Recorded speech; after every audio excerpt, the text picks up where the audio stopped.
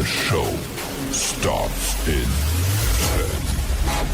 9, 8, 7, 6, 5, 4, 3, 2, 1, go. The following content contains adult language and humor that is not suitable for viewers under the age of 18. Viewer discretion is strongly advised. The views and opinions expressed during the following video content are those of the individual and may not reflect those of others.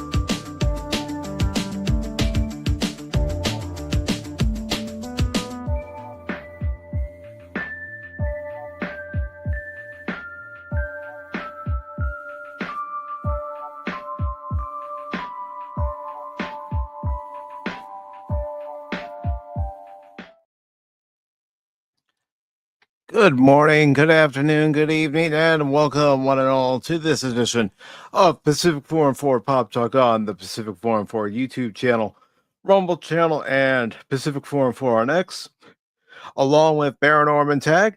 I am your host, Mike, and Cash is not with us today. He has some family responsibilities that he has to take care of, but we are going to definitely talk about several articles during today's show. Of course, if you're a channel member over on the YouTube side, you are more than welcome to join today's panel with Baron and myself. And you can find the StreamYard link located at this link to the direct post. So before we get underway with today's topics of discussion, I do want to say hello to Baron and also thank Baron along with DJ Ronnie G and Anonymous for joining me last night for episode number 5 of The Adventure Continues, a Star Trek discussion, where we took a look back at Encounter at Farpoint. I thought it was a lot of fun. I thought the show went very well. Yeah, and thanks for having me on. That was fun coming down from the high and from doing that and being Mr. Know-It-All over there. Actually,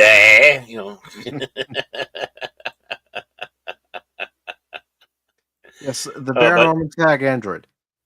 Yep, exactly. And of course, it was fun with Animas and DJ Ronnie G and his turtles. I mean, it's always good having those guys and talking with them. Mm-hmm.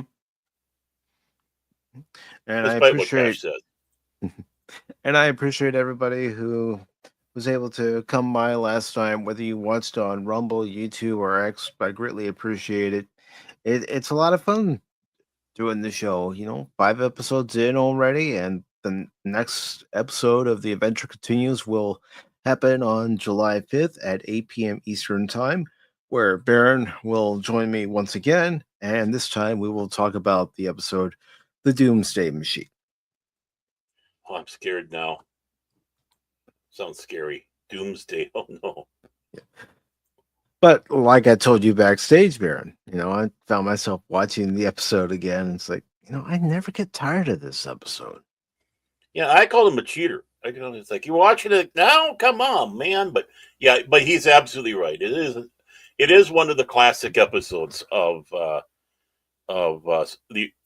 Star Trek itself, and I don't want to talk too much about it because I could start going and doing what we're supposed to be doing in a couple of weeks. So I'll shut my mouth on that.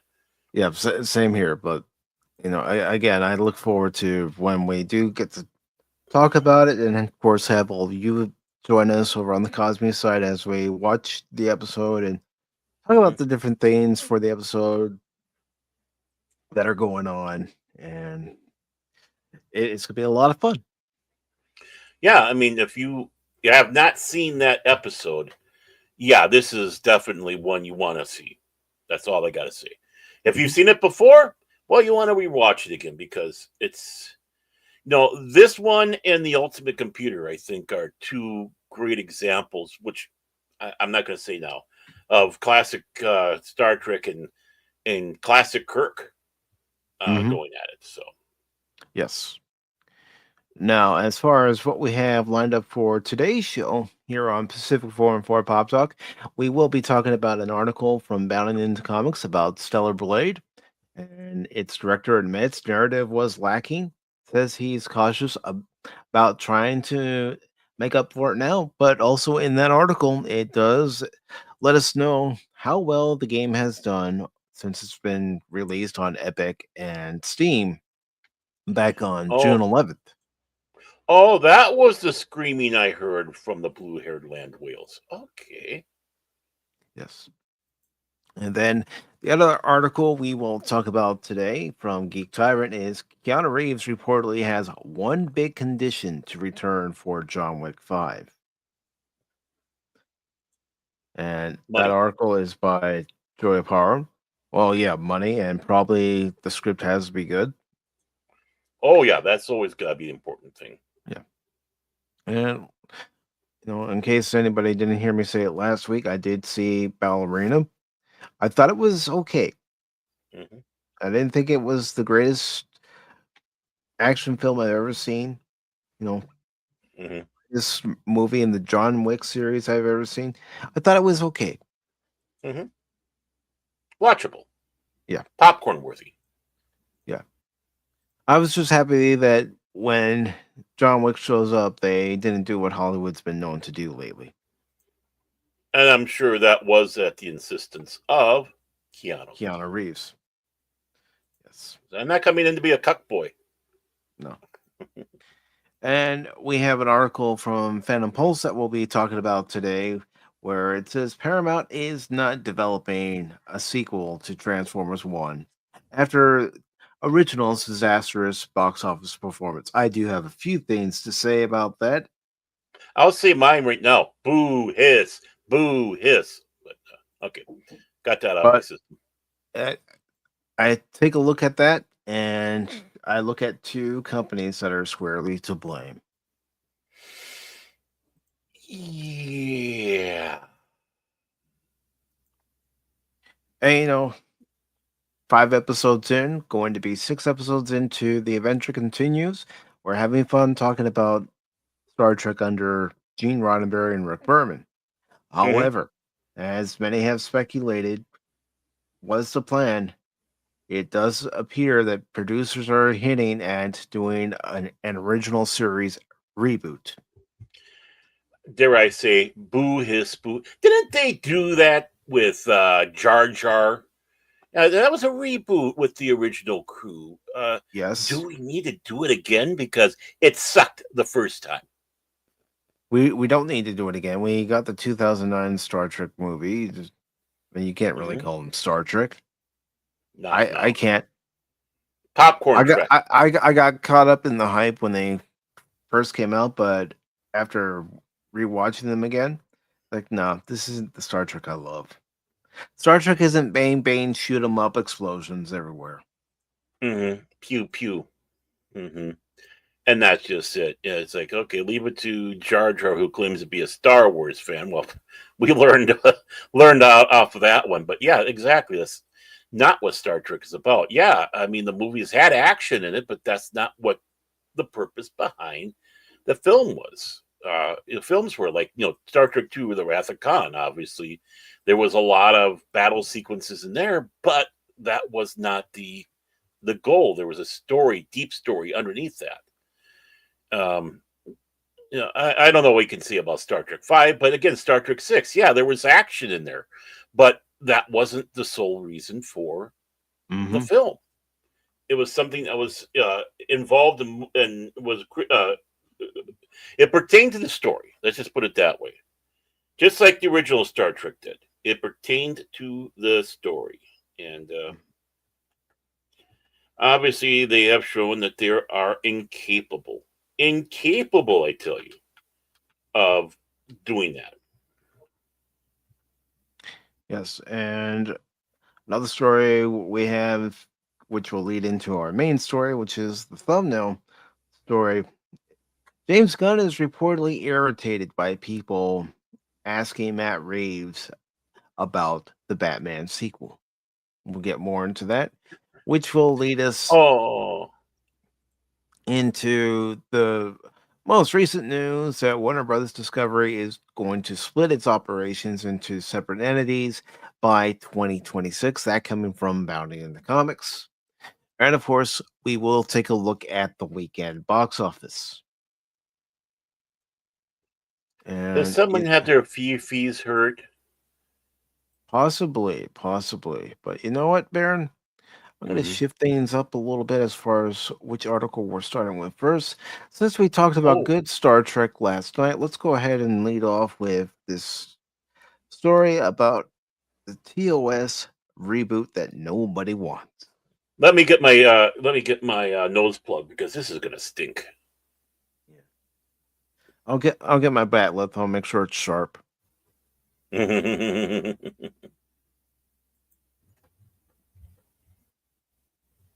All right, so let me go ahead and bring the article up on screen here for everybody to see.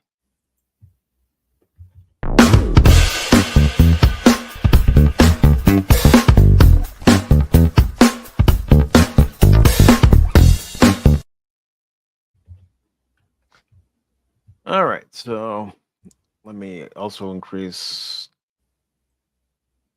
size so everybody can see what's been printed here on Cosmic Book News. This article is by Matt McGloin. It was posted on Wednesday, and it says Star Trek sacrilege. Producers hint at TOS reboot no one wants. And there we see the classic duo of William Shatner's Captain Kirk and Leonard Nimoy's Spock. The classics. The only Kirk and Spock we need. If the producers of Strange New Worlds get their way, Star Trek could boldly go where no fan wants it to, rebooting and effectively replacing the original series. Akiva Goldsman and Henry Alonzo Myers, already controversial figures in the Kurtzman-led Paramount era, are now teasing what sounds like a remake of Star Trek the original series, while rumors suggest a full reboot may happen once the Skydance merger goes through. Goldsman and Myers appear to be all in on a new take that could overwrite the iconic show created by Gene Roddenberry and starring William Shatner and Leonard Nimoy. At a recent panel for Strange New Worlds Season 3 premiere during the Tribeca Film Festival in New York, the producers addressed the announcement that the series will end with a shortened 6-episode 5th season. I'm sorry, 6 episodes, 8 episodes, 10 episodes. That does not constitute a season in my book. No. Unless you're in England. Yeah. A miniseries, yes. Yeah. But a full-on episodic season, no. Conveniently lining up with the end of Kurtzman's contract and Skydance's expected takeover. It says, Akiva Goldsman says Strange New Worlds was always meant to lead into TOS. Goldsman, who also worked on Discovery, Short Treks, and Picard, explained how Strange New Worlds has been gradually leading into TOS via Trek movie. We made a promise to ourselves that we would arc the show into Star Trek the original series. And we sort of thought, well, 5-year mission, okay, we can do 5 years. And we are really doing almost 5 years. Well, 4 and a little more than a half. Season 5 is set for 6 episodes instead of the usual 10. And we needed to be able to tell that story.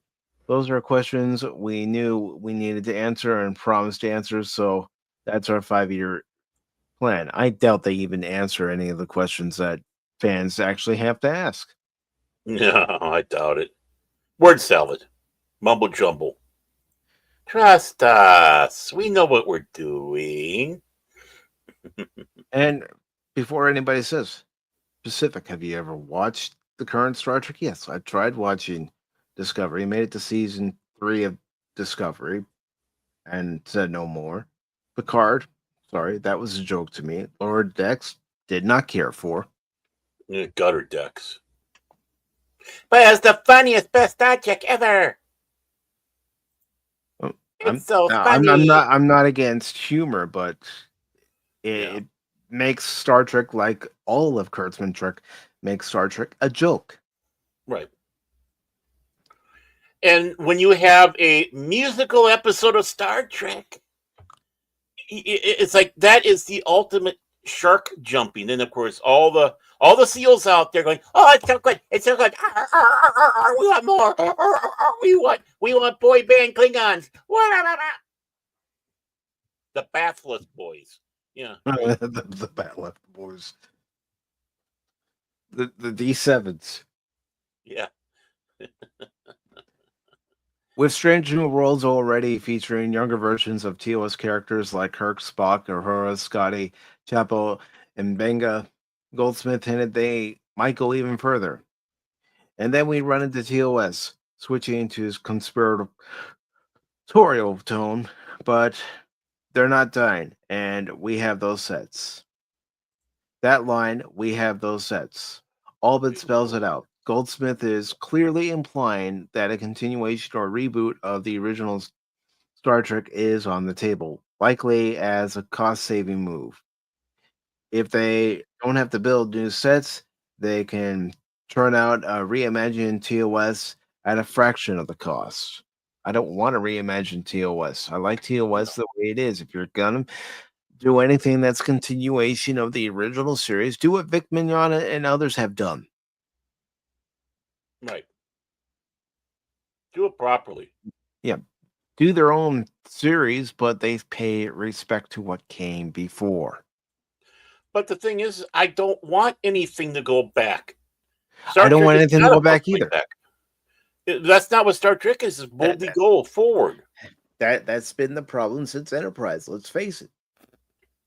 Enterprise was the first Star Trek series to bring us back instead of continuing to move forward after the Dominion War, after Voyager got home. And no, we didn't properly get that with season 3 of Picard. Not in my opinion.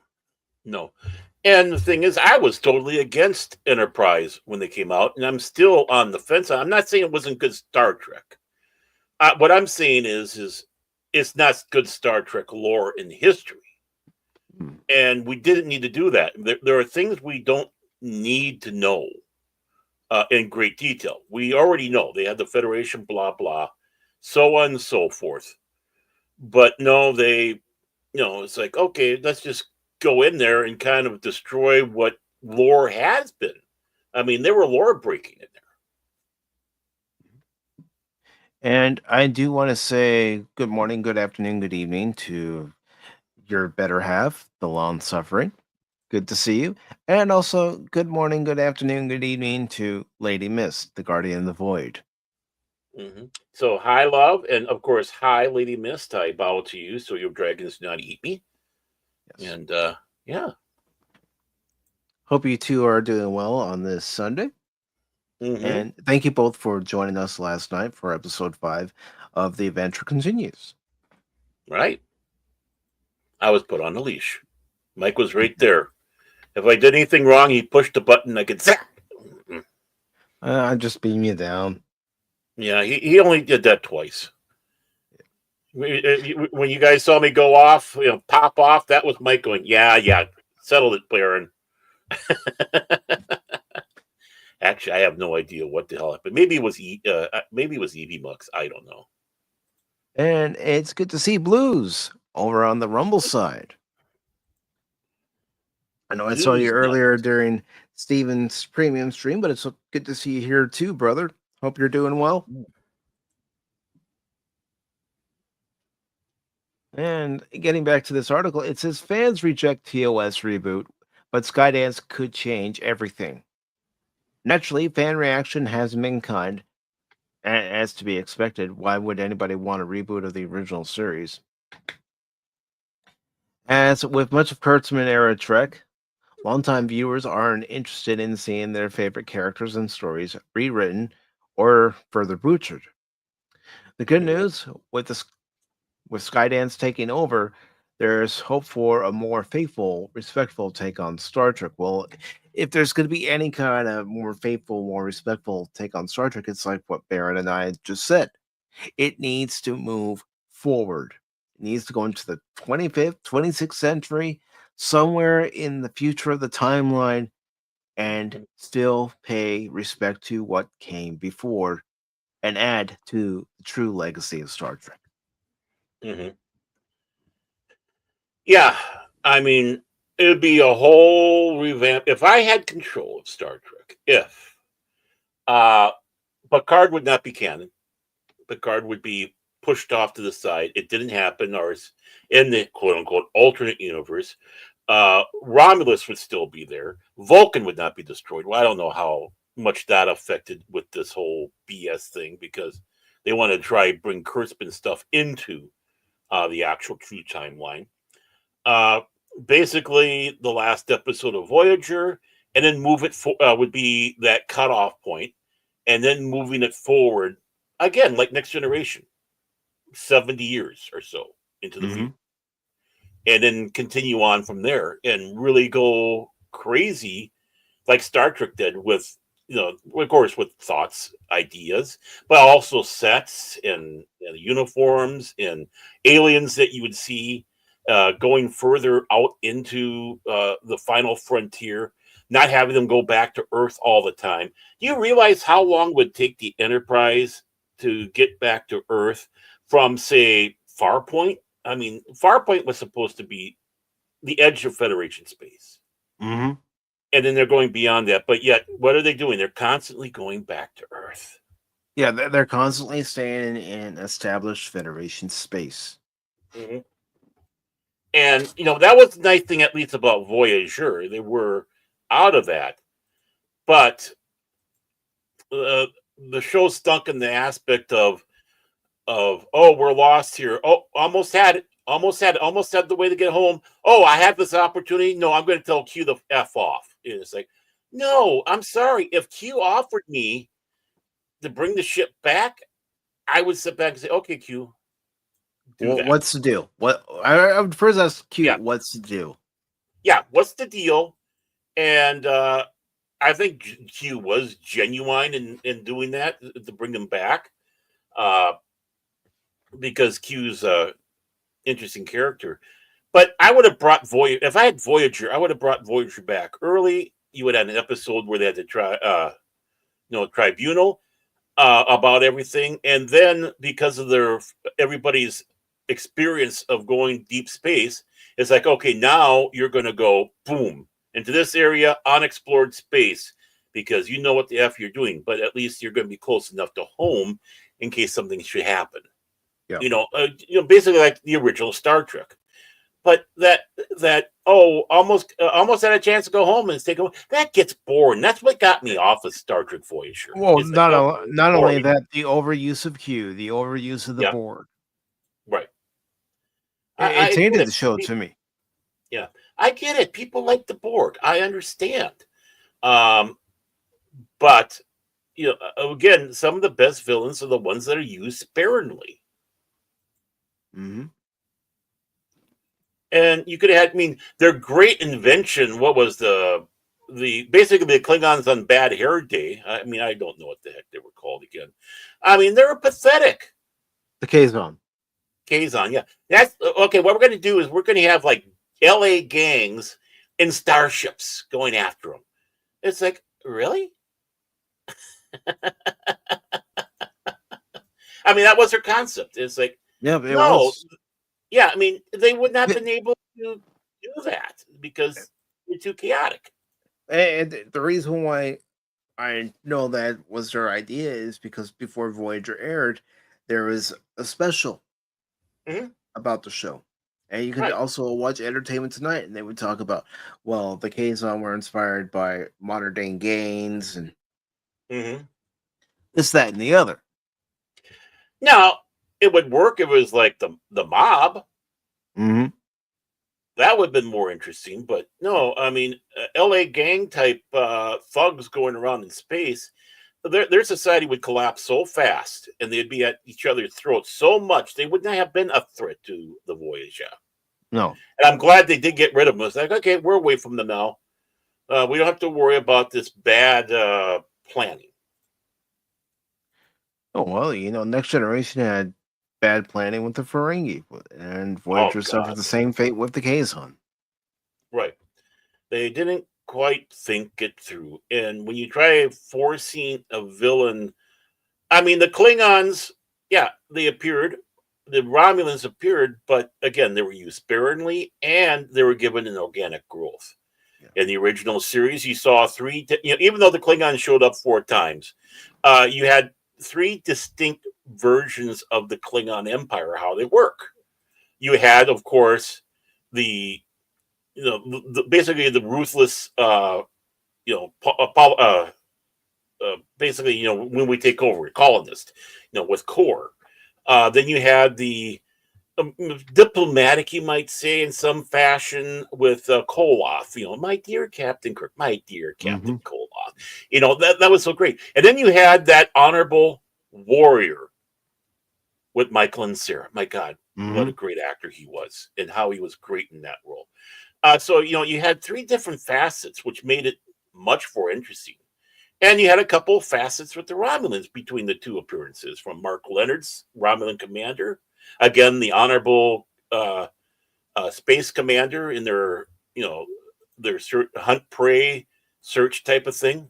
And if it was in their time, I would call you friend moment. And then of course we had the Romulan commander on with the cloaking device, just trying to seduce Well, good old Spock.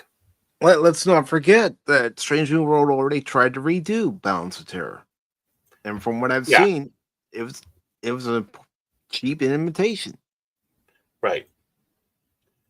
They're not supposed to be seeing the friggin' Romulans at that time. Nope. And Blues, I'm sorry that Rumble unfollowed you from the channel. That's happened to a few other people, including Steven, where he's had to refollow the channel because Rumble screws around with their things. But to be fair, so does YouTube. Yeah, both platforms do it. Mm-hmm. Their little algorithm BS. And the article does continue on by saying the good news with Skydance taking over, there's hope for a more faithful, respectful take on Star Trek, something closer to what fans actually want. With Transformers already on pause following its failures, Star Trek may follow suit. Strange New Worlds will get to wrap up, and Starfleet Academy still has 2 seasons in the pipeline, but after that, it's looking more and more likely that Kurtzman and crew will be out. Well, I mean, yeah, they've already filmed Starfleet Academy, they've already greenlit it for 2 seasons, but with Skydance taking over, they can show the whole damn thing. Right. One season, one and done. They can do a one and done. And the thing is I always thought it would be interesting, especially back in the day when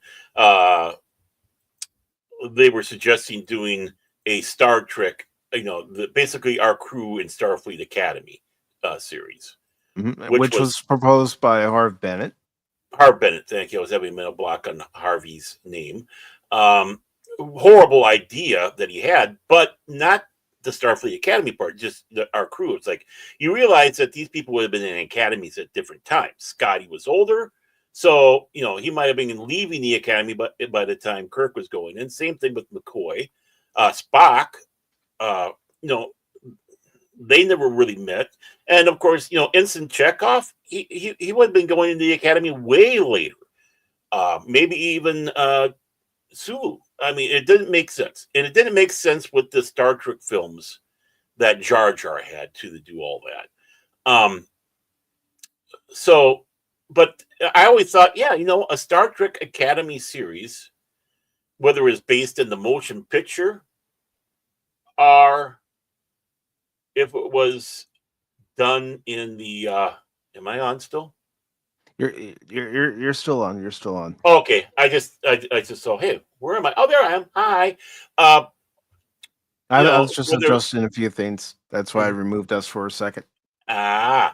I mean, whether it was done in the movie era, so you could get cameos from the original cast, coming through and having an appearance in there, or if we do it in the Next Generation era, maybe even that time in between the original series and Next Generation. I think that'd be interesting to see the a 4-year series, basically them going through the academy and going on their training cruise and what they might be facing. I mean, you take a look at Star Trek 2, you had a bunch of cadets. So I'm all for a Starfleet Academy series, just not how they're proposing it. And the thing, you take a look at the cast and how they're all talking, they're just a bunch of mush-headed derps. They're much-headed derp. It's Hollywood of the modern day. That's what it is. Right. All they're doing is talking about their sexual preferences and pronouns and stuff like that. It's like, oh, is this what the series is going to be all about? Hard pass. We're not here to get into your feelings or what you are. I don't give a care what you are. Just like they were making a big deal with Pride Month, going, did you know that Kevin Conroy was gay? It's like, we knew, we didn't care. Right? It didn't bother us. It didn't bother us. Exactly. That's the thing. And they don't understand that. It's not that we know that people are gay that are doing parts. We know that, there's these situations. What we care about is the performance and how they're doing it. I mean, we love Sulu. But, it was always that little secret that he was gay. And we all knew that. But, of course, it's just the fact he became such a twat waffle now. It's pathetic. But we don't care. We don't give a frig. We just want good stories. It's not hard to give us good stories. I mean, let's face it, Baron. You, I, Spock's Friday Nights, Stone Loki, 24, Keith from Pop Culture Minefield, and many other people could get together in a room and come up with not only an idea for a series, but story ideas for that series that still hold true to what Star Trek is. Can you imagine the passionate debate we all be having with each other because we love it? And it's like, how about no, I know what you mean. But but the thing is a passionate debate like we used to do in the old days, and there's always a consensus you come up to. It's like, you're convinced. Okay, maybe that is the best way to go. I'll just make a funny joke. It may not come across as that funny, but say you get all of us into a room to come up with a new series, a new direction for this series that still pays homage to what came before. Right. And, you get into a heated discussion. It's like, all right, fine. Sharpen up your batleth. We're doing battle. We're gonna work this out in battle. Right. Because that was the important thing we were talking about last night, or got to, with the one of the big faults Roddenberry was pushing with Encounter at Farpoint. I don't want any conflict amongst the crew. Everyone's got to be kumbaya. Everybody's got, everybody's got to be on the same page, which basically is what you got now. It's like, if you don't like if you don't believe everything that we have, we don't want you to watch your show, which is not the core Star Trek. Well, not having that conflict made it boring. It's like you do not want basically you have a crew of yes men. And you don't want that on your show. And more importantly, you don't want that on your staff. You want to have lively, intelligent debate on where to go and how to do it. And most importantly, looking at, is this Star Trek or not? Not is this Gene Roddenberry Star Trek, because it became a lot more than that with Star Trek because of Gene Kuhn, DC Fontana, so on and so forth, that helped really build the Star Trek mythos more than Roddenberry could imagine. So you want to go with that spirit of Star Trek. I mean, thanks to DC Fontana, I know you've mentioned this several times, but it's something that you and I both know, and a lot of people know, is if it wasn't for DC Fontana, our knowledge of the Vulcans wouldn't be what it is. No.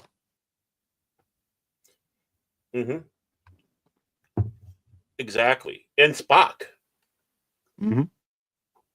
She did a lot of character building on him.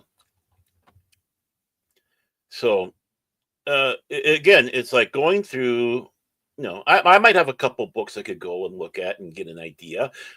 Right. Just a couple. But, it's like going back, doing your homework, remembering what stuff was, and running with it. Start running with lost opportunity. Follow through with the stupid conspiracy. They had a great build-up of what's going on. They did. Yeah, we're not going to go that way. You had a perfect opportunity. Fans were not exactly happy that we were left hanging. No, we're going to go with the Borg instead. Why can't, it's kind of similar, it's simulation type stuff. It's like, well, that goes back to what we talked about last night, where they didn't really have an idea as to the direction they wanted to take Troy, Worf, Natasha Yar.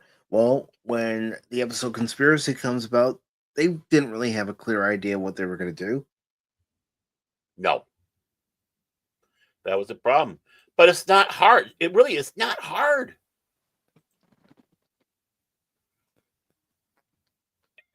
It's not hard. If you wanted to, you could start a new series where what was left off in that particular episode is finally picked up upon after all these years, because we know there's a signal sent out at the end of the episode. Well, where, how, and why? Yeah, what if we encounter who that signal was sent to? Right, we were given a good indication that this was a scouting group. It's like, so if this is the scouts, what's coming next? Yeah. And their infiltration of stuff, infiltration in the Romulans, infiltration into the Klingons, Cardassians, because again, if you're doing this like 70 years later, it's like, how long did it take them to travel to get there after the scouting group sent that message out? And not only that, could they have gone into the Gamma Quadrant or Delta Quadrant? Right, exactly. So, what would happen there?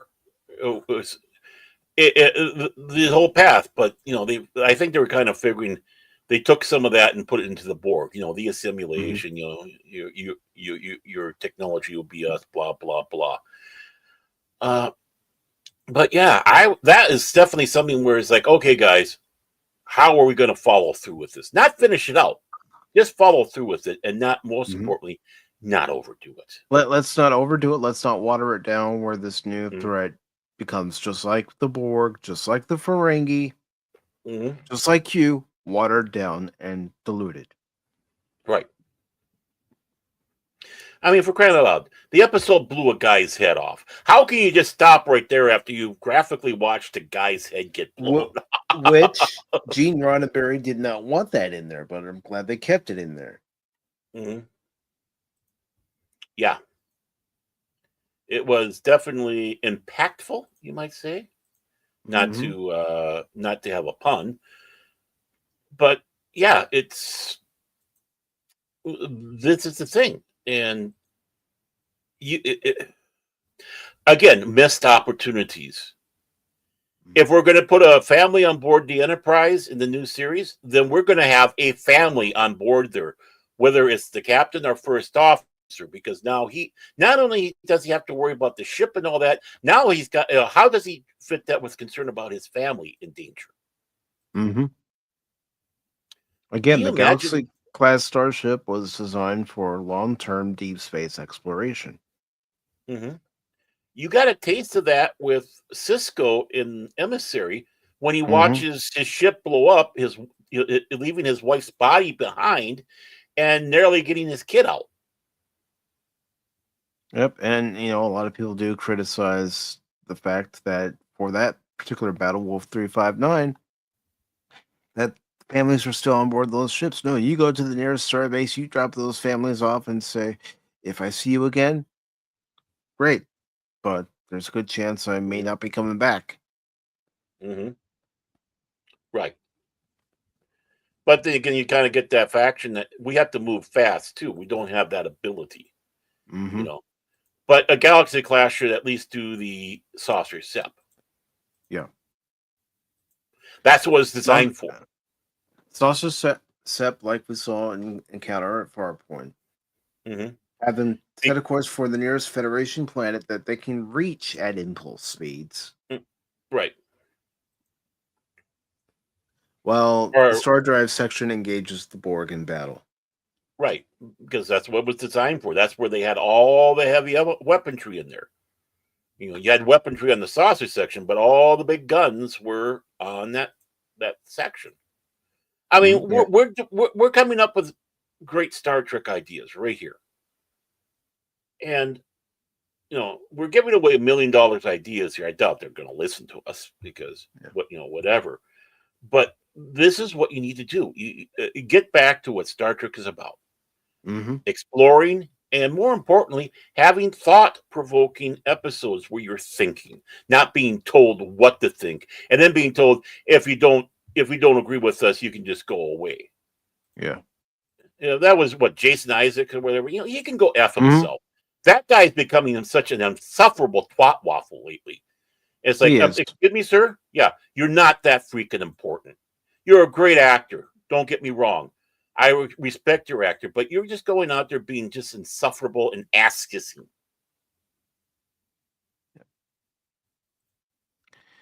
And do you have anything more you'd like to say, or are you ready to move on to our next article? The last thing is don't touch it. Go forward.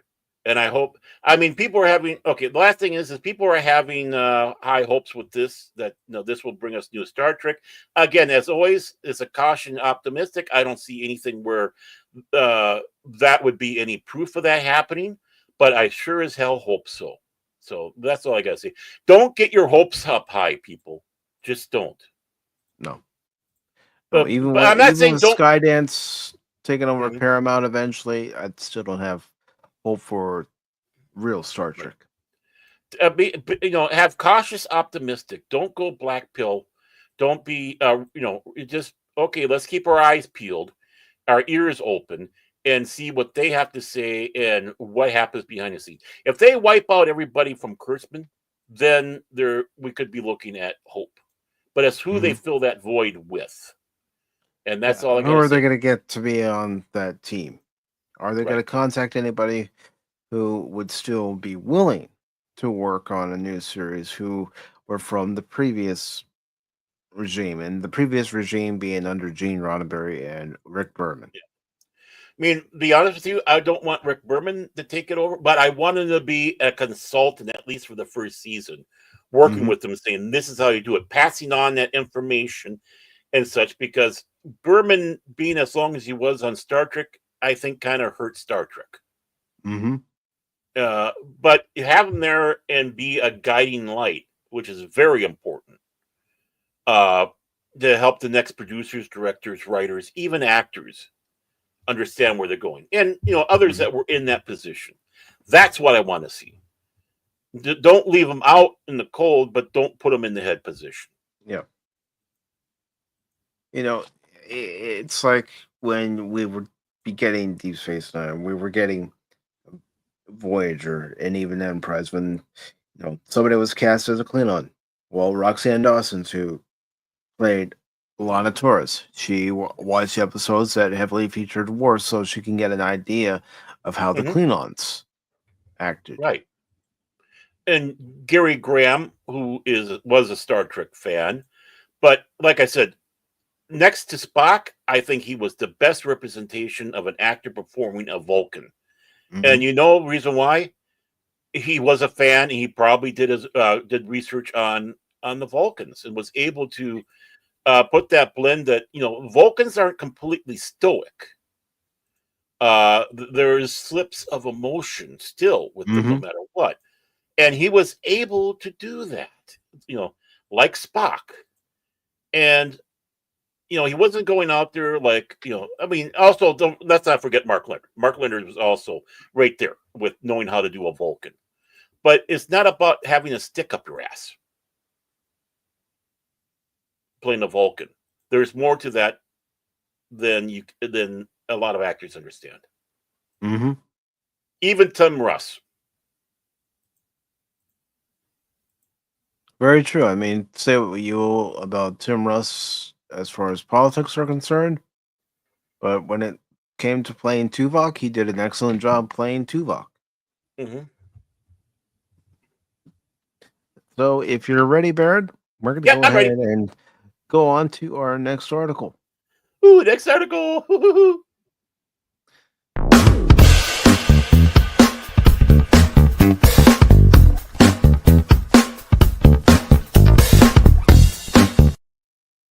That's right. Get down a boogie boogie. Oh, over here. Sorry, I was getting into the song again. All right, so we have this article from Bounty in the Comics, which was posted on the 19th by Ryan Pearson, and it says Stellar Blade director admits narrative was lacking, says he's cautious about trying to make up for it now. Stellar Blade is a game I purchased on my PS5 last year, played through the Mm-hmm. whole game. Parts of it I really enjoyed.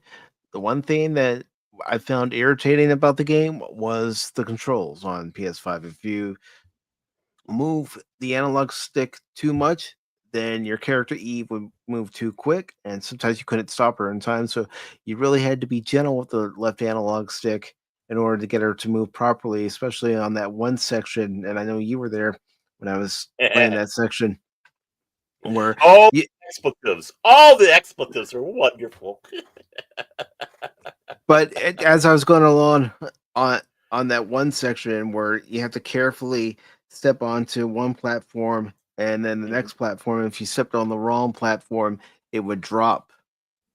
There were times Mm. where I was using the control, and because I pushed the analog stick too much, Eve wouldn't stop in time, and that was irritating.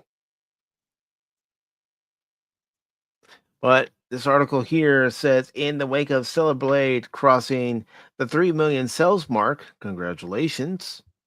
Woohoo! Game director, and forgive me if I mispronounce the name, Hung Tae Kim has come clean and admitted that, as many players rightfully pointed out, Eve's story was more than a bit lacking.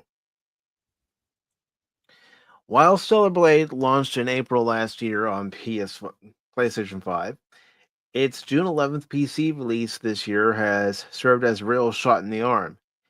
Even with 24 hours of its PC launch, it was declared Sony's biggest launch on Steam.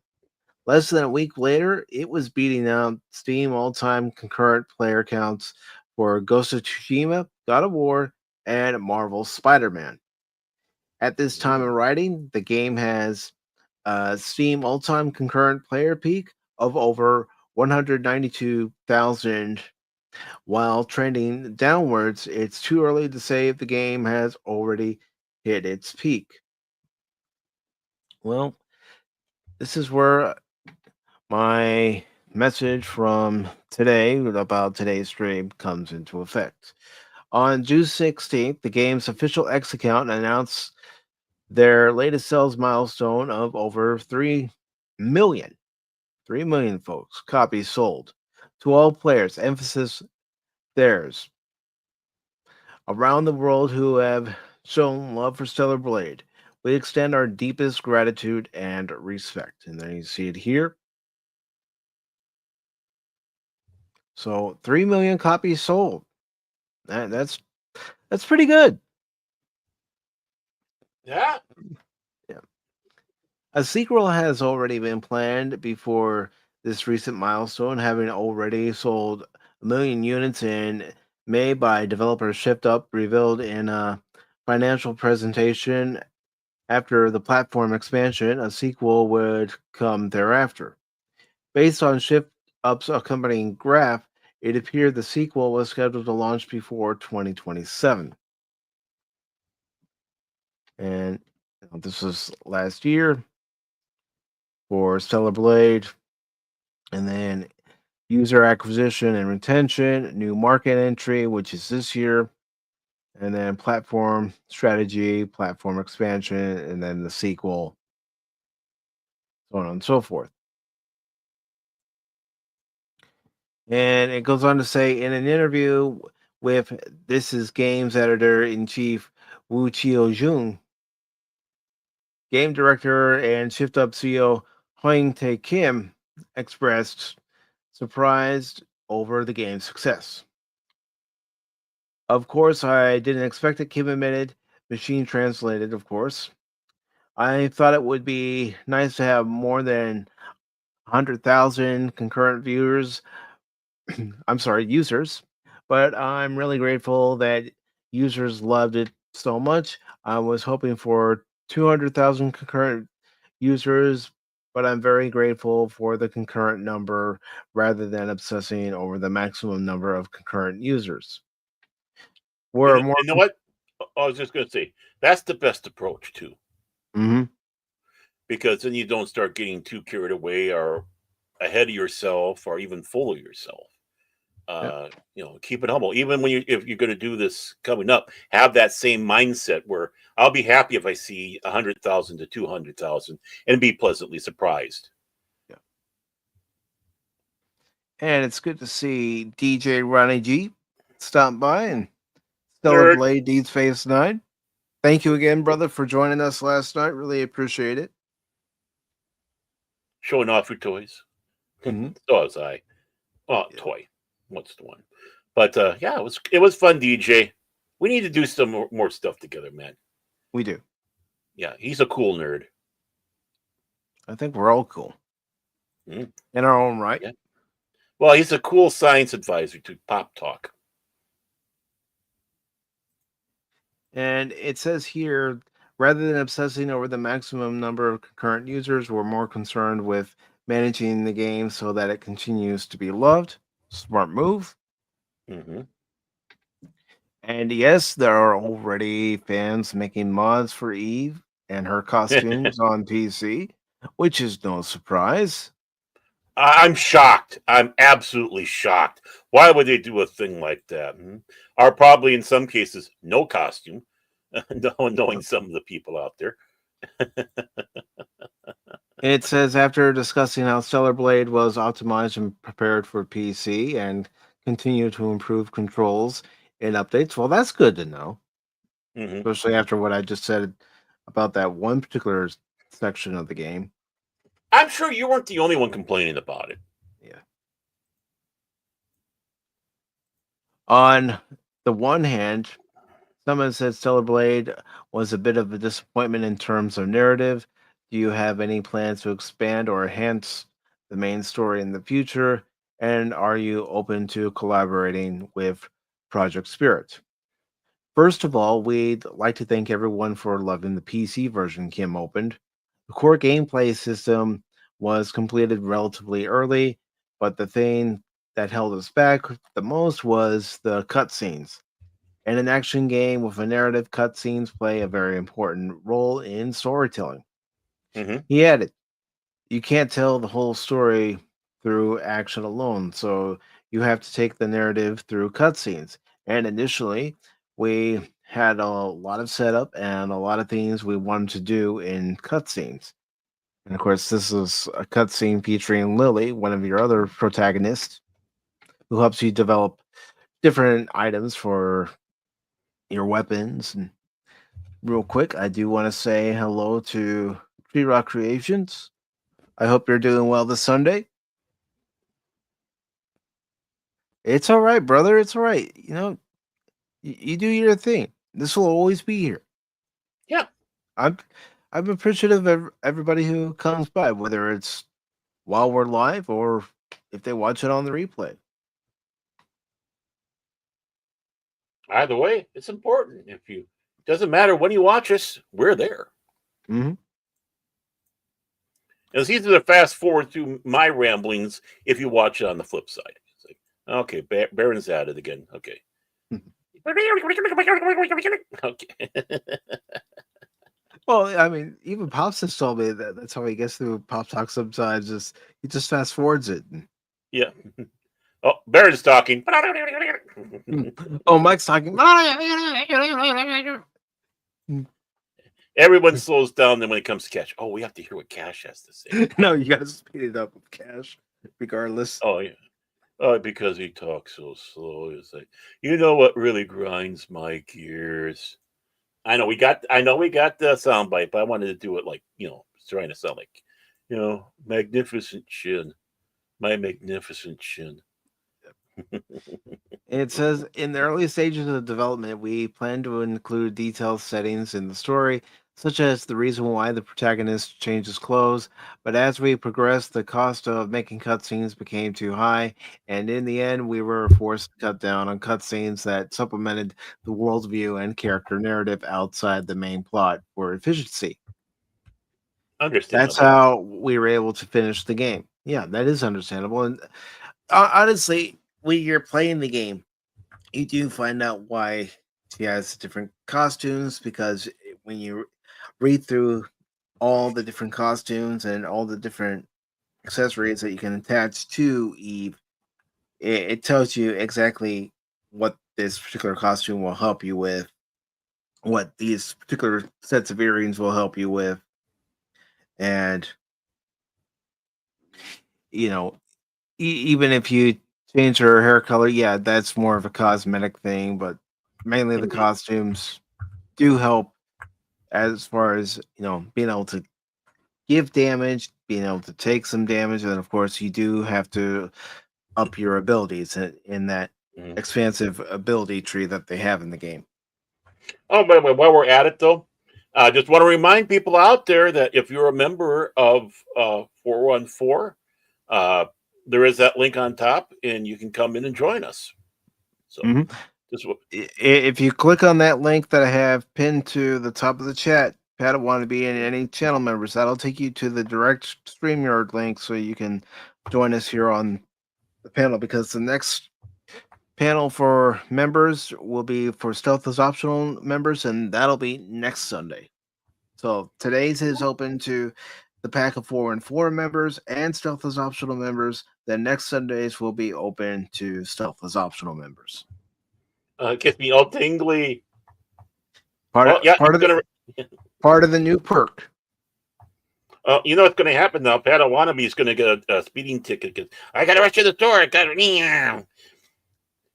82 miles an hour in the school zone, 30 mile an hour zone. It's like, no, I got to get back. I got to get back for Pop Talk, officer. This is important. Don't hold me back. Take your time, Padawan. Don't rush. Don't get a speeding ticket on our account, please. Well, if you get one, you don't need flashing blue lights or flashing blue and red lights, depending on where you live.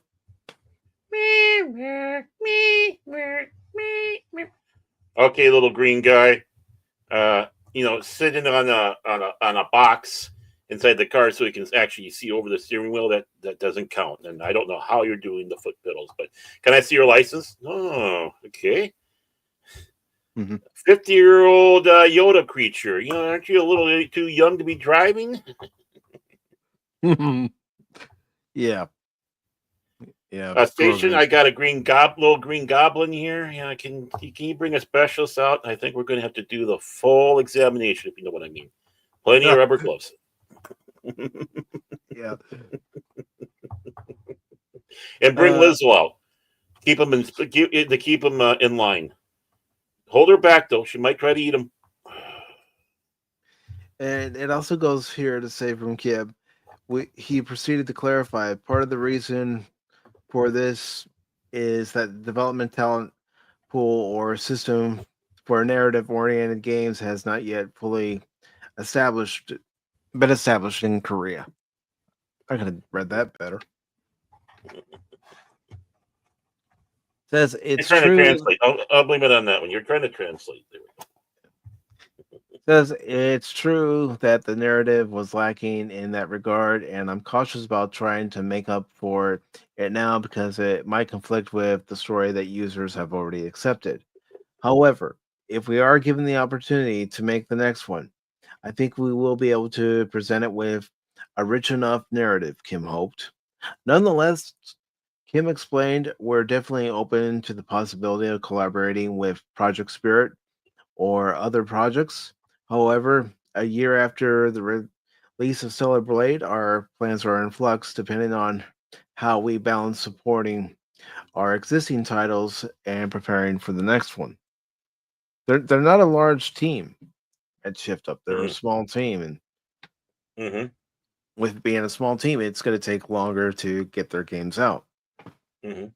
But there's going to be a lot of love, and Mm-hmm. that's what's important. These are the ones And that need love. These are the yeah, people that need love. and yeah, I enjoyed the game. I enjoyed the game for its action. I enjoyed the game for its story. And yeah, I'm going to admit I enjoyed the game because I got to change Eve's look. Oh, I mean, there was a purpose to it. I was too busy watching Eve through the whole thing. I wasn't paying much attention to anything else. And if you've ever seen a picture of the woman who modeled for Eve, absolutely Mm, beautiful. yes, exactly. That's why Eve is so beautiful. Mm-hmm. Says to this end, John then asked, according to the IR investor relations material, the project originally developed as story DLC for Stellar Blade has been turned into a sequel. Ooh. Yes. Since it was said to be targeted for a 2027 release, can we really expect to see the sequel then? And is the platform still considered Sony consoles first? In turn, Kim admitted it was an IR team mistake. When we were preparing the DLC, he explained, the volume was bigger than expected, so we switched our focus to the next game, but a lot has changed since then, which happens in the game industry. Mm-hmm.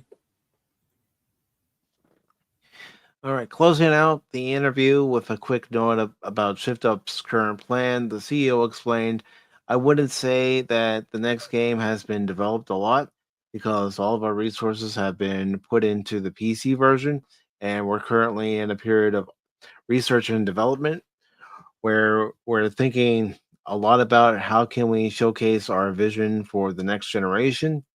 To be honest, since we've already released the PS version and then the PC version, we're at a point where we can do proper R&D, he concluded. It would be great if it comes out in 2027, but since we only have 3 years left, all I can say is that we're going to do our best, but I can assure you that it's going to be amazing. You know they're already working on it. Oh yeah.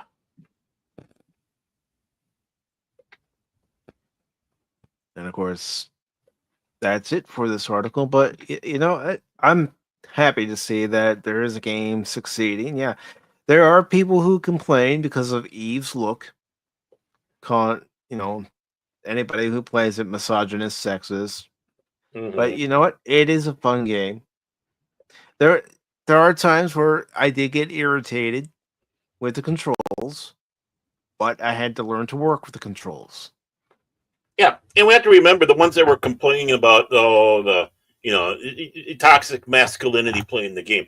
That is your vocal minority twat waffle blue haired land whales who don't play the video games, or they'll play video games that are foo foo, and it's like, I'm sorry, your objections, deaf ears. Now go away, because there's women that like this game too. There Hmm. has, with that many out there, sales. There has to be some women who played it just because I heard about all the controversy surrounding the look of the character. and went, no, I'm going to try this for myself and let you all know what I think. And this is a female non-Anglo main character. Mm-hmm. You know, she's not white. She's Asian, South Korean. And it's a woman, so it's like, oh, you get a game out there where the woman is the lead, and all you can do is bitch and moan. Okay, whatever.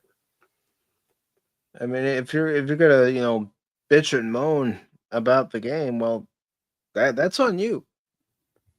I say for anyone who hasn't played it and they want to play it, give it a shot. Mm-hmm. I'd be too distracted.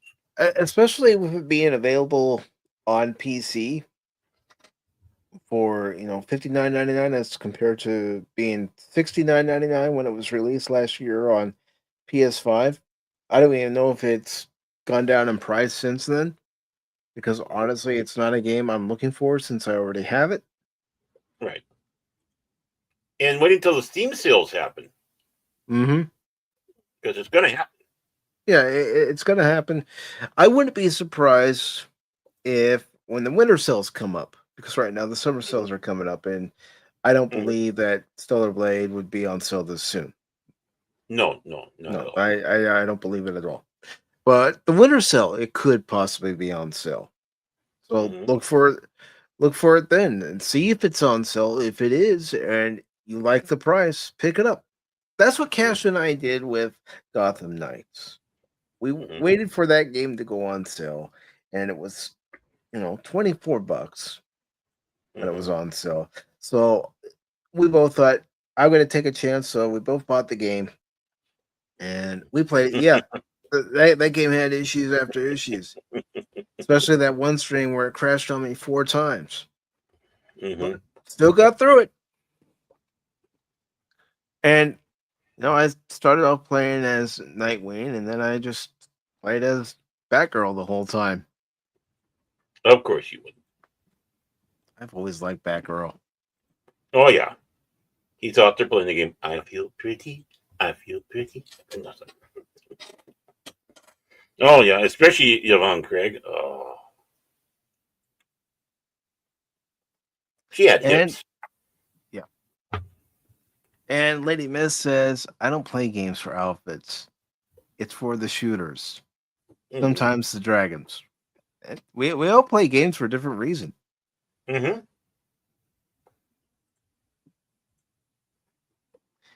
And, I think it would be fun to get a group of us together to, play a shooter. For the Emperor. Yes. For the Lion. No, you had it right. For the Emperor. Yeah, but I play Dark Angel, so it's like for the Emperor, for the Lion. So I don't know. But you play the games that you like. Right. There is a demo out for a game called Abyss right now, which I've played. And that's kind of like Myth Force in a way, where you go to certain areas and you can add different abilities. But it's actually pretty fun. It's got some challenge to it, which I like. But with 4 players playing together and working together, it's pretty fun game.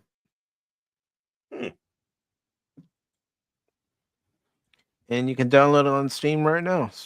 So, do you have anything that you want to add about this article, Baron, or are you ready for me to move on to the next one?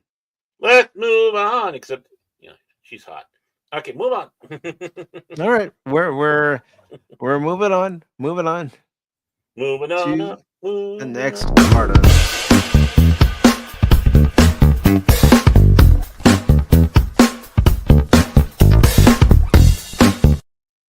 To the next story. To the next story. All right. So we have this article from Geek Tyrant. And it was written by Joy Parr. It posted 3 days ago. I am just putting the link to the article in all the chats. Give me a second. It's good to see you, Shay, also known as You're Wrong.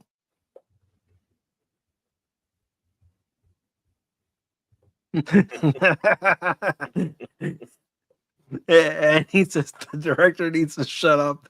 The story is she's hot. Mm-hmm. She is.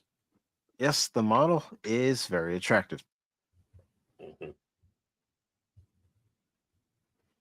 Not much, brother. You try to stay cool today. I heard you say during Steven's stream that you're gonna go mow the lawn, which is something I gotta do after the show myself. Yeah. You know, it was like 90 degrees last night. I mean, we're talking about Ooh, night and stuff. Yeah. what muggy, I bet. A little, a little. The breeze was warm, so it wasn't even the cool one. So, All right, so Keanu Reeves reportedly has one big condition to return for John Wick 5. But do we really need a John Wick 5? I like the way John Wick 4 ended. Keanu Reeves may be ready to suit up as John Wick one more time, but only on one condition. The action has to match what his 60-year-old body can actually handle. Makes sense. yep. I wholeheartedly sympathize with him. According to In Touch, Reeves is being perfectly honest with the creative team behind John Wick Chapter 5 as development slowly moves forward.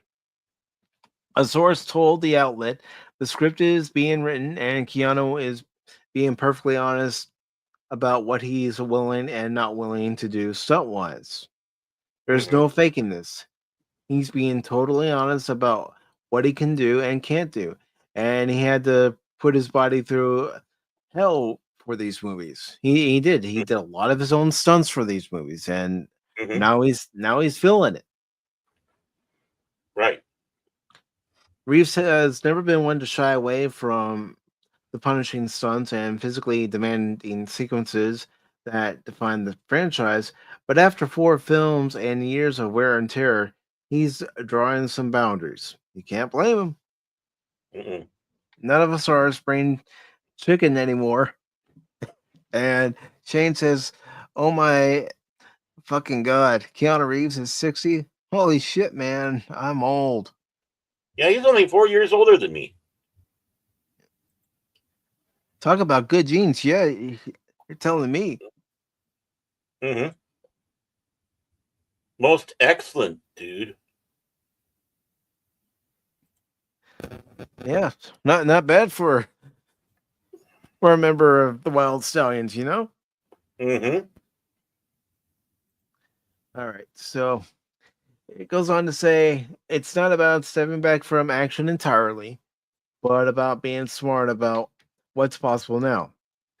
Mm-hmm. If John Wick Chapter 5 is going to happen, the wild set pieces that fans love need to be tailored to fit what Reeves is actually capable of at this point in his career. Lionsgate officially announced the film back in April at CinemaCon with franchise director Chad Stahelski. Try to say that one 3 times fast.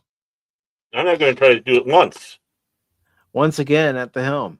But even with that announcement, the movie isn't a sure thing just yet. Stahelski has admitted that developing the next chapter is tricky, saying cracking the story is a bit of a conundrum. After all, John Wick did seemingly die. Spoilers, sorry folks. At What? the end of What? chapter 4. Is his dog not going to avenge him now? He dies, and now it's going to be John Pup. No, no. See, this whole thing started because his pup was I killed. know, but he got a new dog, and now the dog's going to go out and be the Avenger. That's what they need to do. So you're still sticking with John Pup. Yes. Okay. It says still Lionsgate is eager to make it happen.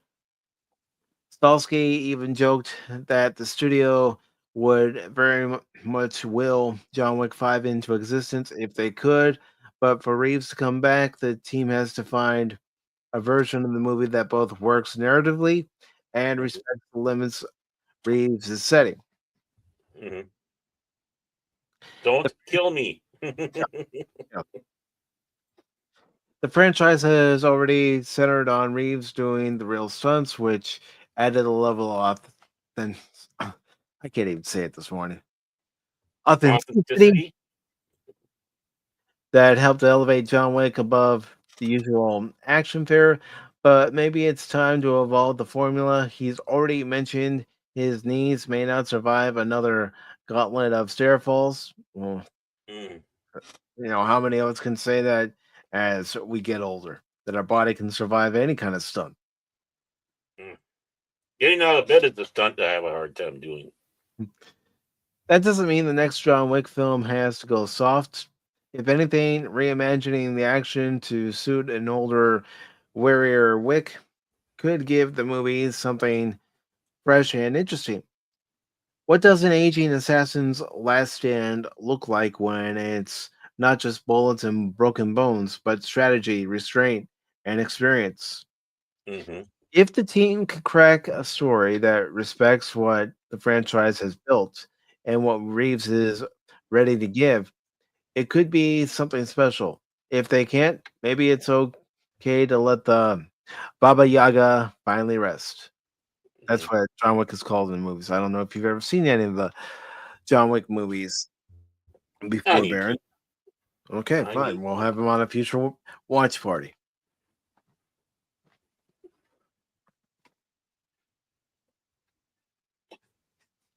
And Uh, Lady Miss says, yes, John Pup takes revenge.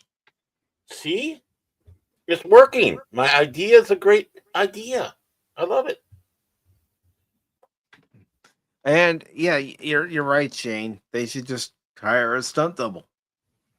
Hmm. Let Keanu do all the acting, but have the stunt double do all the stunts that Keanu would have done.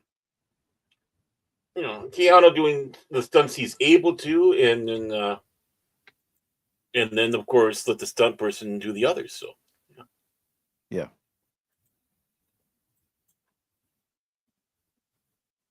So, what do you think? Do you think they should go ahead with a story for John Wick 5 once they come up with it, or do you think they should just really sit back and go, no, 4 is good enough? Yeah, I mean, you don't want to overdo it, especially if you already concluded Canada series. And you know, I mean, it's hard to see. It's hard to see, but every story needs to have an ending. Hmm. And like I said, I like the way John Wick 4 ended. And You need to have the most fearless dog out there that go out there. A dachshund. They're sneaky little things, and they're vicious. Right, Duchess? She's sleeping. Uh, well, Lady Miss is saying it should be a fox terrier. mhm. I know. Cute but vicious. Hmm. A Chihuahua. Chihuahuas are pretty dang vicious. Yeah, they're the piranhas of the dog world. Hmm. Yeah, I got a hat Chihuahua. But yes, we'll find out if there's actually going to be a John Wick 5 or if we just had the 4 that we were given, which isn't so bad. I don't think it is. Hmm. And if you don't agree with me, well, just let me know in the comments. Tell me why. You're wrong. Huh? What? Where did that come from? Hmm. Well, you're wrong. But we are going to go ahead and move on to our next story. I know Baron and I are going to have a few things to say about this next one as to And it, why. mhm. And it's to the point where I gotta kind of start getting ready to take off too. I'm gonna cry. All right, I'm going to hurry up. I'm going to hurry up. Oh, here we go. I'm hurrying up. Run, Mike, run, run, Mike, run.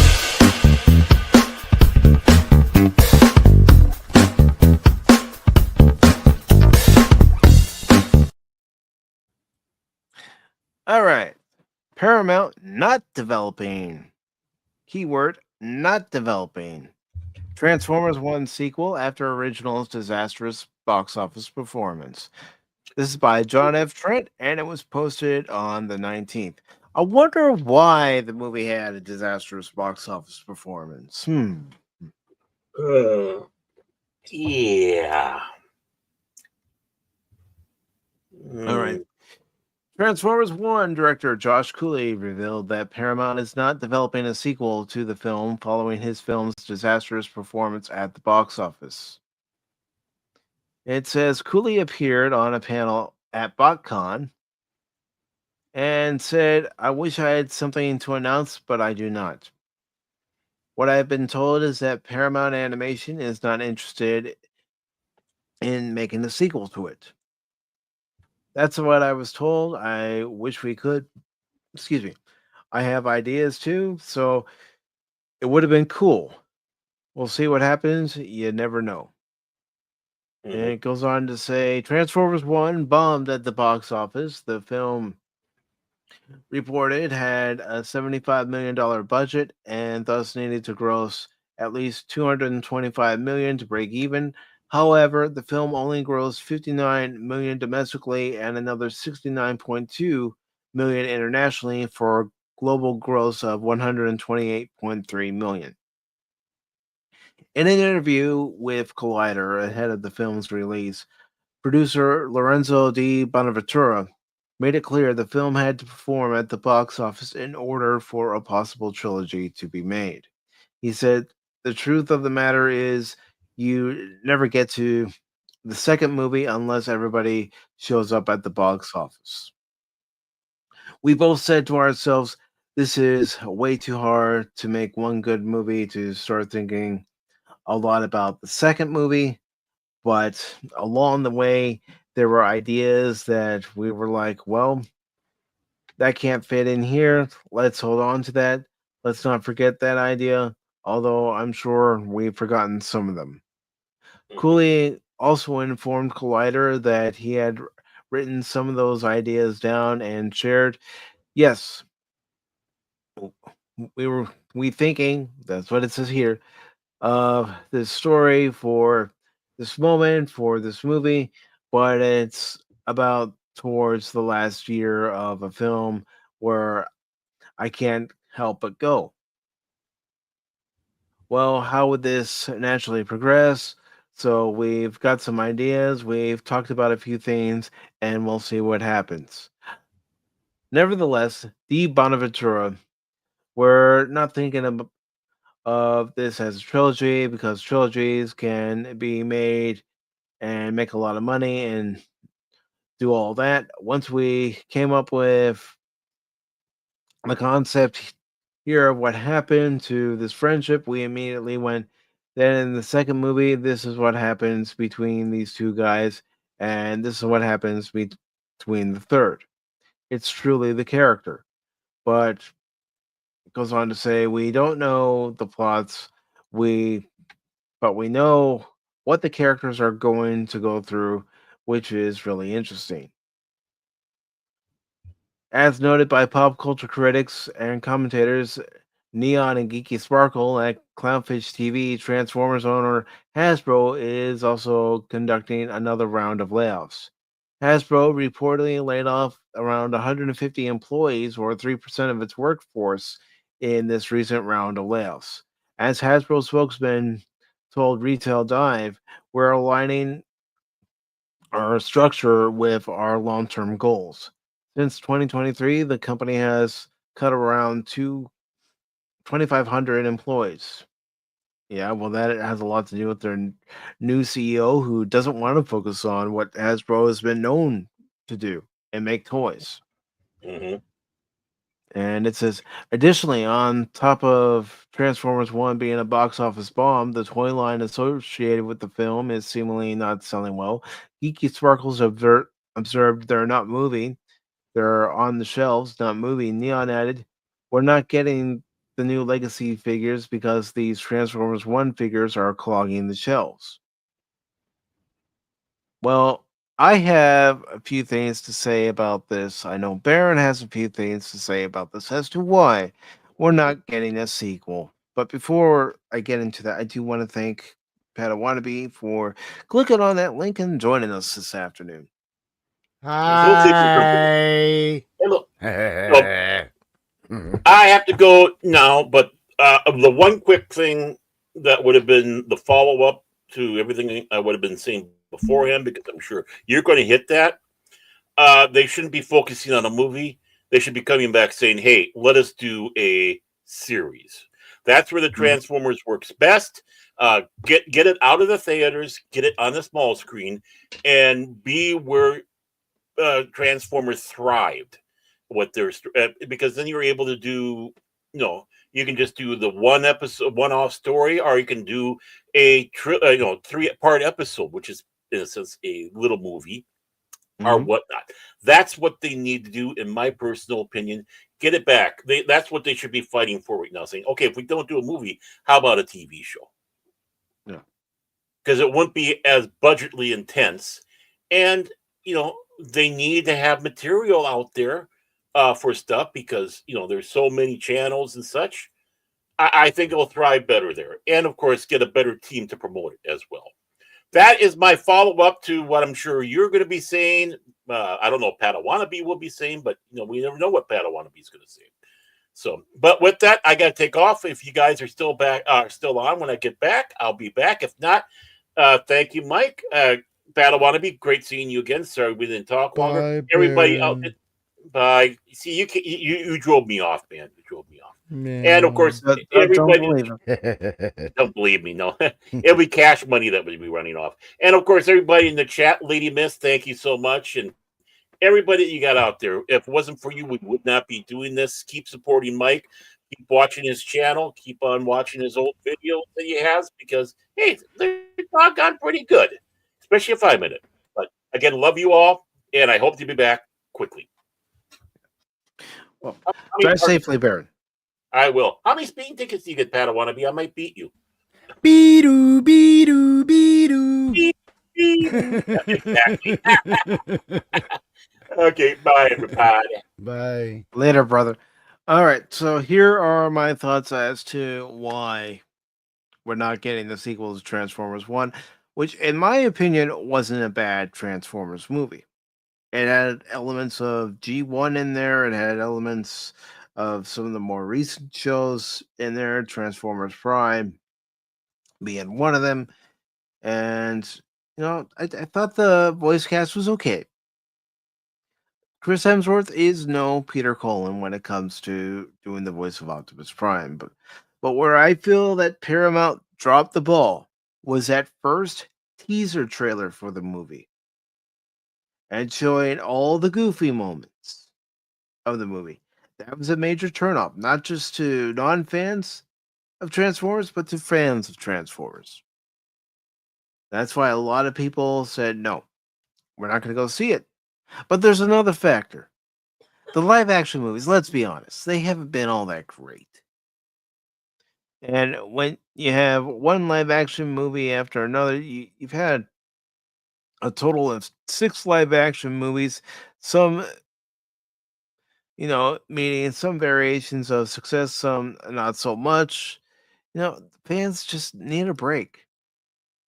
And it's not just Transformers. We read the article earlier about Star Trek. Fans need a break. Comic book movies, we need a break. We need a break because, as Lady Miss points out here, and I believe it strongly, we need a break so we can have these creators and writers come up with new ideas. New ideas that are fresh and not just a retread of ideas that have already been told over and over and over again. Yeah, and we need something new. We need something that's never been seen before. And it's good to see Wolvie. Hope you're doing well. He says he's been lurking a bit and he's on his way home from Joe Fest. How was that, brother? And for anyone who doesn't know what Joe Fest is, that's the G.I. Joe convention. But Transformers 1 could have been a massive hit. But both Hasbro, led by their CEO Brian Cox, and Paramount dropped the ball. They didn't promote the movie like they should have. They didn't do what needed to be done. And that's do advertising for this movie so that this movie appeals to everyone. There were problems with the script. There were things I liked about it, how they did make some references to G1, and then the other things it's like, no, that's not how Optimus and Megatron meet. The definitive meeting of both Megatron and Optimus Prime for me will always be the Generation 1 episode from Season 2, War Dawn. That's the definitive meeting between Optimus and Megatron. Megatron is not supposed to be this sympathetic character who's misunderstood like so many villains are nowadays. Megatron is supposed to be evil from day one. I like the idea of Megatron rising up through the ranks, rising up through the gladiatorial ranks of Kaon on Cybertron. And, becoming who he actually becomes, the ruthless tyrant, the ruthless leader of the Decepticons. I like that storyline because it shows that at no matter the cost, Megatron wants power, and he wants anyone who follows him beneath him and subservient to him. Not one of those characters where, yeah, we used to be buddies, but now we're enemies. No, that doesn't work. Not for me. Hey, Megatron, you think it'd be cool if I used your car this afternoon? Silence, Starscream! Oh, all right. Okay. Never mind. Megatron, if I were in charge, the Autobots would have been defeated eons ago. I know that's a terrible Starscream impression. I didn't promise anything. Yeah. Soundboard's on the fritz. Actually, kind of more like my voice is on the fritz when it comes to doing Starscream's voice. I'm getting old, Starscream.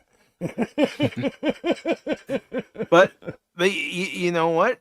It is woke ideology that's ruined a lot of our favorite IPs. We see it every day. I wanted to ask you, I know I sure feel this way, and I'm not huge on un-American cinema, but it really seems like the sympathetic bad guy is distinctly American cinema. Mm-hmm. I mean, even if you take a look at the real world, there's good guys and there's bad guys. I mean, there is spaces in between, but those are not the people we hear about. Really, I mean, just the people with their normal problems, and unless you do something that makes a headline, you're just not good enough. Mm-hmm. But I can't speak for everybody that's watching right now, but I'm tired of the villain being misunderstood. What's wrong with the villain just being downright evil?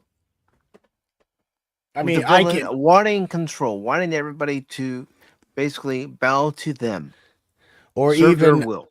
I mean, and I bought it. I mean, I think we all bought the idea where Thanos, he's not doing it necessarily for evil purposes, but he does recognize what he's doing is not really a great thing, but he's like, I'm the one that's got to do it. So he's like taking on the bad guy's role, and he accepts it. He's not in the middle of the fight going, okay, you guys really need to understand where I'm coming from. I mean, say what you will about the G1 cartoon, but Megatron always put Starscream in his place. Oh, yeah. Well, and that was, we recognized it as this is this character. Mm-hmm. Is there always a guy that kind of hangs around the head bad guy just in case? Of course there is. We see it in every... How many people does John Wick have to go through? There's plenty of people to step into a gap in the hierarchy. You know what I mean? I mean, Megatron, we're talking highest level, but there's always that guy that wants to undercut the leader, but can't necessarily. He's waiting for that opportunity. And he'll do stuff for the bad guy, but he'll do stuff for his own agenda too. Yeah, and let's not forget, Starscream finally gets his opportunity in Transformers the movie. It's short-lived, but he got his opportunity. Because we've always seen that every once in a while there could be a point when Starscream's like, "Oh, Megatron's hurt. Shoot him." I mean, always, you see him hurt too much. There are episodes in G1 where, one in particular, SOS Dinobots, where the Autobots are battling the Decepticons and Megatron gets hit by Wheeljack's weapon, and Starscream sees that as an opportunity to rise as leader because he says Megatron has fallen. I, Starscream, now follow me. Little preemptive, not right. I can't think of There's the word. also, premature. There it is. There's also an episode of G1 where they're talking in Decepticon headquarters, and Megatron and Starscream are bickering back and forth. Starscream shoots Megatron in the back. Megatron falls, and then Starscream stands atop Megatron's fallen body, only to be unceremoniously swept from under his feet by Megatron himself, who wakes back up. And Megatron says, "I cannot be defeated by your puny weapon." No, that has nothing to do with one man talking about another man's unit. But you have these depictions of these characters that worked. You think that writers would try to stick to what works instead of using what doesn't. And I'm sorry that the bad guy wants being best friends with the good guy. That doesn't work for me. It's tired. It's old. That could more be like acquaintances, I don't see Megatron bringing the casserole for the potluck. I just don't. No, I see Megatron taking the casserole for the potluck. Lasagna energon.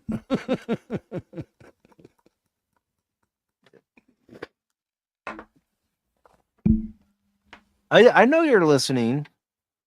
I know. I know you have your subspace communication array working and you're tuned into this exact frequency. Don't worry, but it's the fault of Paramount and Hasbro as to why we're not getting a sequel to Transformers 1, and also with Hasbro CEO Brian Cox saying that they're going to drop all financial support for any movies that are related to their projects. Well, you pretty much know there's not going to be a Transformers sequel with that happening too. Yeah, I don't see this getting crowdfunded. No. And Baron's not the only one who has suggested that they take this and make it an animated series. Even Fat Steven has mentioned that they could take the same animation style that they used and make it a weekly television series, or better yet,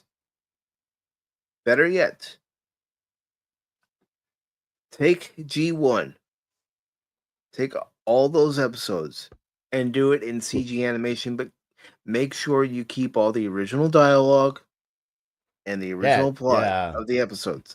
Just make it a special CGI remastered edition. New art only. Mm-hmm. Keep all the voice tracks. Keep all the same all the sound effects. Yeah. That would be kind of cool to see that. It would. And Transformers has established themselves a few times over. They can make a series that people want to watch. Kids, adults, everybody. And to me, when I saw these series come out, I was like, this is not the Transformers I recognize. It's like, this is some all new series, all new. I mean, they would, have it be as far from the original as they would try to include it in the original. You know what I mean? Like in the characters, like Maximus Primal wasn't Optimus, but he's just kind of similar, you know. Mhm. So I liked that idea that they're not taking away. They were really trying to add to what we had. And Yeah. but that's why those shows do well. Even though they looked kind of ancient as far as CGI goes now. You know. Yeah, and I want to say hello to Kavari. First time seeing you by the channel. Hey. And Kavari says, in the Bay movies, they did mention that Prime and Megatron were brothers. Yes, they did. But I've always been a fan of G1 because that's what I grew up with. And I've always been a fan of the episode War Dawn. And Megatron, seeing a young Orion Pax before he's rebuilt into Optimus Prime, working at the docks where they store energy, seeing that as an opportunity to steal that energy to rise to further power and take control of Cybertron. I've always liked that. And yeah, there's been ideas in the various comics. You know, you have the Marvel comics that started when G1 started. You have IDW. And of course, the Skybound comics that you have now.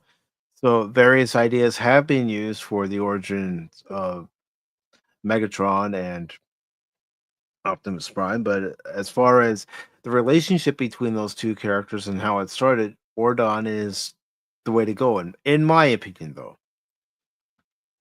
The brothers thing to me, I'm not as deep as you are, or some others. I didn't ever know if there was a singular moment that defined them as real brothers. I always took the idea that they were brothers in arms, that they could have been in the same group.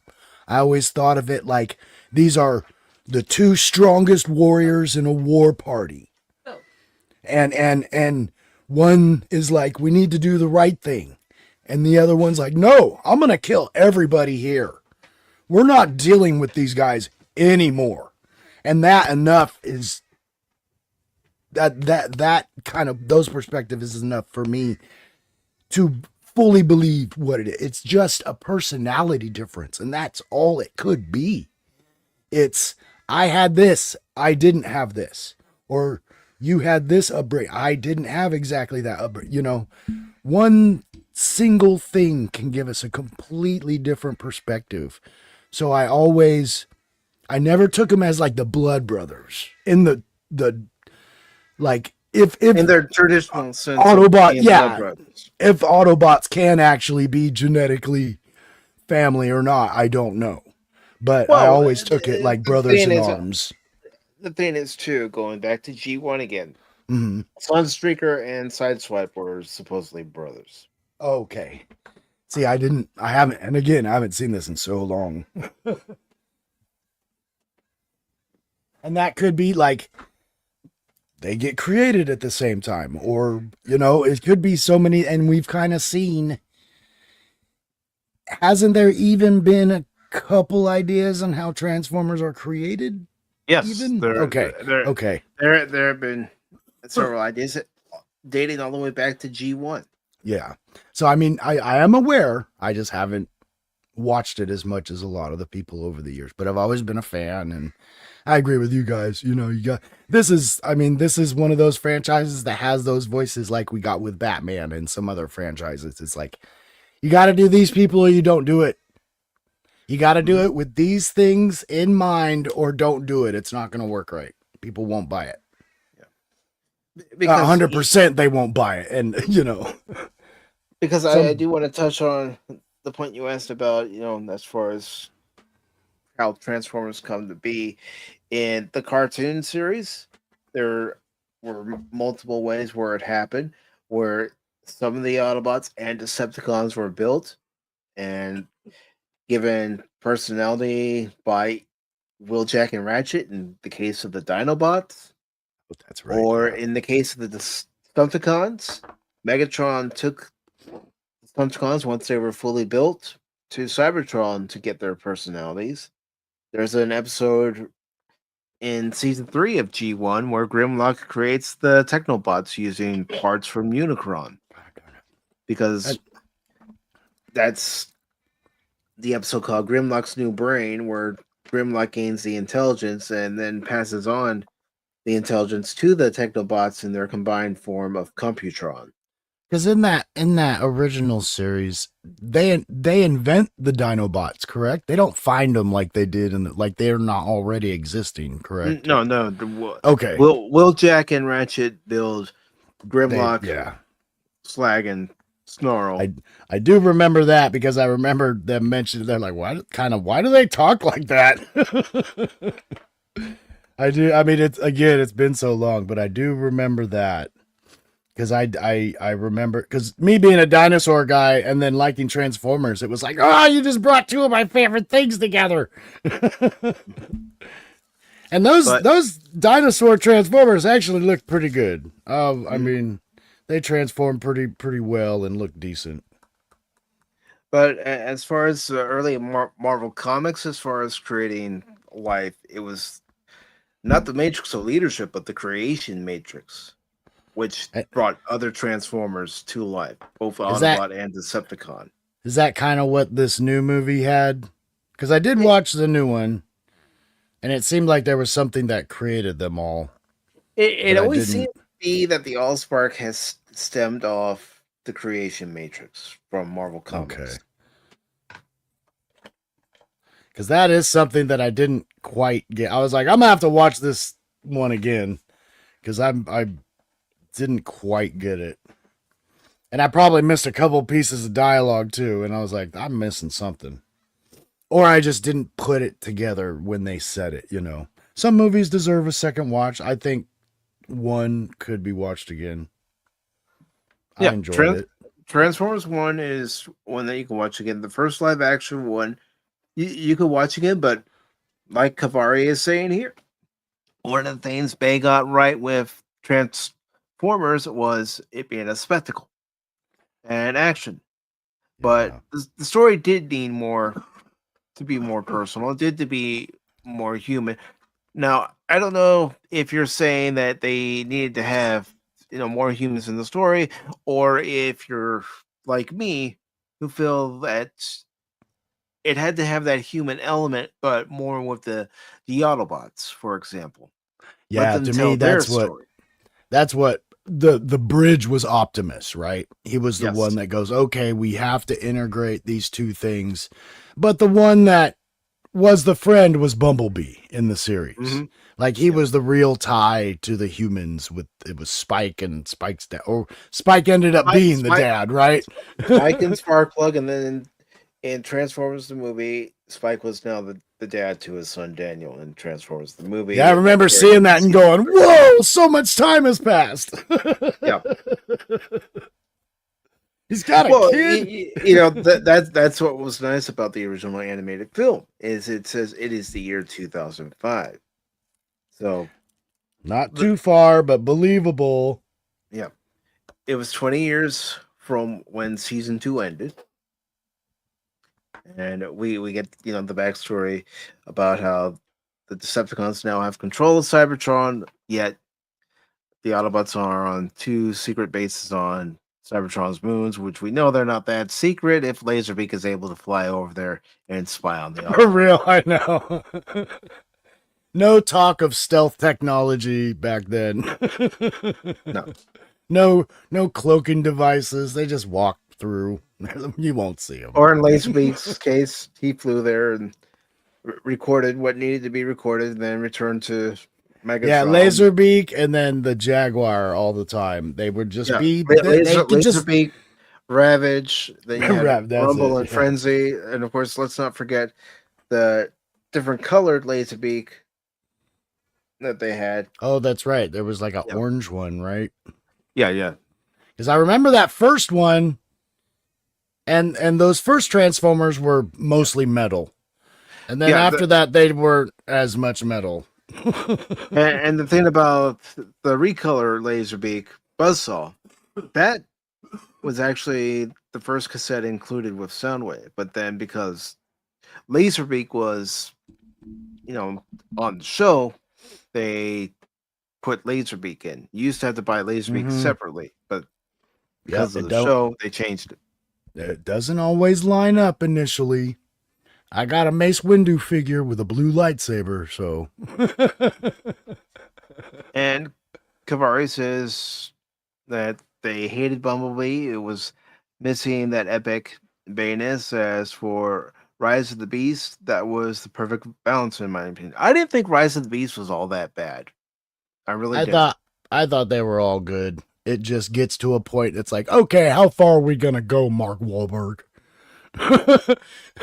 You guys are literally suspended above a city. No big deal. Nobody's freaking out. and when it came to Bumblebee, and then of course they announced that Transformers 1 was going to be made, I was thinking that Transformers 1 was going to be more like that opening scene on Bumblebee on Cybertron, where you see the Autobots escape. battling the Decepticons. I thought it was going to be more like that, which I would have been opposed to, and have it take place all on Cybertron. That would have been interesting too. Yeah. And we've seen enough of everything in past stuff that it's like, okay, we accept being in this locale, even though the series was mostly here. They built up Cybertron enough and the lore enough and the stories enough that it's like we wanted to see it. And then when we got to see it, that was real interesting too. Initially, when we saw those, these are the original forms that they transformed into before they got their Earthbound form, like the fighter jets and the things like that. Even G1 explored that with Cybertronian forms. Mm-hmm. I did like that idea of getting a transforming matrix too. I thought that was a good.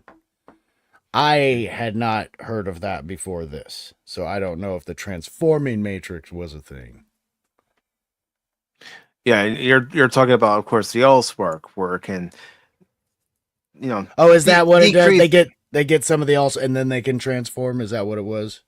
Well, the Allspark was able to mass shift, go from being big to being small. So if you remember in the first live action movie where Sam's holding it, it's the size of a small cube. A cube, yeah, and then it basically kind of transforms down to that thing that he can carry, but it's a building. I mean, it's some kind of quantum reversion because it can't go that small the way we see it. There's something going on. And I always say that one of the pluses of the live action movie was having Peter Cullen come back as Optimus Prime. Yeah. And like he mentioned, I forget who said it, the spectacle. To really see a couple large robots get in a fight and see those sparks and hear that the metal noises. These are things that the cartoon just couldn't give us. You know what I mean? Well, it tried to give us with the sound effects. It does. But to see like Optimus do a barrel roll and jump and do these dives and these action sequences they put him in, it's just like, wow, this is amazing. Well, that's what I'm saying. And I know they probably wouldn't do this, but that's what I'm saying. Take the CGI animated art style for Transformers 1 and use it for G1. Just redo all those episodes in that CGI. Keep all the original tracks. And you could see Optimus doing other forms. You could also, if you wanted to, because there are deleted scenes from episodes of G1, put those deleted scenes back in. Yeah, I think they should do more of that. Like, I have a couple films where while you're watching the disc, a little symbol comes up on the screen. And if you hit it, the deleted scene plays where it's supposed to play. Mm-hmm. And to me, it's like, oh, is that a bar of code? Come on.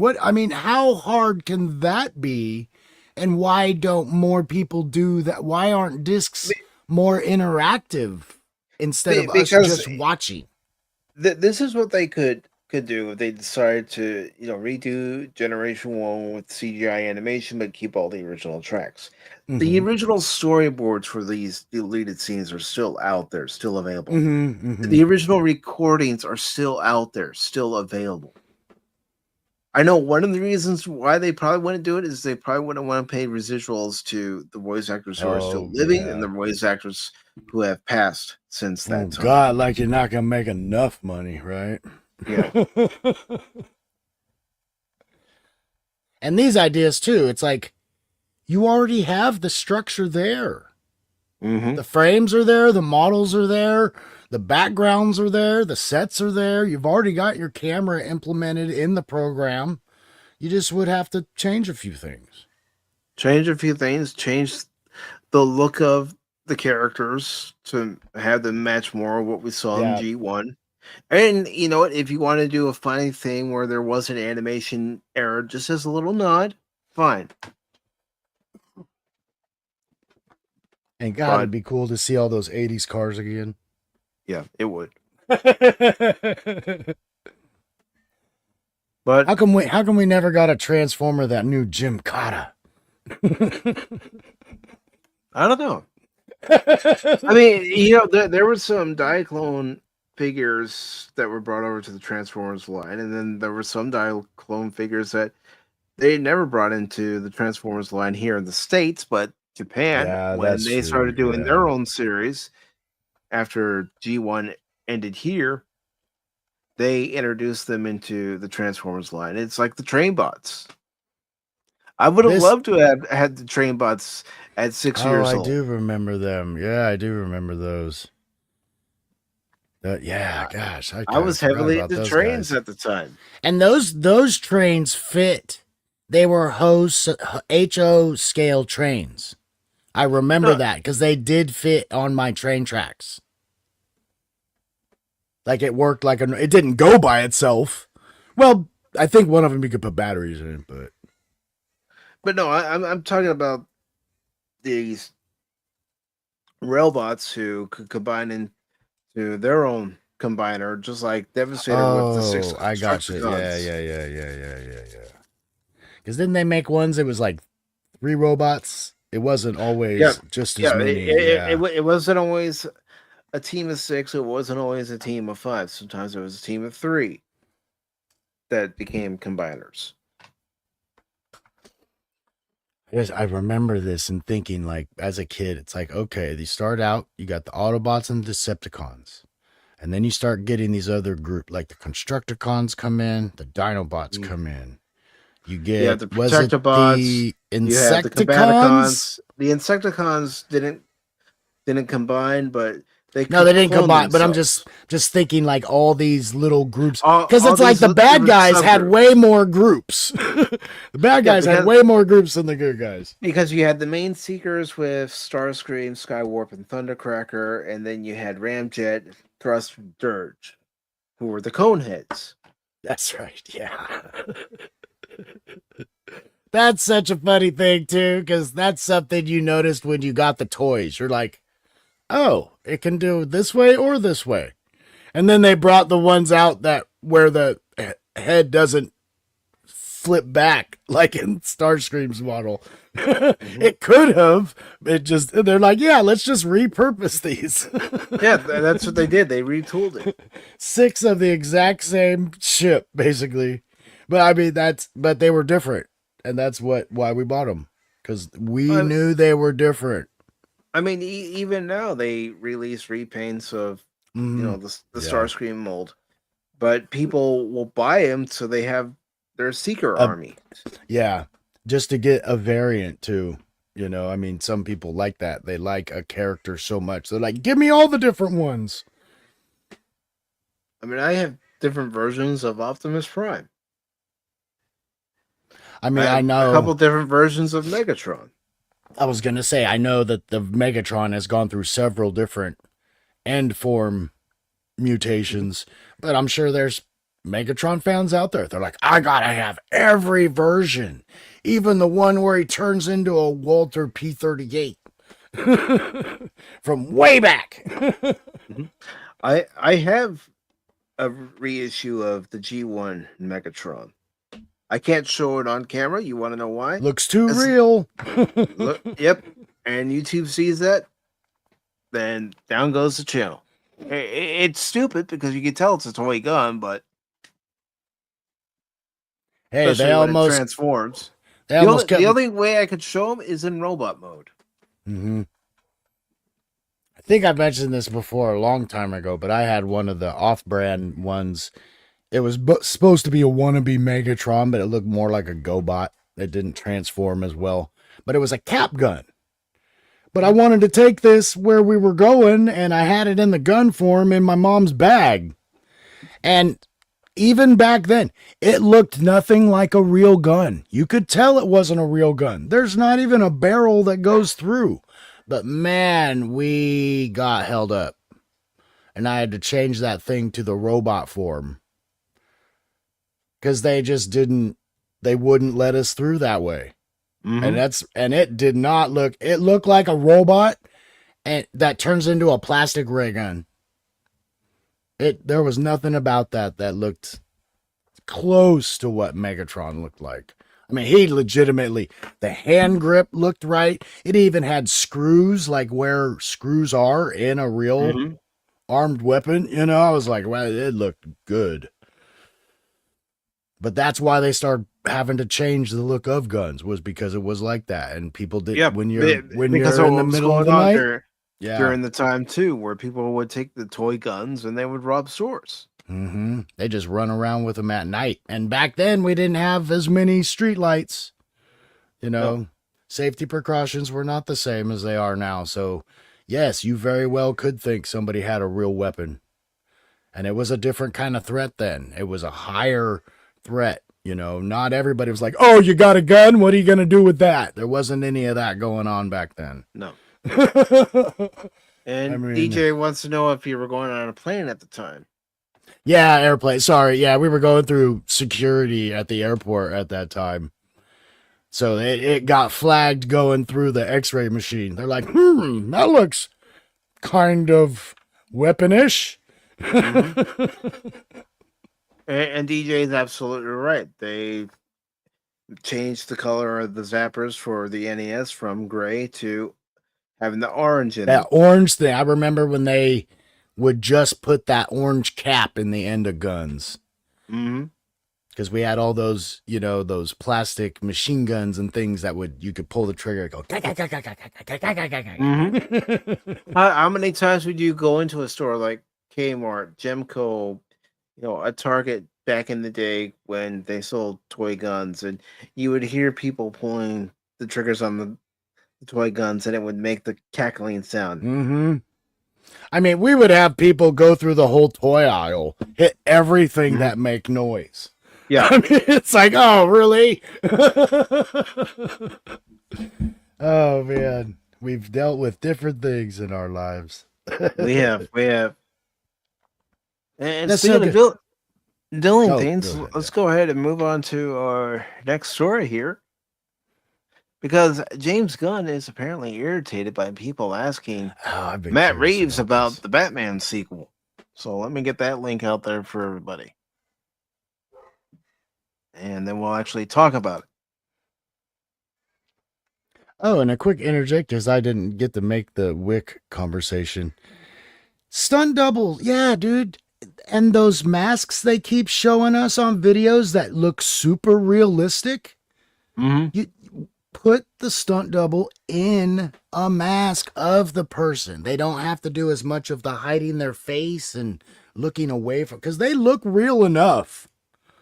You know, they look way more close to the real person than a stunt double that kind of looks like them. You know? Well, I mean, even mask technology has come a long way. Yeah, those ones they have now just look insane. And you can kind of, it's a little smooth, you know, kind of looking like Megan. It's smoother, but yeah, you could still tell it's a mask. But the way the hair moves on it and everything, and the way the people can move in that mask. And it's not prosthetics. I mean, what, 10 seconds, 15 seconds to put the thing on? So, yeah, it's changing. That it is. So I'm going to go ahead and move to the next story. And then after the next story, I am gonna check and see if the weekend box office has been updated. Ooh.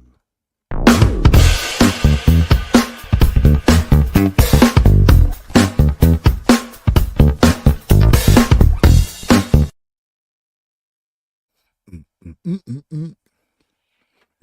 All right. All right. So we have this article from Comic Book Resources, and it's by Olivia Richmond, and it was just published 2 days ago. It says, I am irritated by people. James Gunn calls out entitled fans hounding Matt Reeves over the Batman sequel. Sorry, James. People are irritated by you too. Goes both ways. Welcome to real life. You know, you're in the public eye. You're part of a major corporation, which we will talk about that story. And people are going to ask questions, not just from your perspective, but also from the perspective of Matt Reeves. Turn off comments, man. When is that sequel to the Batman coming out? Is it ever coming out? All right, so it says Superman is coming to the theaters in July, but a lot of DC fans can't stop wondering when the Batman Part 2 is coming out. It's on so many fans' minds, in fact, that they often reach out to DC co CEO James Gunn on socials and express frustration with him online because of the long wait. Now, Gunn has responded to hounding fans with some good news. Entertainment Weekly recently interviewed Gunn about his superhero movies, which ultimately led to questions about the state of the Batman Part 2. The first film was a massive hit with DC fans and beyond, thanks to director Matt Reeves' dark take on and Robert Pattinson's portrayal of the anti-hero. Fans have continued speculating about the sequel, even digging up comic books that they believe could be the premise for the Batman Part 2. Gunn spoke to Entertainment Weekly about the state of the sequel, and before I continue, I do want to see what everyone is saying in the chat.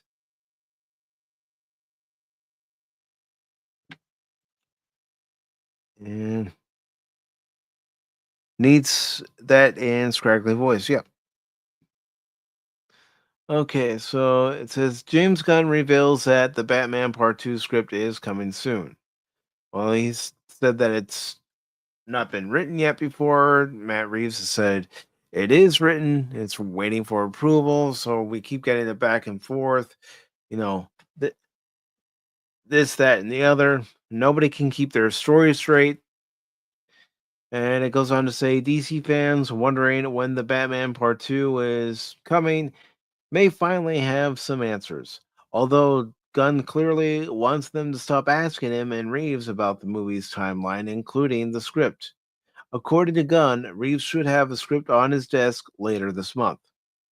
He hasn't read it yet, but he admitted he can't wait to read it. People should get off Matt's nuts because it's like, let the guy write the screenplay in the amount of time he needs to write it. That's just the way it is. He doesn't owe you something because you like his movie. I mean, you like his movie because of Matt, so let Matt do things the way he does. Gunn ranted.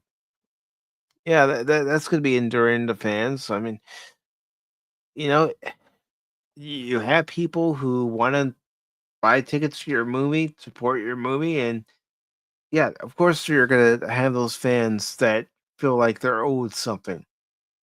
Because those fans are rabid fans. They want more content. What's wrong with fans wanting more content? I don't see anything wrong with fans wanting more content. And yes, patience is a virtue. You have to be patient in order to get sequels. But what's so wrong with your fans wanting more? There's nothing wrong. Point of advice for James.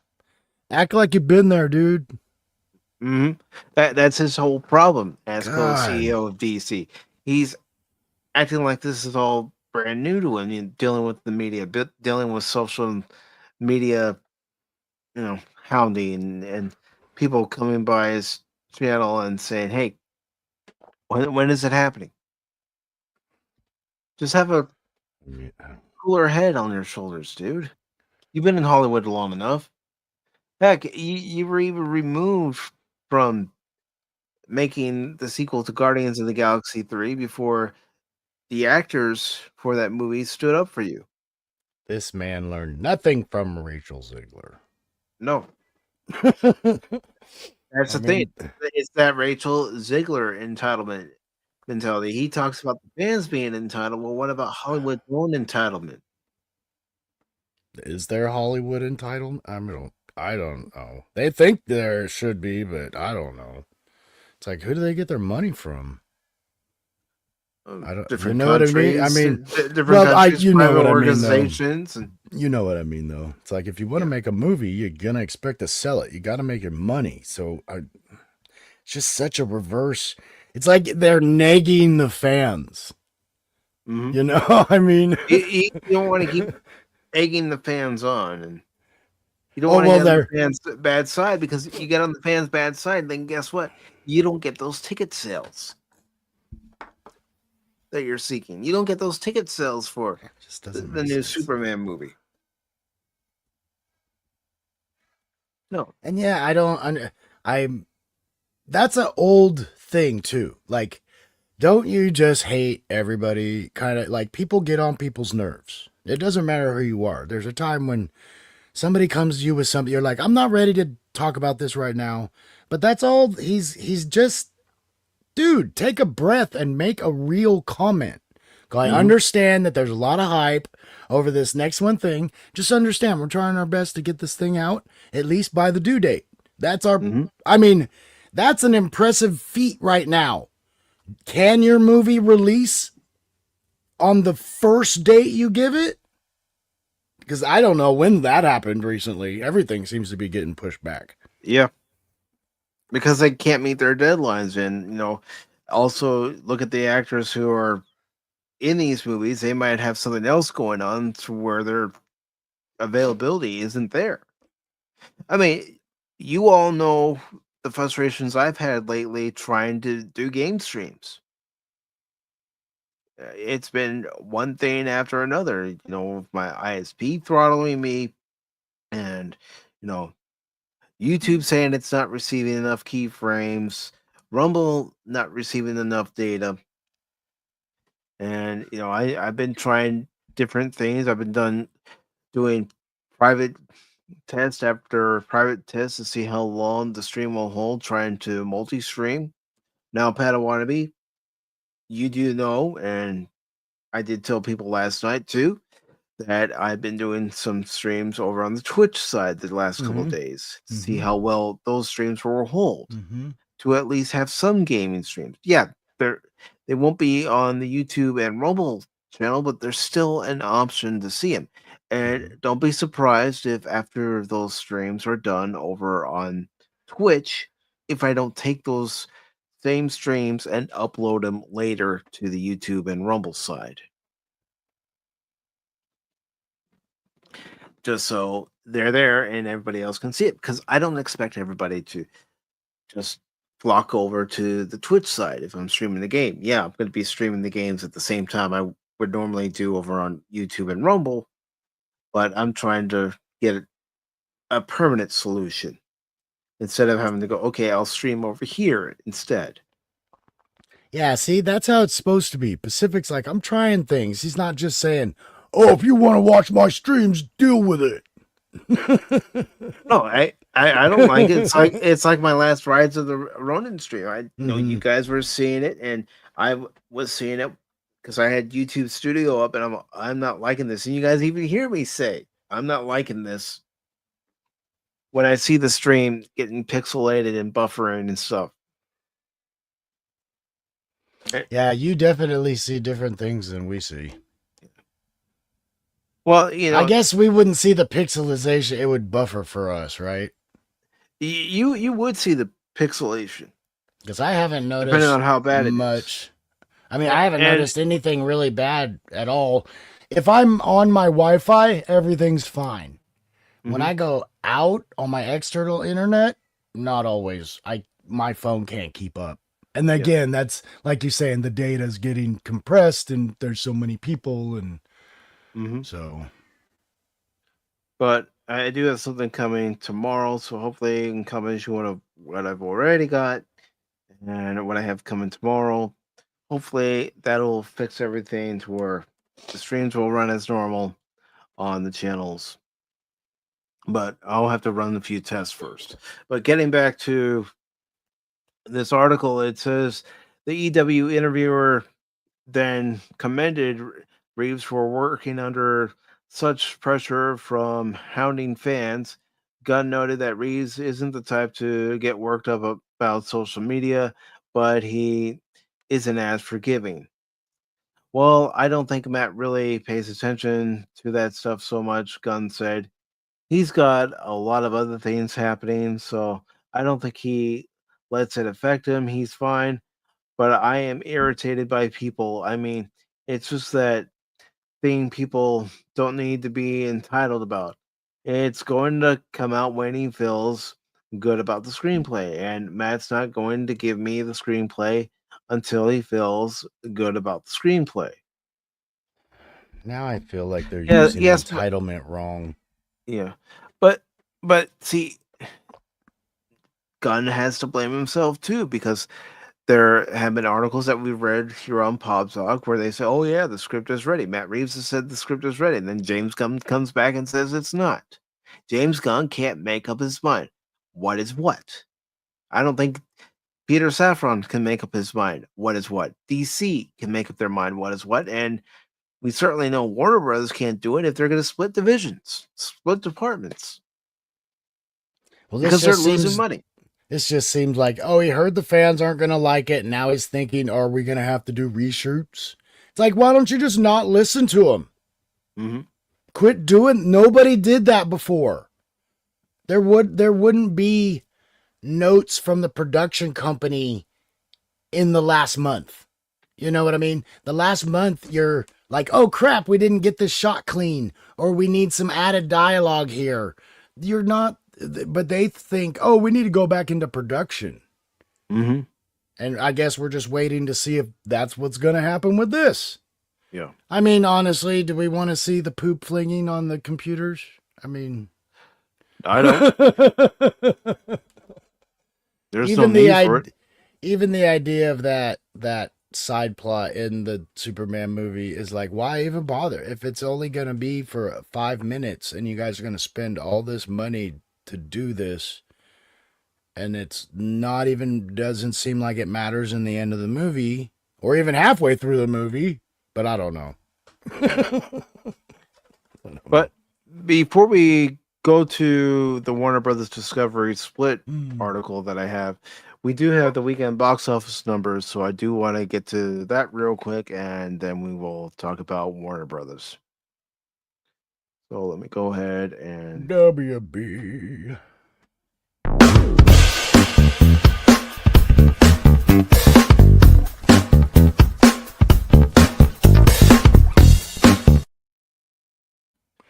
all right. So Box Office Mojo has the weekend box office for the 20th through today, and yeah, movies just aren't making the money that they used to during this time of year. I mean, school's out for pretty much everybody right now, and look at these abysmal numbers. How to Train Your Dragon, the live action one, which you did see, Pat Wannabe. Yeah, but I did also find out that 2 large theaters in my city have closed down in the last 2 months.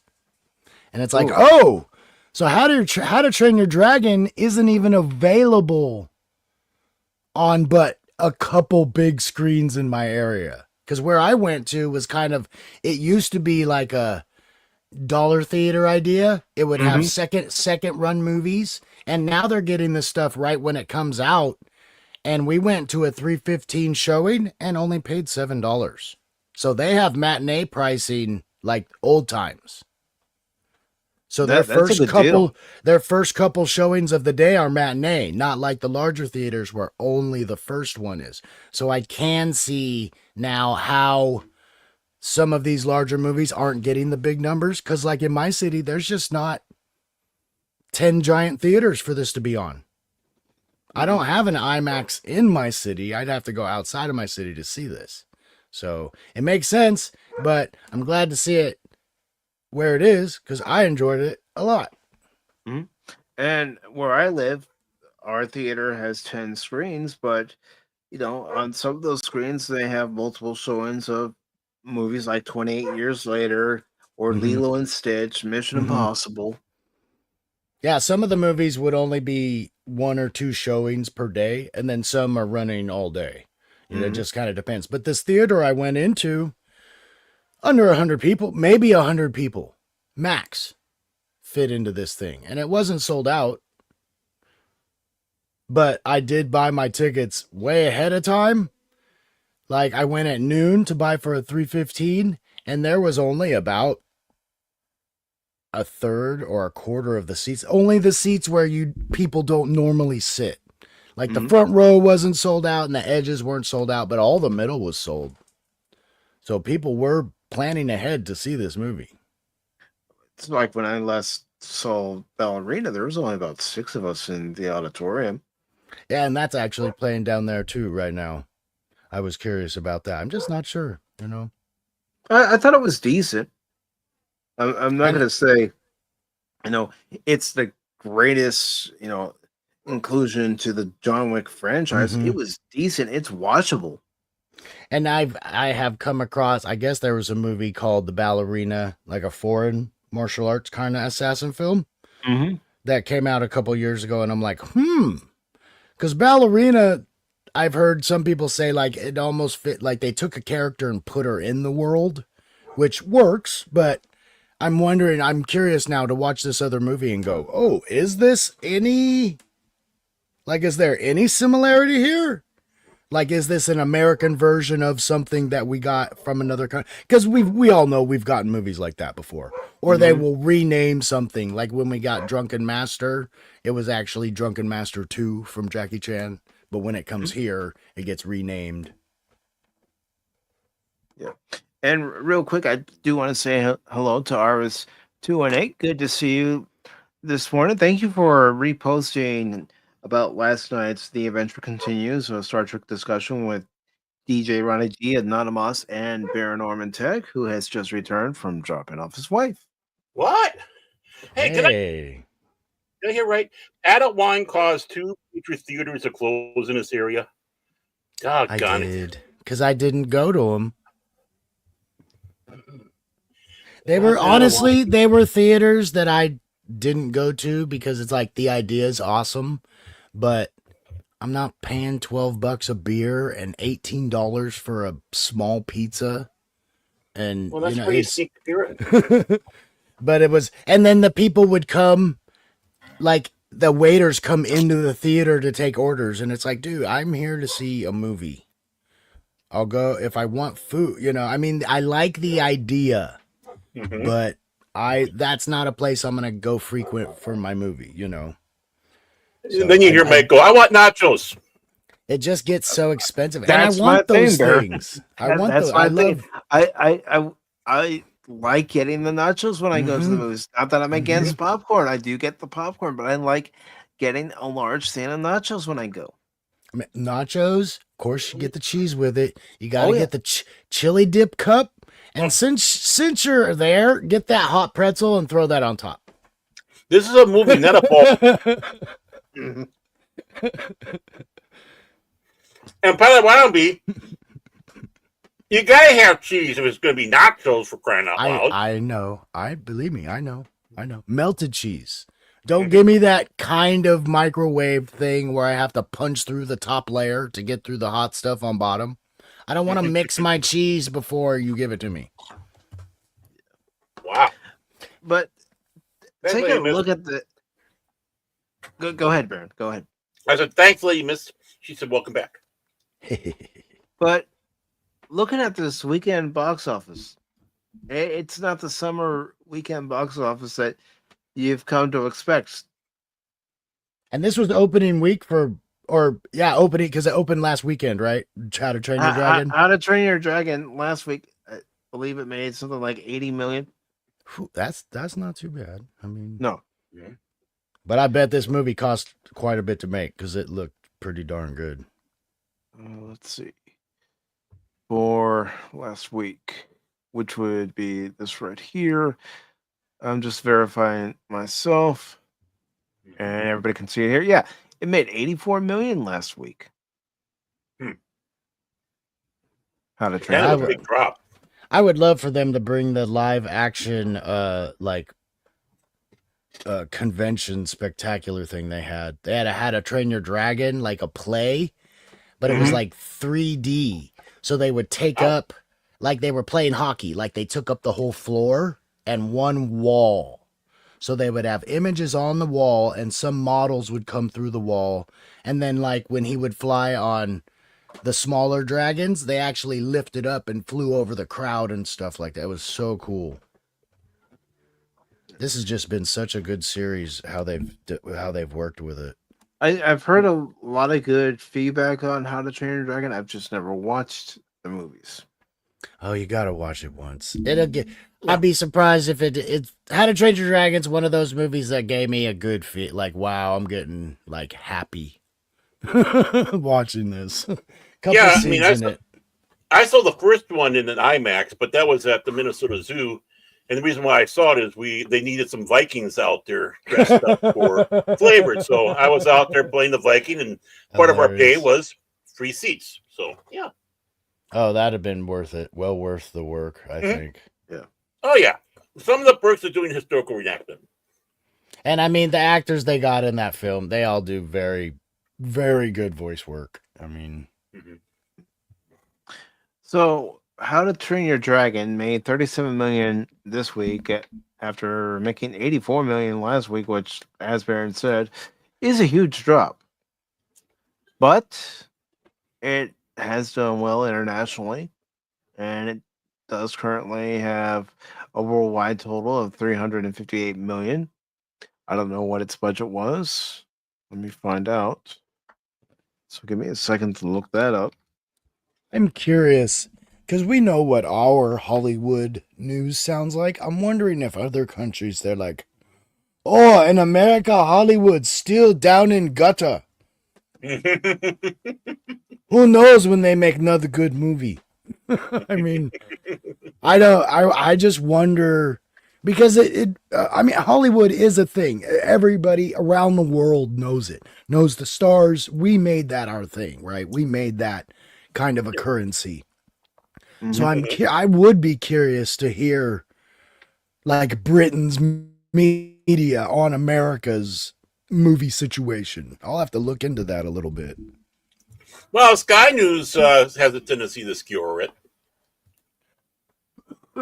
I know I've watched Sky a News few of those. Australia. I've watched a few newscasters in Australia bag on The View pretty bad. That stuff's funny. Yeah. They're like, I don't know what they're doing over there.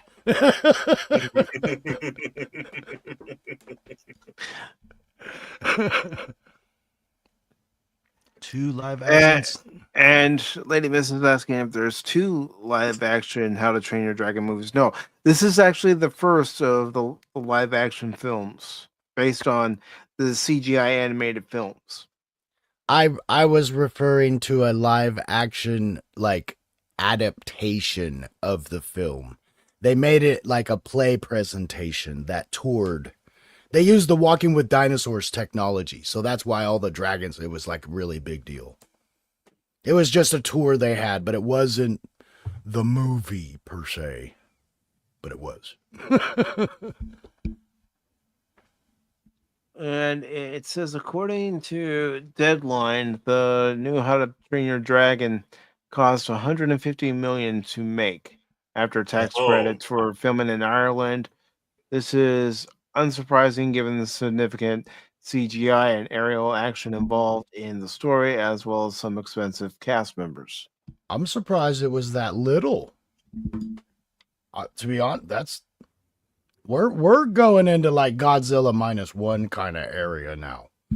Because the CGI in this movie was way more than Godzilla was. Like the whole movie CGI basically. You can't. I mean, you could have some sets, but you can't film on a craggy island. You know what I mean? So, Well, if what would people Father don't know Ted the say? If they're on Craig Island. You'd have Father Jack going, fat ass. So, I mean, but guys, and I wonder, and you got to think they had to have paid Gerard Butler a good bit of money, right? Mm-hmm. Well, is he worth that much now? I mean, he's good, man. When he takes a role, I think he does good. I think him as Zeus. Oh, well, I think he can still draw if it's his movie and not him in Thor's movie. Because I still enjoy Gerard Butler's movies. It's not how good of actor they are, how much of the draw they are in Hollywood. True. That's why you had Arnold. Yeah. You know, it's like, let's face it, he's not Shakespearean, you know. He's not Lawrence Olivier. And everybody look up Arnold as Dorothy. New video going around right now. Oh, okay. I got two. I'm afraid to look. I have Arnold, the Fellowship meeting where everybody's Arnold. Yeah. And then the new one I haven't actually listened to it yet. I just Arnold being Dorothy. So I wander up in the sky. What would you do with a pig if you had one? The rainbow. Jesse Ventura's got to be the straw man. You know, what would you do if you had a brain? Oh, he was trying to get the brain. I didn't think we're in Kansas anymore, Toto. Yeah. Oh, thank you so much. Mwah. Had a wifey brought me coffee. Oh, yeah, that's right. That's right. You're gonna drink it down. That's right, Padawan. You're gonna drink it down now. Do it now. I have recently overcome my car rage. I yell at people in the Arnold accent, and it makes everything all right. I'm not surprised. What are you doing sitting down the middle of the road?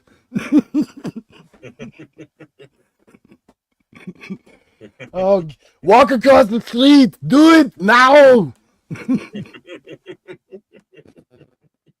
Sorry, I'm done. And real quick, DJ is talking about ours because DJ does know ours. Ours streams games much like I do, and right now ours is streaming Mega Man. Nothing wrong with Mega Man. I should just start streaming on my Twitch on my Xbox. You can. I know I should just do it, but I don't sit there. I don't sit there very long. Do it. I should. I started playing Borderlands over again because Borderlands 4 is getting ready to come out. I've got 5 of these games and I've only played 2 of them. And this is directed at you. This is from Gary. Gary, good to see you, brother. He says, so you take a much more passive approach to car rage, unlike John Goodman in Unhinged. This is what happens when you fuck a friend in the ass. Let's see a clip.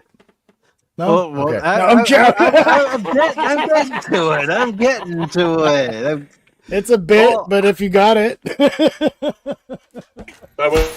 you see what happens, Larry, when you fuck a stranger in the ass? What happens? My bad, stranger, not friend. Haven't had a chance to get word in wise. Padawans on a roll. But sorry. Don't be sorry. I'm giving you a bad time, man. Barrett's being Barrett. He's always giving us a hard time. Mm-hmm. Oh, hate to say it, but Baron laughs a lot more when I'm here. I am amused. You amuse me. What? But Am I funny to you? You saying I'm funny? Yeah, What, you make me laugh. That's why I exterminate you last. I'm funny how? I mean, funny like I'm a clown. I amuse There you. you go. Get your shine box. Get your shine box, Tommy. Oh my gosh. And 28 years later, which is a sequel to 28 Days, I want to see this too. has only made 30 million. Ooh. Been waiting like 30 years to complete this collection, you know? I mean, this has got to be one of the movies we've known about the longest. Right? I mean, I've thought this was going to be a trilogy forever, even before the second one came out. And even that one took a bit for them to release. Mm-hmm. So I will watch this. I'll probably add this, well, if they sell it in a digital copy. I'm not buying it, but yeah. So it's made 60 million worldwide, which was its production budget. So I would think that would probably have to make somewhere near 90 million to be considered a success, but I could be wrong. But I mean, if we use our normal the template, right? But I don't know, like budgeting for advertising is up and down with companies. I did see some commercials for this, but granted, I've been seeing How to Train Your Dragon commercials like crazy. So yeah, they were really hyping up that movie. Yeah, and what is it, Domino's or something like that, or Burger King with their yes, the Burger King. Well, Burger King needs something, man. They're fighting bankruptcy. I know that. No, don't say that. I love Burger King. It's that it was the Impossible Burger or whatever one they had really hurt them. Well, I still eat there. I don't want them to close. I don't. No, I don't want them. I love Whoppers. We don't have a Burger King in our area anymore. We're actually getting a restaurant to go into the old Burger King building called Cookout, where they sell burgers and other things like shakes and a couple other things that you can't find at a McDonald's or a Burger King. God, not a Burger King though. That's a tough one. I mean, I do miss it. I did like getting a Whopper every now and then.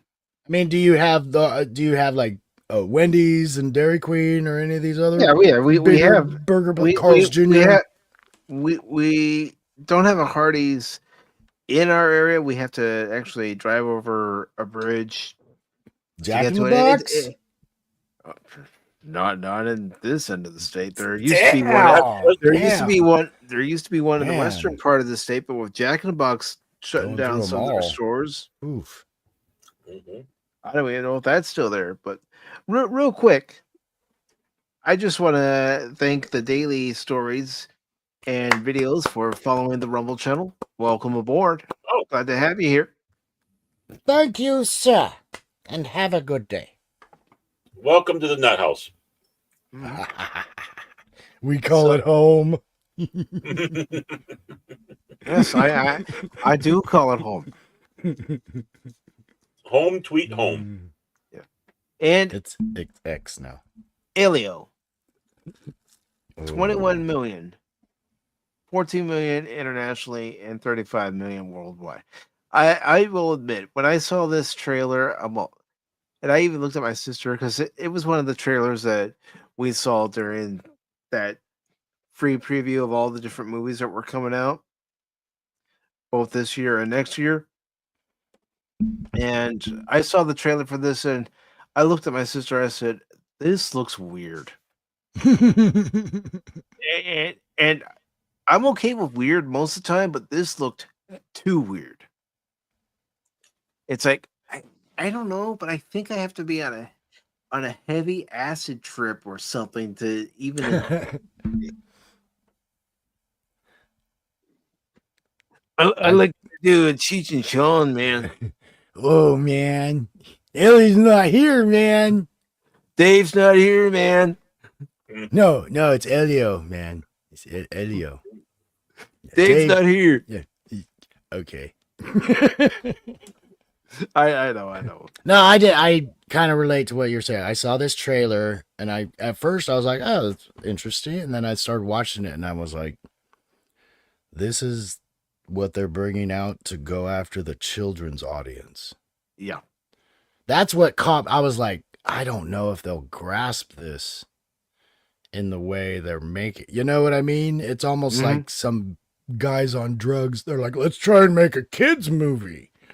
And we get Teletubbies. I mean, so we'll see. I don't know. Typically, Pixar's usually a good company, but I guess Typically that would be their animation, right? I can't say Pixar had wrote the story per se.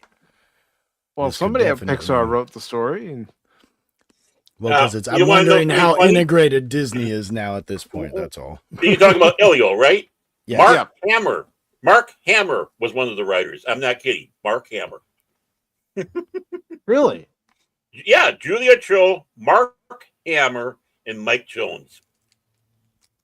Okay, I do not know Mike Hammer. All I'm thinking is Army Hammer, and I know that's not him. No, well, part of the joke is Mark Hamill. We've been calling Mark Hammer. Oh, okay. Not Star Wars. I gotcha. It's kind of what I call him now. Not Star Wars. Okay, I follow now. Yeah, Hip to the lingo. You mean Jake Hamill? Jake Skywalker. Yeah. Jake Scott Hamill. Oh goodness. And I do want to thank Rolly Cole for following the Rumble channel. Welcome aboard. Glad to have everybody here today. Lots of new people. Mm-hmm. Wow. Pat, I want to be. You didn't scare him away. I'm proud of you. I'm surprised we didn't scare him away, Baron. I put my suit on today, so I'm trying to impress. That's why I smell mothballs. So Elio has made 21 million domestically, 14 million, of course, internationally, given its current total of 35 million. And then Lilo and Stitch, Lilo and Stitch has been out for a while, and I think they've done well for themselves. That's pretty good, I'd say. It didn't look like they were going to do those numbers. No. And that's crazy what they made internationally. Because this is very much an American story. You know what I mean? To me, this was the first one that Disney did. It's like, oh, we finally get one, and it's not even really us. This is Hawaiian Islands, you know, I mean. You had the frog one. The frog one I guess on the Bayou. Pocahontas would technically be our what, right? I mean, I guess that would be America's animated show. Because, you know, just all the past cultures growing up, they've kind of hit the major story with each one. Right. The Frog Prince, they put that down in the bayou in Louisiana. Gotta get a little Cajun down here, you know what I'm saying? Gotta get a little Cajun, I guarantee. Yeah, little homie, while you make it. Oh, okay. Like to see how much. I miss watching the Cajun Chef. I do. That's great. I forgot. I miss watching that guy. I forgot about it. How can you forget about him, man? Oh, goodness. Yeah, guarantee.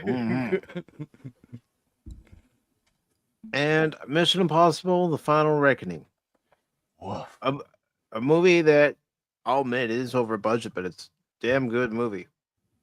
But unfortunately, in order for it to have been successful, it would have had to have made $1 billion. Because it cost $400 million to make. I'm curious. This is their 9th movie? Eighth movie, but it was 2 parts. Does that make it 9 or does that make it 8? No, it makes it 8 because so technically Dead there's Reckoning 7. Part 1 was 7, then Final Reckoning is Part 8. So I'm curious to see what the Mission Impossible line is. Because we all know some of them did good and some of them didn't. So I'm wondering if this is normal even for that curve. Well, we have to wait until Mission Impossible Tokyo Drift comes out. So. And Too Impossible. Mission Impossible, Family of One. Yeah. Too Impossible. And Tree Rock asks, is there a box office website to display how much money a movie has lost? You know what? That would be a great site to have. You could you could show the data of what its budget was, what it's brought in, and show how much money it's either gained or lost because of its budget. And the budget includes, hiring the writers, the actors, of course, marketing and everything. I am sure there's got to be one out there. Well, there are, but as we've found over the past few years, didn't we find out the first Disney Star Wars movie was actually $300 million more to make or something like that than they ever told us? Yeah. So there's a lot of information they're just not giving us. We didn't spend $400 million on promotions. Yeah, you did. How many posters did you change? In how many countries? So we'll never get the real numbers, but you can find out relative, you get an idea from other movies, how much it costs to film in America and other countries. And you can always kind of find out how much the actors get. If it's not a big name, everybody's making scale, whatever that is, 40,000. I don't know. More than I make in a year. And how did that Snow White re-release do? Remember when Peter Dinklage went on set there and burnt down the set because he's all upset? Is that real? No, we joked about it. Okay. I was going to say. When they had the fire on the set, we were joking and we were saying, it's Peter Dinklage. There's a joke, Peter Dinklage, because Brad Williams is a really well-known little person comic. And they would ask him, they're like, do you know Peter Dinklage? And he's like, well, I know him. It's not like we're friends. We're in the same club. But I didn't see him at the meetings when they were talking about not having dwarves and Snow White. He just goes on national television. Ding, ding, ding, ding, ding, ding, ding, ding, ding. Ding, ding, ding, ding. We should do that. We should get that clip. If we're ever going to start talking about Peter Dinklage, to have the clip from Spaceballs. Yeah.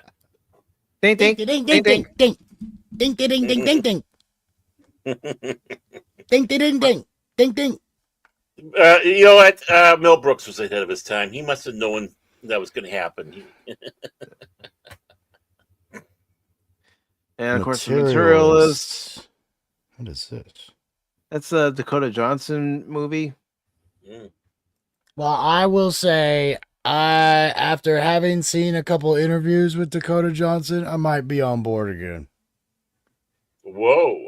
She's pretty damn real to me. I mean, I liked her interview. She seemed very sweet and down to earth and very realistic on what's been happening. Well, we did read an article where she did say one of the problems of Hollywood right now is doing all the reboots, and fans aren't asking for reboots; they're asking for new ideas. Even Lady Miss has asked for new ideas.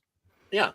So, and I just want to translate what Pat Wannabe was saying. He saw an interview and he liked her Hooters, so it's I'm on board. Yeah, I saw her on Hot Ones. So if anybody ever watches, is that what you call it? Is that what you call them, Hot Ones? Got me. All right. I'm just saying she was a good interview, and I kind of like seeing the Hollywood people under that kind of stress when they're getting asked questions. They're like, "What? Huh? Are you talking right now? That's so hot." Agent, help me! Agent, help me! But I did not get the vibes that I got during the whole Madam Web run and all this kind of stuff. I was like, oh, this seems more like what she is when she's not attached to a machine Mhm. like Disney, you know. Right. And Well, you gotta do the dog and pony show. yeah, and there you see it for Ballerina. It's made 100 million. Its budget was 90 million, but you can't call this a success. As is not John Wick, that's for sure. Well, I mean, he's in it. Not a big portion of it, but he's in it. Well, I'm just saying, like compare the money Compared to compared what to you're looking at. the 4 John Wick movies that Yeah. we've had. Or even, I wonder, is the series still running? For what? It was John it Wick? it was the hotel. I don't know. There was the series where they followed the hotel, so you got to know like all the assassins coming in. I forget the Continental. That I think that's what the series was I called. don't know. But I don't know. really don't know. When that gentleman passed, I know that I think because he was going to be in the series, if I remember right. Yeah, he was Lance Riddick. And this is what I was going to go see, but it was already out of my theater. Yeah, Yeah. Karate Kid Legends didn't last long in my theater either. But the funny thing is, its budget was 45 million, and I was reading the other day that it had to make at least 90 million to be considered profitable. So it's done that. When you combine the worldwide and domestic total, it's done that. And you got to think Jackie Chan's the big money on this, right? I mean, Oh, Ralph Macchio's been around a while, but maybe Jackie Chan, maybe Ralph Macchio, maybe because fans of Cobra Kai went and saw it. mm-hmm. I liked it. I thought it was good. And Ralph Macchio's been in some good stuff over the years. I mean, he started out, what was it? Not The Untouchables. What was the show? Rob Lowe and all those guys he was in way back in the day. I forget. That show way back in the day. No, the movie, he did it with Rob Lowe and like all those big stars, like in the very beginning. They weren't Brat Pack. I know you guys know the movie. Go ahead. Anyway, I'm just thinking Jackie Chan would probably get more money for this. Ralph Macchio has come on in these last years, but considering who he worked with in the beginning, it's like, yeah, I would think. But Jackie, I don't know. Maybe he takes a pay cut. I don't know. And you know what, Jace, I'm glad you liked it too. And I did say in my review for it that this would be a watch party movie. The Outsiders. That's the movie he was in. Oh, The Outsiders. Oh, yeah. And by the way, Mike said this was his Rebel Moon. Really? You had to go there, Baron? Really? Yeah. Johnny Lawrence is the scar giver. Nope. The bait's there. The bait's there. I'm not taking the bait. That's bait. That's what we need to do. Get that scene from Fury Road because it is good where Max goes, that's bait. Yeah. I'm not doing it, Baron. Nope. You threw that pitch, and I'm like, I'm not swinging at that. Strike one. I'll take the strike. Obviously. Not even a bunt, huh? Not even going to try to bunt at it. Only big problem with the movie was editing, since they use a bit too much TikTok style stuff. Not a fan of that. Yeah. That was a turnoff. But overall, I thought the movie was good. I liked it. And I liked the cameo at the end, and I'm not going to say who it was. And of course, Final Destination Bloodlines has made 1.8 million this weekend. Did and they it's see done. Pat Morita's Force Ghost? I'm not. I am not giving spoilers. That's one thing. I'm not giving spoilers. They dug up Pat Morita and brought him in. Something thing. like talking about, Encounter at Farpoint last night, like we did for a show that's almost 40 years old. Yeah. It's like, Forget about no spoilers. We're giving spoilers. This show's almost 40 years old. Damn, that would have been funny But too. for Murray and new Jackie Chan. new movie like Karate Kid Legends, no, I'm not giving away spoilers. Wow, No, nothing. Wow, isn't that incredible? Darth Vader is Luke's father. Yeah, when Homer says that in The Simpsons. Oh, thanks a lot. I am your sister's father. What does that make us? I don't know. And Wait for the next film. Kubera, I think I'm saying that right. I don't know. Revolves around the pursuit of wealth and its consequences. A beggar undergoes a dramatic transformation, exploring themes like greed, ambition, and moral dilemmas faced by the characters, leading to a quest for redemption. Okay, action, crime, drama, thriller. I mean, it's one of those Bollywood films, which have become very popular lately. Because of the dancing.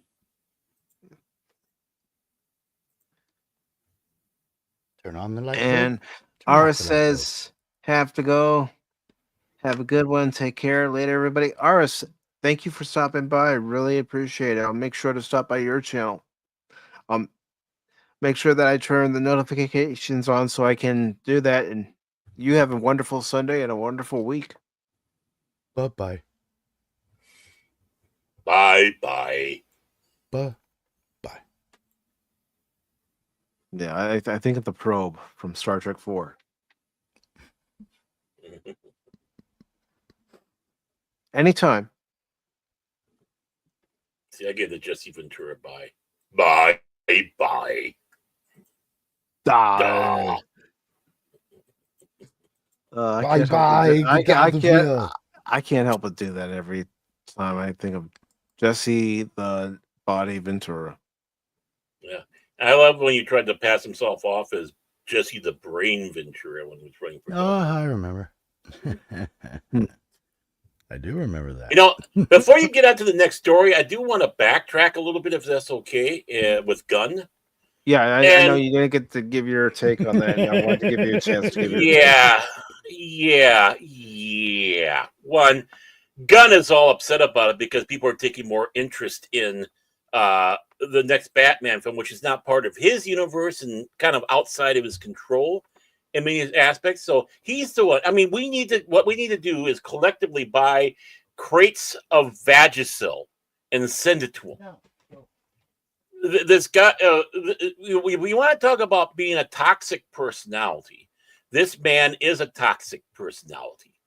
Just like George R.R. Martin. I'm promising this book. When it's coming out? Well, quit bothering me. I'm not here to be your... No, you promised something, right? Or you're not giving us you the promised full something and you're not delivering. Yeah, you're outright lying to us, which James Gunn has been doing. Mm-hmm. Remember one thing. James Vagisil Gunn hates you. Honestly, if you listen to how he sits back and talks, and how he talks to the people that are supposedly his fans, his fans are in an abusive relationship. Are people dealing around him because all he can do is shit on everybody. He thinks he's above the fray. He's an arrogant putz. He thinks he's all that and more, and he hates you. It's like, how dare the fact that I have to deal with you people out there that I'm making a film for that got me to where I am right now. If it wasn't for you people, I wouldn't be where I'm at right now, but I hate you. James Gunn is a pathetic piece of shit, and this is why his reign at Disney, or not Disney, but DC, is going to be very, very short, especially with all the breakups that's happening there. If Superman does not do well, you might as well start counting the days, because they're really, really hoping that this is going to do something for him. If it doesn't, they're going to look at James and say, you know what? You lied to us. You're nothing but a putz. Everyone around Hollywood told us that you're a putz, but we believed in you. And you did this. Creature Commandos fell on his face, and now this did? Get the hell out of here. And the Gunverse will be over. I wouldn't be surprised. Yeah, because, I mean, now... I know at first when we heard that he was taking over, I know I was, trying to think positive. Trying to think, well, maybe he is the guy to run DC. But now, with the way he shoots his mouth off each and every chance he gets, I'm not so sure anymore. Well, I never had any hopes. I'm sorry. When I heard he was in charge, even with Peter Safran there, no, this is not going to end well for anybody. And if I was DC, I'd be yanking him into the office and say, will you please shut up?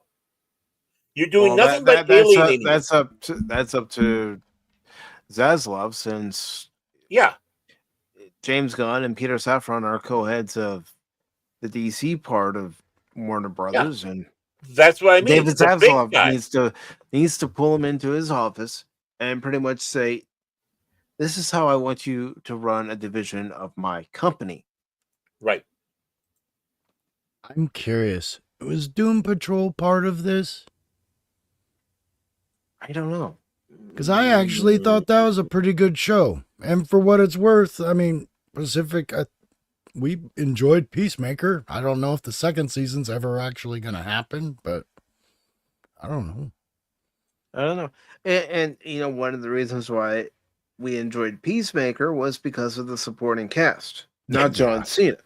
It really was their chemistry and just what they could do. John Cena was made better with the people that surrounded him. I will fully give that. Fully. Besides, I can't look at John Cena without just thinking of the fact that he porked Amy Schumer on the set of that movie. It's like, we all make mistakes, man. We all make mistakes. Nobody saw that. We all make mistakes. There's always still that limit. Let's just say Amy Schumer is probably put him in some kind of trance. Just saying. What kind of the guy wears a suit all the time, so maybe he's lacking oxygen. I don't know. It's the shrooms, man. It's the shrooms. But no, I think this is going to be a very short tenure of Gunn at Warner Brothers, because Zaslav's Zaslav should be keeping an eye on him and realizing that his little tirades going out there is not doing nothing but pissing off the fans. It's no better than what Rachel Zegler did. Yeah. I don't understand what was wrong with the other movies. They weren't his. Oh, they weren't? Who was that before then? Oh, that was Zack Snyder. Oh, Zack Snyder. That's right. Okay. Yeah. My fault. I have a different version of it. A suckier version. A version with so much suckage, you ain't going to believe how sucky it is. It's gone from suck to blow. Suck. Right. Suck. It's going to suck so much that it's going to be like a bowling ball going through a garden hose. That's how sucky it's going to be. Cancel the 3-ring circus. James Gunn is a one-man 3-ring circus. That's for sure. He is a snake oil salesman. Yeah, he's that too. But honestly, just remember this: he hates you. He hates all of us. And I'm not. It's not hyperbole. I'm not just going out and saying that. It's just all you have to do is listen to what he says, how he says it, and it comes right down to it. I have to deal with you dirty people to be where I'm at. How dare you hold me to a level of expectation? How dare you? He's like Greta Thunberg. How dare you? You stole my DC childhood. How dare you? I have only seen one interview with James Gunn that I actually enjoyed, and it was because it was with a friend of his, Michael Rosenbaum, and Michael Rosenbaum wasn't trying to feed into his ego. It was a friend's conversation. He didn't try to get into all the I mean, he's going to touch on a little bit because he's got TV in him. But them being friends I was like, oh, he can be normal. Mm-hmm. But that could have been a struggle for him. You know what I mean? Like, he'd have been like, he could have been the whole time going, God, I got to get out of here. I got things to do. I can't believe I'm talking to this guy still. So I don't know. Well, that's just it. He wants everybody to grovel at him while he's spitting on them. Mm-hmm. Oh, you're in the perfect spot, groveling spot. Now I can spit on you with great ease. The man hates you. He's a pathetic twerp. We all know the story of Mount Olympus. And just remember that when Superman comes out and you walk out going, oh my God, what a POS this is. And then you're going to get attacked later on because you dare say that. I mean, if it's a bad film. We hope it's not. That's really, the honestly. thing. You don't want these films to be a bad film. You don't want the Superman film to be a bad film. You don't want Fantastic Four to be a bad film. But what you keep hearing from these people that are working on it, whether they're the actors, the producers, the writers, it doesn't give you a lot of hope. It doesn't give you a lot of faith. Right. I just saw my favorite Pedro Pascal role last night. He's the bad guy in Equalizer 2. Great ending. Fantastic ending. Does it involve a wood chipper? No, but it involves a death. Very, very satisfying. Well, I kind of gathered that. Not a wood chipper, though. That makes too much noise for the Equalizer. But honestly, it's like, don't be surprised if this thing tanks. And I don't want it to go bad, but I mean, just like he's saying about the Batman 2. Oh, there is a script. Oh, there isn't a script. Oh, we got to get started on the script. It's like, bitch, please quit lying to us. That's why people keep on asking questions. And you get pissed off. He goes, oh, Reeves doesn't mind, but I do. You know why? Because people are taking more interest in the Batman 2 movie than they are with your shit. Mm-hmm. That is exactly what it is. His little ego, fragile ego, has been crushed. That's why we all need to take in a GoFundMe to send crates of Vagisil to him so he can, kind of cool it off a little bit there. Get rid of the irritation that he has in there. And maybe he might not. Or we can take him off more by not going to see his Superman movie. Oh, I'm not. I mean, I'm going to be. Yeah. I mean, if I do see it, it'll be on streaming. If people say, yeah, it wasn't bad. The only way I would go is if I had a free ticket. I mean, yeah, I have gift cards that I was given on my birthday and Christmas that I could use to go see it, but I don't want to waste them on that. No. This one kind of confuses me because, like, where's it going? Is he building toward the Trinity? Where it's going? Or is it just going to be Batman and Superman and, like, their cameos? Like, Lantern's going to have a cameo. You know what I mean? No, I think that's what I don't understand. I think what he's doing is trying to do basically the same bloody playbook at Marvel. Start off with these, and then you go into Justice League. We have the Justice Gang. Oh my, what a great name! Hey, Scooby, the Joker's over there. Whoa, whoa. It's like, guess what? We need the Justice Gang, and all that. That's what he's aiming for, to try to do, basically Marvelize DC in the movie universe. That's what he's wanting to try to get to. Well, I have to admit that whole Lex Luthor meeting Deathstrike was kind of a cool. I kind of liked the idea of the bringing back the Legion of Doom kind of thing. I have nothing against that. But it's not going there anymore. It's obviously not going that way anymore. Well, I think 24/7 when he was on the show was absolutely right. All you have to do is take a look at the emblem on him, and that's Alex Ross's design that he had for Kingdom Come. That's what you're going for, because this is what James Gunn is all about: deconstruction and destroying. Yeah, and he's doing his own Kingdom Come, because that's one of the 3 comics he actually read that he really likes. And when I say no, I'm not saying of all the comics there's only 3 he liked. No, only one of the 3 comics he ever read, and then he really liked it, and being that he already dropped that oh yeah, I really like it, and he's got the Alex Ross Superman logo. It's going Kingdom Come. That's what you're going to expect with the Superman. And what does Kingdom Come involve? The Justice League. Mm-hmm. Just seems like a big jump to me. Yeah. It's like you're going to go from Batman fighting his villains, which in the Justice League universe, they're a joke. I mean, let's be honest. Then we're going to have Superman. We don't really know who he's fighting in this one. And then we're going to go to a Justice League enemy? Some celestial being, I mean... Well, it just seems nuts. Darkseid. Is he still a thing, though? Is that where they're going to go? I know that's where they should go. I would have been surprised if they did. I mean, I've seen it. There's lots of templates for it. They done that story like 4 times in the animated universe. So, I mean, it's a good story. Live action. Yeah. But the thing is who is he fighting? Well, Superman is fighting every frickin' person there is on God's green little planet. That's including Godzilla.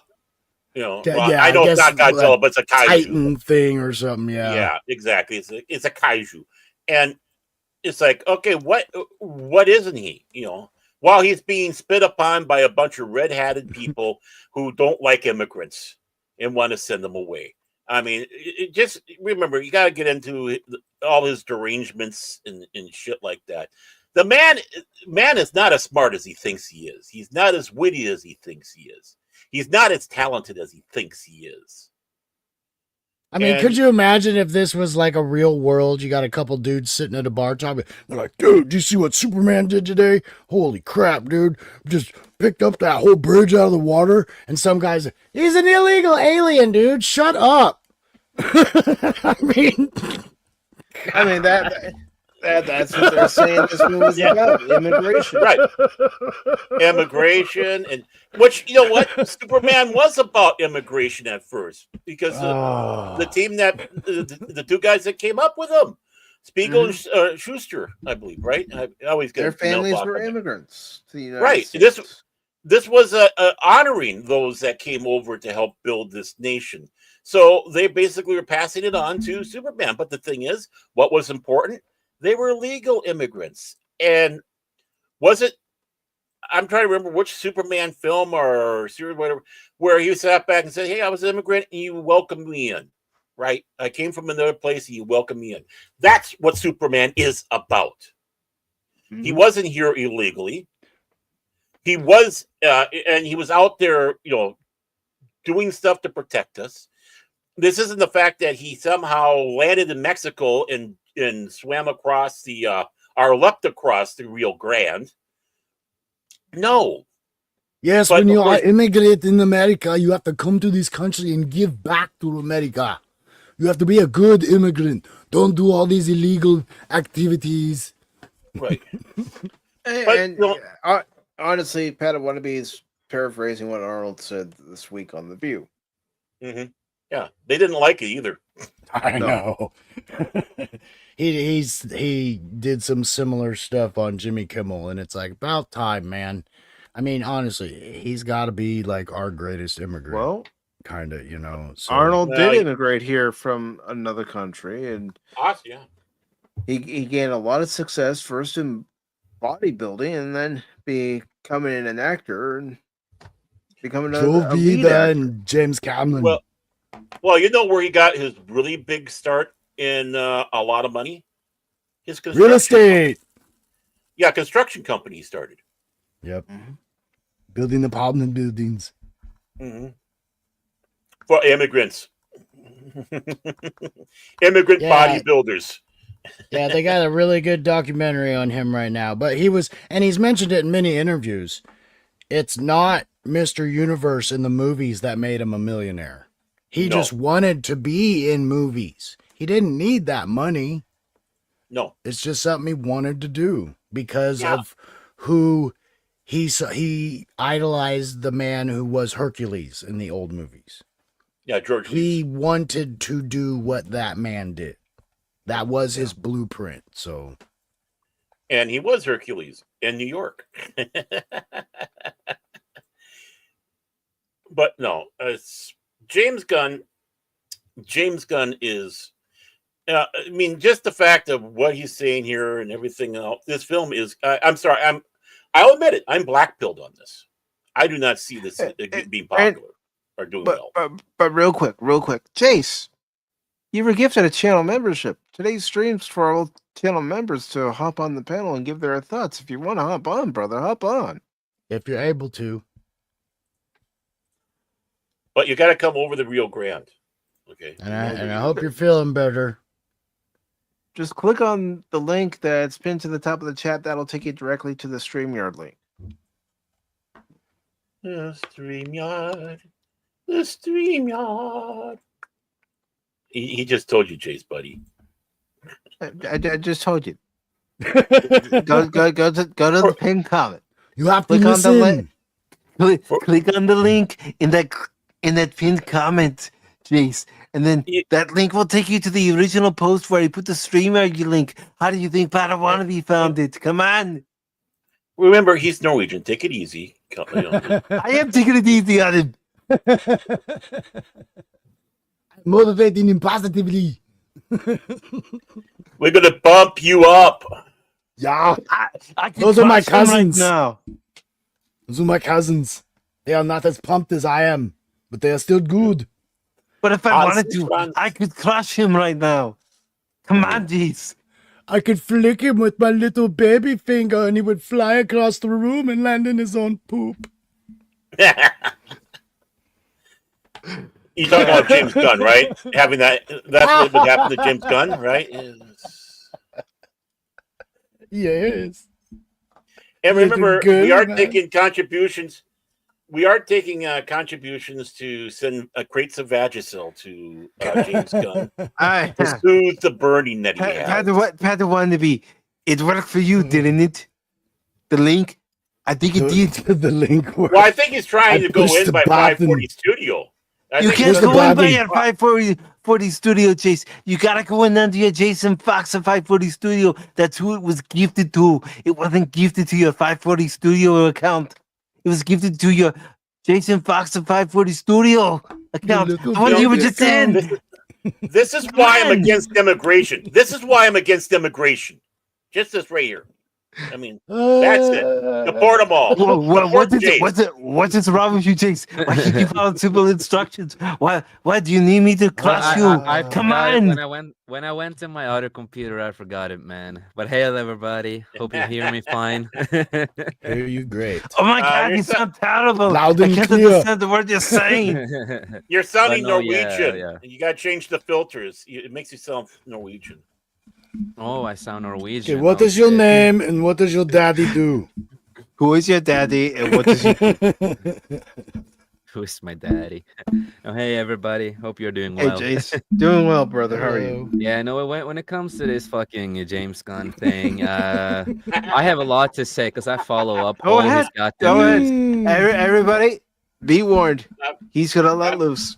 Silence. I'm just gonna sit back I've and changed listen a little. because it's gonna I've be a changed a little. You know, I am not that angry anymore. But Okay, everybody will recognize Jason has the conch. But Yeah, he did say but. I'm not so angry anymore. But but but no, You it's know, like all the things that I've this been is- writing in the chat. That's the Yeah. thing, you know. And again, before you you know. start, Jace, we have to do this ceremonial for you as you begin. You know what really grinds my gears? Okay, go on. Go on. But no, even in this movie, you know, it was confirmed that it is Ultraman that he's fighting, who has the same powers as him. That's why he has a hard time fighting the guy in the black suit, because that's Ultraman, aka the Superman from a different universe. And in that universe with Ultraman, that's the universe where, you know, the superheroes that we love are evil. Oh, they all have Um, goatees? They are all Yeah. evil. All evil. Da da da da da da da da da. Well, no, they are all evil, and so again, it is Ultraman, and that's why you see certain powers used by Ultraman in the movie, using the same powers as him. But again, if he, I have a feeling that he might change the whole Ultraman origin story and just make him a clone or something instead, because that's a Why would you rumor think that they. that? Because that is a rumor now that they're just gonna make a clone out of Superman. That Lex Luthor or something made like a clone or something, and Hmm. Didn't they learn from the Superman 4? the least creative route possible. but also in the Peacemaker season 2 trailer, they also showed that Oh, they're there's a gonna use trailer? time travel. Of course they are. Yeah, because John, Peacemaker also meets himself in a different universe. Well, you're not cool if you don't use time travel. Exactly, and so that's why I'm like, are you gonna use that also in the Superman movie? Like, because you have Ultraman, is there something you're trying to do here? And you guys also mentioned, the Batman and stuff like that. And again, Penguin did so well that more people are more excited for the Batman universe, Matt Reeves' universe, than James Gunn's universe. Yeah. Even though the first Batman movie didn't do super well, but it did well enough. And it's a lot better what James Gunn is doing, at least. But when Yeah. people saw the Penguin, they saw that Matt Reeves do have a vision for what he wants to do, and that's what he has to continue doing. And if you track back a little bit in time, if you remember, James Gunn said, "Oh, there is no script, there is nothing," at that time. But after that, again, Matt Reeves came out and he talked about this even before James Gunn said anything. We are like so far in the script, almost done. We're continuing the script, creating the script. And like James Gunn, now you're trying to it's like you're trying to sabotage the Batman movie because you want your Batman movie that's gonna suck ass. If people out there is not fan of Ezra Miller and the Flash movie, well, then I hate to break it to everybody out there. Because he loves the Flash movie so much that he decided to hire the guy who created the Flash movie. And his Batman movie is gonna be again with Batman and Damian Wayne, who is just a clone basically of Jason Todd. He's just basically Jason Todd with a different name. And Damian Wayne is not the most popular character, and that's a lot of people The rather mean see Robin, right? That's a new Robin. He's the mean one. We right? used to have two mean, yeah. We had two Okay. mean ones. Jason Todd used to be, the mean Robin, and now Damian Wayne is the mean Robin. Okay. So they're basically the same character. Remember, Jason mean Todd, though, like Ra's al Ghul mean. Well, He's the bad, thing bad is, guy. Jason Todd was so disliked that back in the 80s, they had Death in the Family. And in the comic series, you could call in one number if you wanted Jason Todd to live, and one number if Jason Todd was to go eh. That's and funny. overwhelmingly, they voted for Jason Todd to be eh. Was he the one that had the police background or something like that? I'm forgetting which ones they were, because I know Dick Grayson, but then I know there was also another one. Because the one that was in the Titan series was not Jason Todd, right? I don't know which one you're talking about comic right now. No, the Titan, the TV series. Or whatever. Oh, yeah, the TV series. Where was the, Dick Grayson. The black kid? Oh, yeah. Because Dick Grayson is Nightwing that whole time.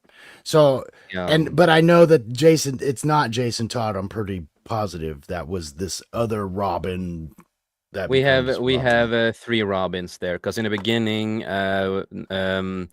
through the series for a bit. The Titans, Dick Grayson was Robin for a little bit, and then we go to Jason Todd, who shows up later on in the show. He's the guy with the big forehead, and who's also super gay in real life.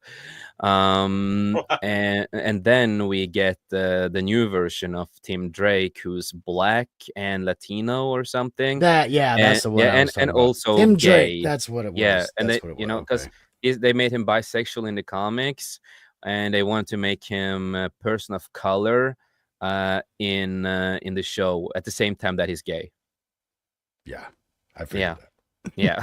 Why not? A lot of check marks. A lot of check marks there. There's so many check marks on it. But no, I have no faith in the Superman movie or James Gunn's universe. And again, how can you trust somebody when they say, even the older movies like that he did, that Suicide Squad and the Peacemaker, you know, they can be imperfect memory. So certain stuff that happened there might not have happened at all, because he explained that's an imperfect memory for certain stuff. That's crazy. Those could be the best of his films even now. Jeez. Right? I actually like those ones. I watch them every. Well, I'm happy you like them. So, I mean, I just like the comedy in them. Oh, you're one of those. Yeah, but the problem again that he uses the same comedy in every movie that he does. No, yeah, exactly. Yeah. Mm-hmm.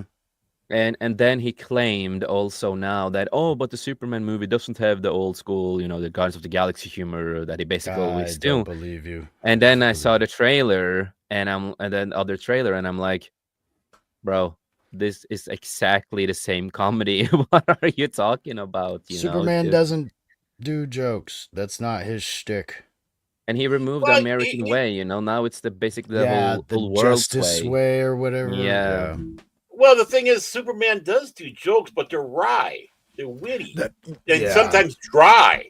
You know, and that's the type of humor like he has. Is, you know, he'll say something with a little bit of wink and a nudge, and you kind of have to sit back and go, "What did he say?" It's not like he's going out there being blatantly, you know, dropping jokes like gold. It would be like all the interactions with Lois. Lois would be like, everything will be fine. We can go and do this and it'll be fine. And he'd be like, oh yeah, everything's going to be fine. Yeah, right, Lois. exactly. It's like I saw the clip too, you know, with him, you know, they're trying to recreate that interview scene from the old Christopher Reeve movie, right? And I saw that clip and he's supposed to like be Superman in that moment. And he sounds like a typical Gen Z boy who just is annoyed by everything. And when I saw that clip, I'm just like, he sounds like a Gen Z gay boy who likes to put it up in his ass. That's what it sounded like. And he did not feel like Superman in the scene at all when he tries to be Superman. He's like, he acts too much like a Gen Z, you know, a kid. So you're saying he's Superman without the suit. He shouldn't have the suit yet. Yeah, exactly. Well, what it is remember, James Gunn is kind of projecting himself onto Superman. So right there is the answer. Yeah. And not just that, you know, also Nicholas Hoult talked about his Lex Luthor, and he said this is going to be the darkest version you will ever see of Lex Luthor. And I'm like, that's kind of what I expected from James Gunn, like make certain characters super goddamn dark, you know? Right. Yeah, Lex Luthor's a bad guy. He wants, I expect a dark Lex Luthor, but I expect some complexity to the character as well. Again, you know, I mentioned earlier how a character like Megatron wants power and control. Well, so does Lex Luthor. He wants power and control. It at least needs to be the level of what Rosenbaum gave us from Smallville. If you can't do more than that, you're not Lex. You need to be, like you say, ruthless. He's a business tycoon who just does not care. But even so when you I saw think the making trailer, a big robot's gonna bother him? No, and it's like even when I watched the trailer and I saw Lex Luthor, I love the actor Christopher Hoult. Nicholas Hoult. I like him. He's a good fucking actor. But I just did not get the Lex Luthor vibes with him. He just, I felt like, again, it felt so Gen Z styled in the modern world. It felt so, it's just like, this is not what I want, man. It's he like, does not Lex give Luthor. me imposing features. He gives me daddy's boy features. Like I see that guy, I was like, oh, this guy's just throwing around his dad's money. Yeah, right. Who does he think he is? Because he just is not imposing looking. I agree. I do agree with that. And it's been a long time since we had a proper Lex Luthor on film or TV. And I just also have to clarify this with the Zack Snyder's universe with Batman vs Superman. That is not Lex Luthor. That's Lex Luthor Jr. So that's the son of Lex Luthor, who's the junior. Just many people have forgotten about that, and not. There was like some small comics on the side before that explained a little bit more. And so he's like the son to Lex Luthor Senior, the real Lex Luthor that we love. So I never consider him as a Lex Luthor that we love and cherish, right? I did not know that. Yeah, no, that you kind of hear it in the movie too when he explains it. But I was Marvel. I didn't read the DC, so I'll take the Yeah. hit. I'll take the hit. We'll forgive you this time, Pat. I want to be. But again, the last time we really saw Lex Luthor is that was in the Supergirl show, with the guy from Two and a Half Men as Lex Luthor. Oh, he actually surprised me. I thought he did all right. He's not the best, but it was all right. It's like for that show. For that show, I mean, it worked for what yeah. he did, but it's not. What I'm trying to say again is that we haven't had like a real good Lex Luthor since back in Gene Hackman. Smallville. Come on, Gene Hackman, and also of course Smallville. Of course, it's I know you guys don't give that Superman Returns any credit. No, I like the Superman. I liked Spacey as Lex. But see, here's my thing, Padawan. I was so used to Gene Hackman as True, Lex I know. And they all said they're trying to recreate those early, like he was trying to be the Gene Hackman Lex. They're not trying to make it their own. They had an idea of what Superman they were going Returns. for, That is kind of a sequel to the Christopher Reeves movies. It's a continuation. Yeah. That was the thing with it. And when it was with James Gunn again, it was just like what I mentioned earlier is that he complained of why Marvel is failing. So James Gunn is saying that they make too many TV shows and movies, right? And then I'm just sitting here thinking, when I heard that, I'm like, well, you're doing the same thing. Yeah. You're like planning and creating as you claim and put out a lot of shit. It's like I can't even say that's what made them fail. Even they just didn't tie them right. Yeah, and it's Well, not just he's that. not going to either. No, exactly. Yeah. James Gunn also want to make video games and everything that connects to the movies that you have to get expanded universe of it. And if there are certain stuff you don't get to hear in the movie but just teased about, you practically have to go to a game or something. That's something he wanted to do at the same time. He talked about it a while ago. And I heard those games were actually the initial reception wasn't great, but people who have played that Avengers game and the new the Guardians game, even they said they were pretty decent games. I ended up picking up the Guardians of the Galaxy that's game. So good. I love the Epic. Guardians of the. Yeah, I love that game a lot. It is a really amazing, fun game, and it's one of the best Marvel games they've done in years, in my opinion. The Avengers game, I did not like it because they had a little new Miss Marvel for most of it. Yeah. It's just like nobody cares about this character. It's not that people are racist. It's just like it's a boring character. It it's didn't the same get thing brought in right. Yeah, and it's even the woman who created this character in the comics complained about this. Said, "Oh, it's your fans' fault, because you're not buying my comics." It's like, yeah, we don't buy your shit because it sucks. That did confuse me because they were pushing this new Miss Marvel, right? But in Doctor Strange, they introduced that other America. Chavis America, who is and I'm like, and then she just disappeared, and I'm like, why did you bring in two characters that you're just gonna get rid of? The reason they used Chavis is because she's a big LGBTQ representation in the comics. Okay. Yeah, because that was their message in that. Yeah, because her mothers are lesbians. Mothers, and she is kind of, I don't know if she identifies queer or gay, whatever in the comics, but I know she's not straight in the comics. She recognizes she's an ally. Mm. That we can say safely. She would be an ally. Oh no, she dates women. Well, She that dates still. Well, you know, I mean, do too. Hey, yeah, Same. my wife has dated women. But no, so she was like, And that you was know, after she married you. I know. but I have no, the so video to prove it. but she was a big representation of it all in the comics. And Miss Marvel is like, in the TV show, you know, they changed her powers. They made her into a Mhm. mutant instead. That she had Yeah. mutation in her and everything. And it's like I enjoy the actress who plays Mrs. Marvel in that show, you know. Because she is a geek though, and you know, she even explained, like, this was kind of funny because what Disney Marvel is doing now is that they are calling the main universe 616, and that's the comics. That's the comics. That's not, but they call the movie and TV show. Yeah, they call it 616 now. That got confirmed in the Doctor Strange movie.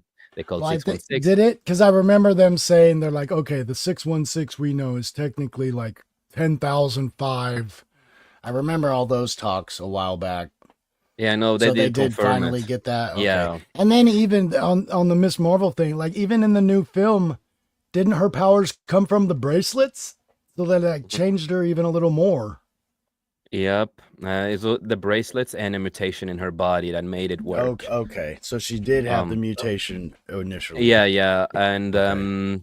but no, so the actress came out with an interview because she heard about that 616 stuff, and you know, she disagreed with it, and she's like, "This is the official name they used to have back in the day. Like, this is the official name." So I'm like, well, at least she has done her homework. She knows the lore, what they used to call And, the movie universe. and then she got in trouble for it because you're not supposed to read the source material. But you know Yeah. what I'd really like to see with Lex Luthor, honestly? I'd love to see them blend the original Lex Luthor with basically what we're seeing today is the John Byrne Lex Luthor when they did that reboot in the 80s. Mhm. The multi-millionaire head of the corporation stuff. But I'd like to have that connection I between the think you're mad asking too scientist. much. Well, yeah, because I'd like to see Lex Luthor in the suit. I would Yeah, like I to think see Lex Luthor we in might the see him suit. in the suit because in the movie it is already showing the suits and the stuff suits he creates. So we Mhm. might see him in the suit, or maybe Right. they are planning like, oh, we're gonna wait till next movie to see him personally in the suit. Who knows? But Yeah, and because that was such a major thing about Lex Luthor for the longest time is suit to battle Superman. And it's yeah, like, yeah, that's what. Have the mixture too. Okay, now it's time for me. Okay, I got my daily meeting done. I had my lunch then he meeting has to done. stop Now I got acting to like a go Gen Z bitch. right, and now I'm going to go out and kick Superman's ass. Yeah, exactly. Well, they all Yeah, are. That's just it. and and, They go and out there and they do a slap fight. Yeah, yeah, yeah, yeah, yeah, yeah, yeah, yeah, yeah, yeah. yeah, yeah. And I also want to give some context to Pam Wannabe here. So in the comics with Miss Marvel, right? So what they did later on in the comics is that they killed off Miss Marvel, the kid, you know. They killed her off. They brought her back because she was originally an Inhuman, not a mutant. And you know, Well, Inhuman, that's you're implanted with. technicalities. Yeah, Inhuman, you know, it's the alien DNA and all that other stuff. It's like a totally Oh, different was it something thing. else? Okay. Yeah, Oh it's no, I'm not That's why. thinking. I think I'm That's thinking why of a Brie different Larson group. played the part. Yeah, but it's completely different. So they decided to kill her off and then rebirth her. So she got revived, and then she got revived as a mutant and Inhuman. And in the comic universe, that makes no goddamn sense. It makes Yeah. so that's why that's like, you know, oh, we can change it in the TV show and movies, and then we just change it in the comics too. And then Yeah, the they were writer, doing a. I yeah, was just gonna say that was a kind of a vague thing they did at the end of of Shield too. The Marvel Agents of Shield, they had the Inhumans there at the end. yeah, no, I love the Inhumans of what they're doing. But with the TV show, It's just not the thing that I Sorry, go what ahead. I I'm just talking. no, what I liked with Agents of Shield is that they stopped at some point trying to keep up with the movies and doing their own thing, because when it comes to the movies, they did too much, and it was so hard for the TV producers to continue doing and connecting everything. And they just 24/7. weren't gonna Yep. include Agents of S.H.I.E.L.D. in the timeline the way we thought they were. In the end, not in the end, no. Yeah. They tried in the beginning. They did it well, like in the beginning with the Winter Soldier stuff and everything. It's like, Mhm. okay, they did it really well here and how they did it. Last season was weird. That's because they went away from the movies completely and just like, we're gonna do our own thing. And I liked it for what it was. But I'm just happy that they tried to go away from the movies, because the movies became too ridiculous for the TV show that was kind of more serious. But no, that's just how it is. Yep. And gentlemen, we do have one more story, the last story of the afternoon to discuss. And it's the main story for this afternoon. And that is about Warner Brothers and Discovery. Okay, what's going on there? Oh, The show or the we're- channel?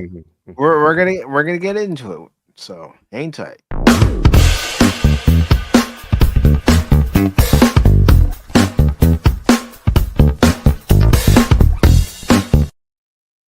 Pat, I wanna be, but do do do do. He's Pat, I wanna be. Oh, we're back. I like the beat. I know I Baron do likes the too. beat. I love that beat. I really Pat, I do. want a bass. That's a good Pat, I one. want a bass. Okay, I'm gonna start using that from now on. Every time I I see wanted it, to- Pat, I want to be. I thought I'm of gonna that call the you other day. Pat, I I want a wanted to bass. talk to Baron Pat- about Pat- that. Pan Wannabe, you need to make a new channel Pat, I where you want a actually do bass. music. I know. I want to talk to Baron. Might have to contract out his band. I don't know if they do instrumentals though. They Yeah, might they do. only. They might. Zuno okay. does. Zuno does. Okay.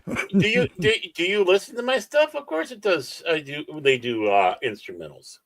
Well, I just haven't paid that much attention because I started thinking about this. I yeah. listen to them right when they come out because I try to watch everything at least that one time.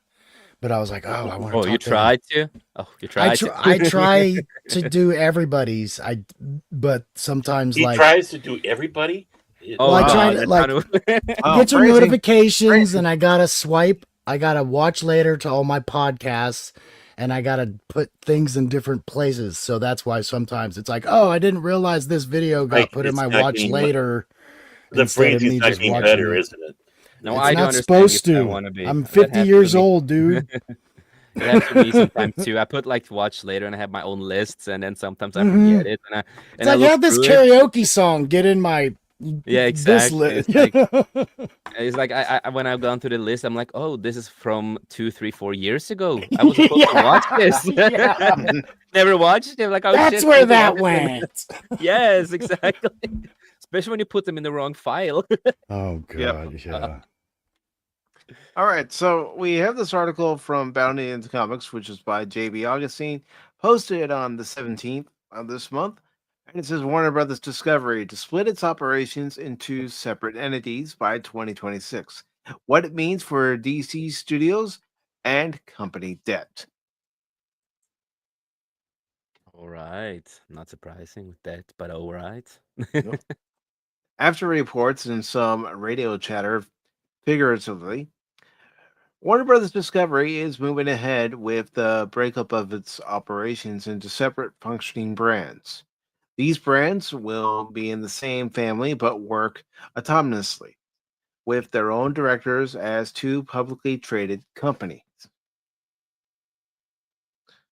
Like reports and speculation figured, the new companies will reverse some of what the Warner and Discovery merger did when it was finalized. They will split off the news, sports, and Discovery portions of the business away from the movie studios, the TV division, HBO, and streaming. The company, incorporating Warner Brothers Television, Warner Brothers Motion Picture Group, DC Studios, HBO, and HBO Max, will be streaming in studios headed up by David Zaslav. The company consisting of CNN, TNT, Sports, Discovery, Discovery Plus, and Bleacher Report, among other assets, will be labeled Global Networks, headed by WBD CFO Gunnar Wiedenfels. It goes on to say the cultural significance of this great company and the impactful stories it has brought to life for more than a century have touched countless people all over the world. It's a treasured legacy we will proudly continue in this next chapter of our celebrated history, as Zaslav said in the press release. By operating as two distinct and optimized companies in the future, we are empowering these iconic brands with the sharper focus and strategic flexibility they need to compete most effectively in today's evolving media landscape, he added. The separation will invigorate each company by enabling them to leverage their strengths and specific financial profiles. This will also allow each company to pursue important investment opportunities and drive shareholder value. Wiedenfels commented with his perspective, and that's who he is. He looks like he sucked on a lemon. Yeah. At Global Networks, we will focus on further identifying innovative ways to work with distribution partners to create value for both linear and streaming viewers globally while maximizing our network assets and driving free cash flow, he continued. Samuel D. Piazza Jr., chair of Warner Brothers Discovery Board of Directors, explains, we committed to shareholders to identify the best strategy to realize the full value of our exciting portfolio of assets. The board believes this transaction is a great outcome for WBD shareholders. The Piazza, this announcement reflects the board's ongoing efforts to evaluate and pursue opportunities that enhance shareholder value. Both companies will have an individual presence on the stock exchange. The tax-free move will be completed in mid-2026 if it goes according to plan, pending approval from WBD's board of directors. All right. It goes on to say it's a bold strategy, Cotton, but we have to see how it plays off. When WBD mentions debt and their deleveraging in their announcement, this all means when put together as analysis and reports such as one by the CBC point out is that they are in debt conscious. They have 38 billion of debt as of March, which they are trying to restructure and get rid of. Well, you can also blame a lot of that on the previous regime too. Mm-hmm. It says what they're doing is shuffling some things around in the portfolio and offloading the majority of their debt onto global networks. It will be a new venture, sort of, but it will encompass assets with bad reputations and or losing market value. Example, CNN, especially. It says over on the sports and entertainment side, content providers like AEW and the NHL can bring in satisfying numbers to the WB TV networks and even crow about it all they want. The fact is, cable and broadcast TV are dying, and WBD knows this. As such, they are looking to present and to the present and future of where money is streaming. I just want to say, look at that amazing picture of Christopher Reeve, man. Mm-hmm. Like that isn't the embodiment of Superman. Like you see, you feel Superman. Yeah. Truth, justice, the American way. The real way is the American way. James Gunn, do you hear that? They are satisfied with Max's growth, although, I do find it funny that they start off with their streaming service as HBO Max and then change it to Max for a little Max. bit, and then they And in changed it back to HBO Max. yeah, because in Norway they have they just kept HBO Max because in Norway and Sweden and Denmark, we do have a fast food place, a burger place called Max. Mhm. So people don't get confused. Yeah, you can't blame them. But Yep. they are satisfied with Max's growth and they want to maximize the viability of it and HBO by bringing the latter factor back into the equation. Max is becoming HBO Max again soon. Yeah, it's Global so net, funny.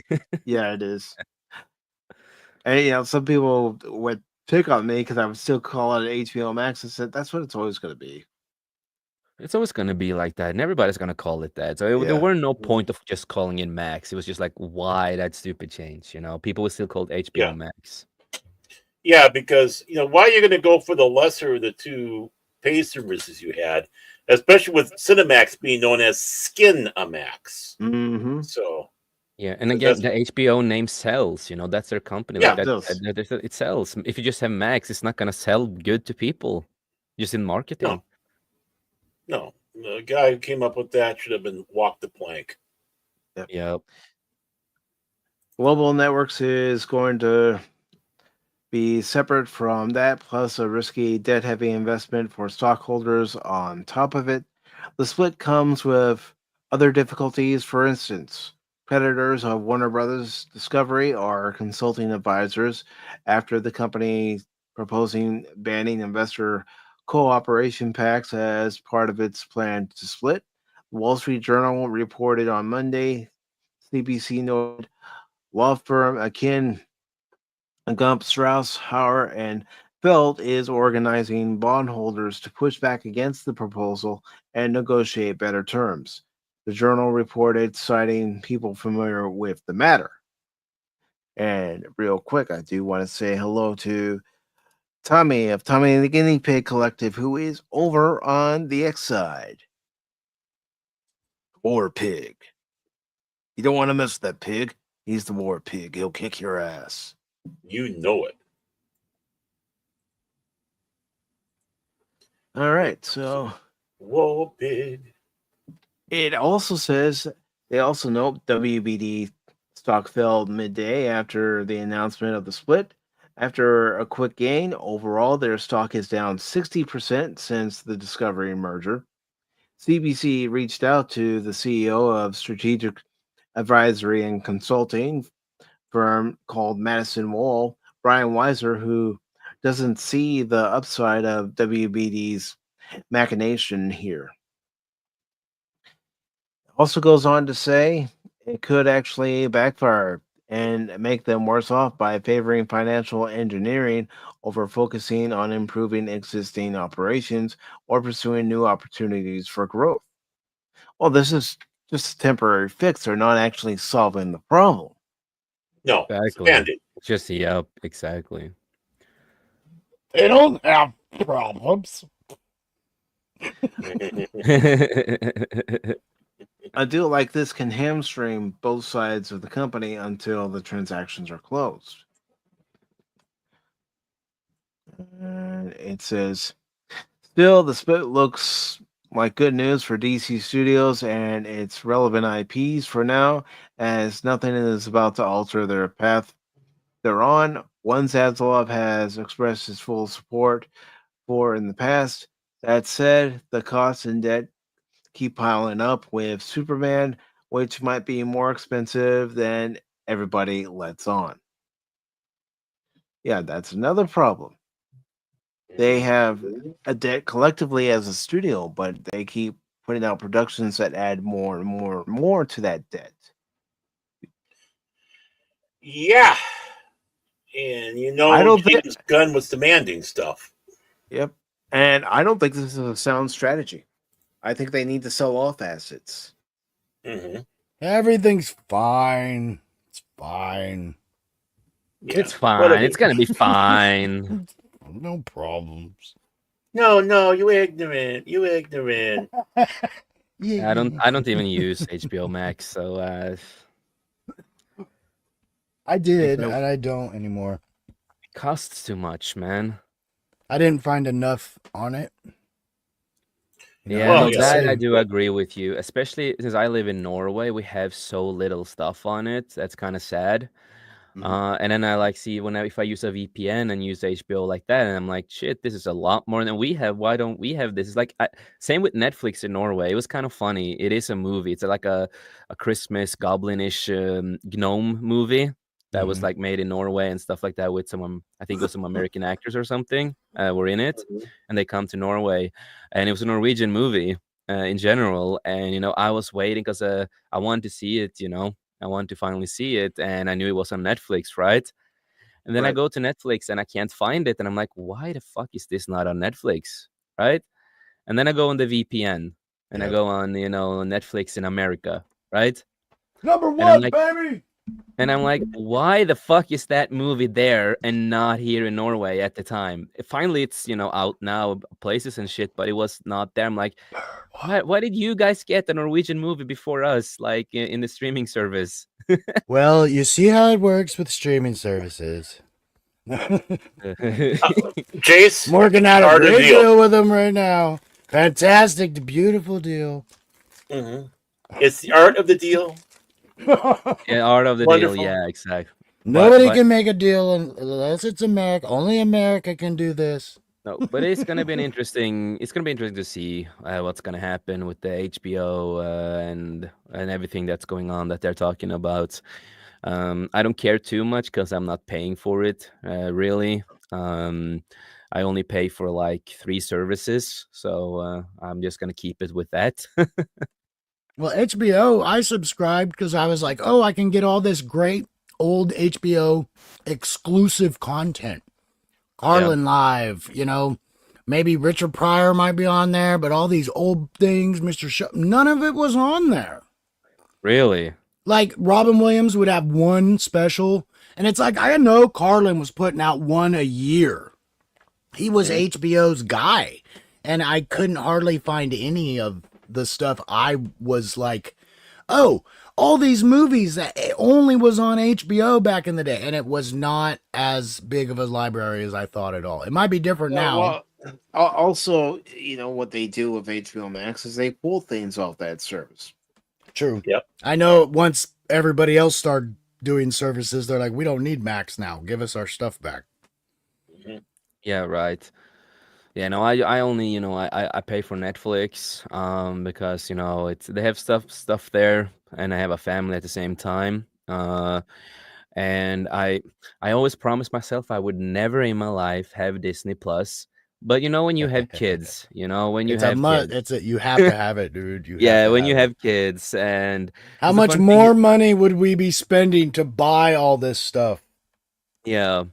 No, because the things that we were gonna watch, the first Hours movie, in the series, with the prequels, and then go up to the old one, right? The old ones, the original. And we forgot that TV that we're using did not have audio on it, so we had to use computer and stuff. And I'm like, God damn it! I took, I brought my Blu-ray, everything ready.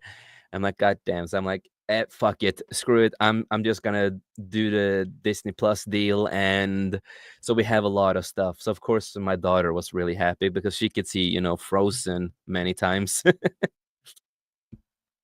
So The that's the only most thing that important thing. bothers me with Disney is they edit their own stuff when it gets to streaming. Yeah, It's like I the hate that. movie says it, the series Yeah. says it, but now it doesn't. It's all Mhm. PG, and it's like, man, those words sometimes make stuff better. Even though it's profanity, it's not meant as an insult. It's like, hey, man, watch your mouth. It's more of a defensive cursing than anything. Yeah, it is the same what they did with the Lilo and Stitch, the original first movie with the wash The dryer. pizza box thing, yeah. Yeah, and I'm like, why? That is so stupid that you fixed that part. That is the most ridiculous thing. That was Come on. the more you know moment. Yeah, That it's would just be a moment where the parents would go, now remember, I've taught you not to do that. Yeah. But they just take it out. It's like, we're going to teach your children. Yeah, that's why I always say, physical media is the way to go. It is, but getting back to this article and the It's split, an article. Warner Brothers is not making the right decision here. They're adding more problems than they're fixing. Yeah, and let's be Especially honest with with these this deal companies. having to be put on hold to be approved by the board Yeah, of directors. They're going to be you know adding more exactly. debt on top of it, like it said in the article. Yeah, And when you're trying to get rid of debt, you're going to have to sell assets, no matter you what they have are. to. You really have What? to. You're And you're going to Well, have to consider selling Looney Tunes. I know that is considered outrageous. Looney Tunes has been associated with Warner Bros. For so long that they're synonymous with one another, but you have to consider it. you have Come to. on, So- folks, help out. We don't want to see all our stars on Hollywood Boulevard Hey, getting so- selfies for money. so suddenly Disney buys certain stuff from them. Oh. Yeah, well, Mm. what if what they're doing here is a part of the plan to liquidate? Break it into Planned, different yeah. two different entities. That way, it's easier to liquidate off, especially with the debt. That Kind of the way, reverse they're hoping, merger. right? That way, it doesn't make the debt look as bad to a potential buyer. Where in these cases, if everything was together, then you have the 30-some billion dollars or whatever that they're in debt. Yeah. Maybe this is their attempt to make it look more enticing, More you might appealing say. to a potential buyer of whether it be the Yeah, studio, whether it be any of Mhm. the properties that they yeah, might have to exactly. sell off. Mhm. And the argument inside Warner Brothers is they're against it because they don't think it's the right way to do the liquidation. They rather do the liquidation elsewhere. Remember, we don't always get the full stories coming No. from there. But I think liquidation is high on the. I think it's high on there. And I think this is part of one of the people's plans to do it over there. So, what goes where, how, and why eventually after you do the initial break, and then you can start breaking it down from there. Okay, we sell this, we keep this. We sell that, we keep this. We sell this, we sell this, we keep that. Yeah, All you know down the line. exactly. Or we I liquidate mean, this. Get rid of I mean, liquidate this. let me ask everybody this, and by everybody I mean everybody on the panel, everybody in the chat. Would it be far fetched to think that they would just completely shut down divisions to try to save money? Yeah. Could happen. Like I was That's saying, good. part of it, as I was finishing up, liquidation. Not look, but just basically end it. Close it. This division. It no longer exists. So it makes it easier Yeah, to do that, going that way because, well, when you have a split like that, contracts with individuals changes, it Mhm. does. and it makes it easier to let something go, and have less fuss, especially the people that you're letting go. So yeah, Why I'd be just incredibly nervous over there. yeah. That happens when you don't have proper leaders in their companies and proper people that works with this. When the more you read that article, the more I started thinking, I'm smelling a failed venture clause in here somewhere. Like we split the company up, new division. We got so long to turn a profit, and if it doesn't, it's a tax write-off. Well, they've already had tax write-offs. I mean, think about the Batgirl movie that they were Shelved. filming and then they shelved it. Yeah, I I've still heard wanna Michael see it. Keaton talk That- about that. I want to see it. I want to see what they did. I want to see what the hell. They did Michael with that Keaton movie. is not unhappy there with what he there got was that paid. there was that Powerpuff series that they filmed Oh, the pilot for. goodness. Thank God that never came out. And we went through We the don't need trailer cuties all and over again. no, we went to that trailer and I'm so happy it never came out. And they do so many poor decisions too, and it's just like a lot of this stuff that you are doing, it's better just to cancel it. You need proper leaders here. You need people who understands how to run a company and make it work. And Not keep everything's made to be adapted. Not that too. everything. Exactly. How does that translate clearly the animation's going for cute little silly and you can't translate this thing like 50%. That's the best you'd hope for, where some things can be adapted fully, but I don't know. Anyway, I don't know either. I don't know. And Kavari says the plan is split the company, transfer all the $37 billion of debt to this new company. After a year or so, that company files for bankruptcy. The bank then sells off the TV assets. Yeah, right. Yeah. That makes sense to me. Right. And just like that, the debt is gone. It's actually very smart. It's a break glass in emergency situation. Yeah. Mm-hmm. But at night, not fully work either. It could But a lot of, because you know, just they're like not smart enough. glass, it's very transparent. Well, I'd Yeah. rather go to Epic Universe than Disney World. Because let me ask you this: could this plan backfire on them in such a way where it hurts both divisions? Yes. Mhm. Yes, it can. Yeah. Mm-hmm. What if it actually makes more money than the parent company somehow? Right. I'm talking about losses too. Yeah. Yeah. Both companies. Well, they could both be Losses, making. yeah. They both take a loss, and one company, the company you intended to go down, still outperforms you. Yeah. And see, the thing is if they're going to do this, it means they still got to make fundamental changes. Are they willing to do the fundamental changes that it will take to make the company successful? What they have been doing all Exactly. along, especially with the pandering, the bullshit, not having properly made films, insulting fans, having James Gunn on staff, all this Oh, stuff. yeah. If you do not change your ways, you're going to fall right back into that trap, probably even faster, and you won't be able to play this trick again. What? This is a Hail Mary cast, basically. Right. This is a last ditch thing, and the important thing is change, and that's the big thing. Do we see them changing their ways? Honestly, I don't see it happening. I don't see them changing their ways. I see them continuing the course. Right.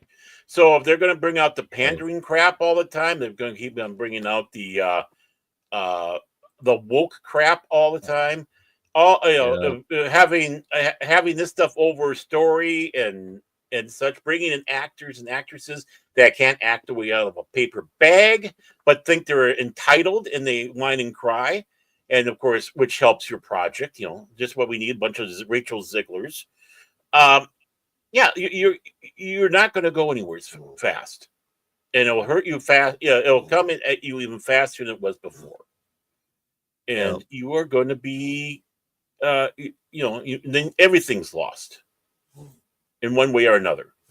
Whether divisions are fully closed or they're being meted out in sales. It's like storage locker. It's Warner Brothers. Mm-hmm. Yeah. Okay, we want to see what's in this sound stage. Okay, who wants to bid on this sound It's gonna stage? be interesting to see how this is gonna evolve through the days and months and years and whatever. Yeah, it will. And are they going to be able to last that long? That's the This is supposed case. to be happening next year. True, because the landscape in general for entertainment is constantly changing. Oh, it does. Well, they already yeah. got studios built in other places. Everybody, all the actors, And actresses, everybody's mentioning that. And they would probably have to sell those studios in other locations. Well, I'm just saying the newer, the new companies coming in, like Netflix is building a studio. These other, like they're saying that the production is being taken away from Hollywood because not everybody's building there. Because who wants to build in California? Right. They all say it's the most expensive place. It is. Right. Mm-hmm. So at most, to me, from the actor's point of view, it's like, oh, so you might have to travel a tiny bit more. Like you may not be able to live in the town that you are filming in. But that sounds like normal to me. I know everybody tries to live at home and do stuff more related to their heritage, but they'll get the money from these companies. It's not like they're just going to be like, oh, work is gone. I mean, Well, everything was centralized originally because you didn't have the ability to travel across the United States when this was all starting. mhm. And they eventually had to decide, where are we going to do this? Are we going to do this on the East Coast or the West Coast? Well, California won out. And it's all Vegas, because of baby. transportation. Yeah. It's all because of, well, they didn't have Vegas back then, at least not like we know it. That didn't come around to the 40s. Yeah. But with that that's why it happened. Now we got this globe-trotting society, literally. So all the stars are telling us it is bad to take private jets, to travel around in our cars to get the job, are on their big gas fuel guzzling jets going from one project to another. Right. Yeah. Taylor Swift. Taylor like Swift. Taylor Swift. Yeah, Taylor Swift basically flying her big plane across man. town. Almost I gotta literally. go see my boyfriend's game. Yeah. And then I play in Tokyo tomorrow. Yeah. Hey, So look I at mean, Leonardo DiCaprio, who is, trying to fight with this environment thing, and he's gonna be all this, and then he has his own private jet and Yaku, Okay. every little single thing, So The only thing Leonardo DiCaprio needs to fight is a jump rope. That guy. I mean, jeez, dude. But and he has to start, Kavari- dating older women. Kavari does say that Kavari thinks that David Zaslav is the best thing to happen to WB, since Zaslav was able to get rid of the gaming division and get rid of debt and restructure the studio and finally give DC its own studio. But again, this is gonna have to be a wait and see type of deal. Yeah. A wait and see type of deal that could backfire. You hope for the people involved, especially if we want more future entertainment in movies and TV, that it doesn't backfire. But with, again, the landscape in Hollywood right now, anything is possible. Any company can go under. Yeah. well, It's that's not just good it. for the Hollywood world. It's not good, and it's not going well for any of them. Did Zaslav come in time? If he truly is the best hope WB has, is he late to the party? Yeah. That's the And big can question. they do what they want to? Because we all see it now. Politics are a little more involved in everything, but with the idea, I'm just go off the idea that you get into it, you get to do a couple things that you want to do, and then you kind of get sucked up or sucked into the machine. They're like, oh, well, remember that other thing you want to do? Well, you can do that, but we want you to do these things also. So Yeah. a lot of the people that were like, oh, they did so good, they don't get to work freely once they get in there. And like he said, Zaslav could be a great thing, but he's not going to get to do what he wants at some point. They're going to put a wall in front of him and go, no, that's not what you were hired to do. This part's fine. Don't go through this locked door. Do not look behind the curtain. Yeah, Well, and the thing is, as owner and CEO of the company, members of the board could block his decision. Mm-hmm. And those guys have different things going on. They have different. They're looking out for themselves, where he may not be looking out for the shareholders immediately.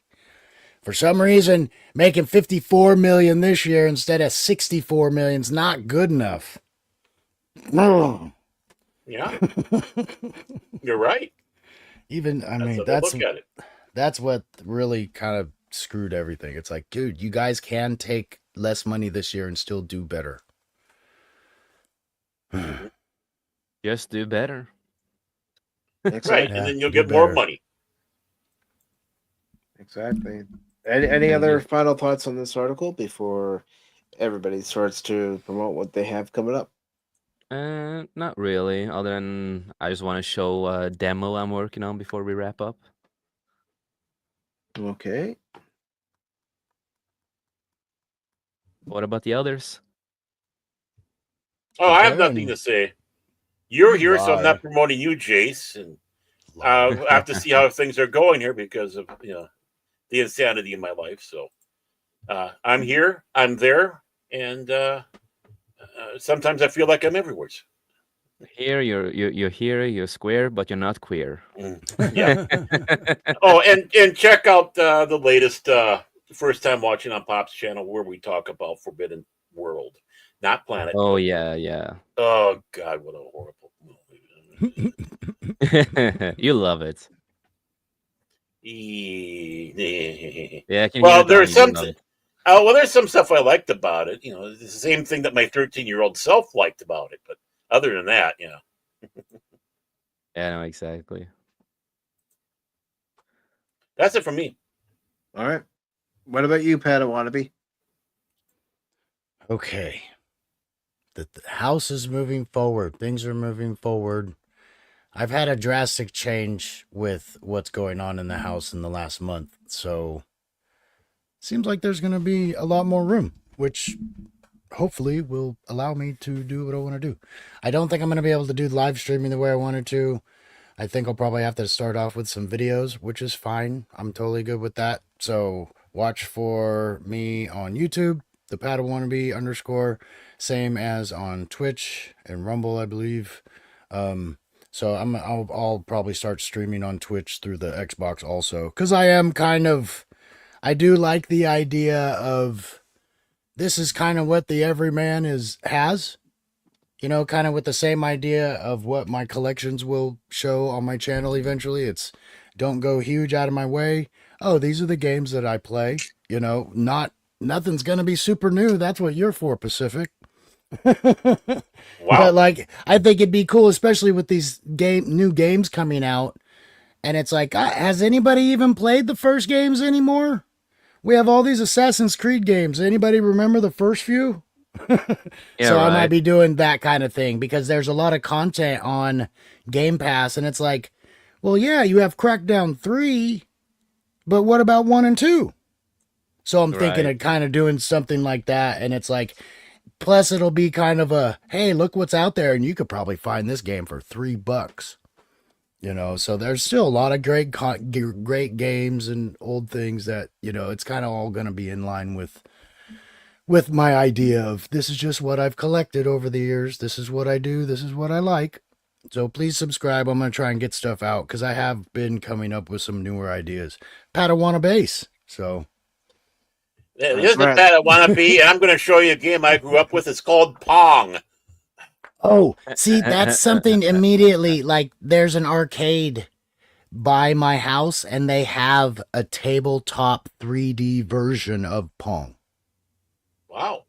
Like, your paddles look like little Tetris blocks, and there's a little square that is magnet driven. So it's like, oh, this is awesome. Like, that, I'll do that for a short for sure. And when I decorate the tree this year, I'm going to do a lot of shorts. So, and even the videos will turn into shorts. So you finally knocked down that wall on your trailer, and now you have an open air living room.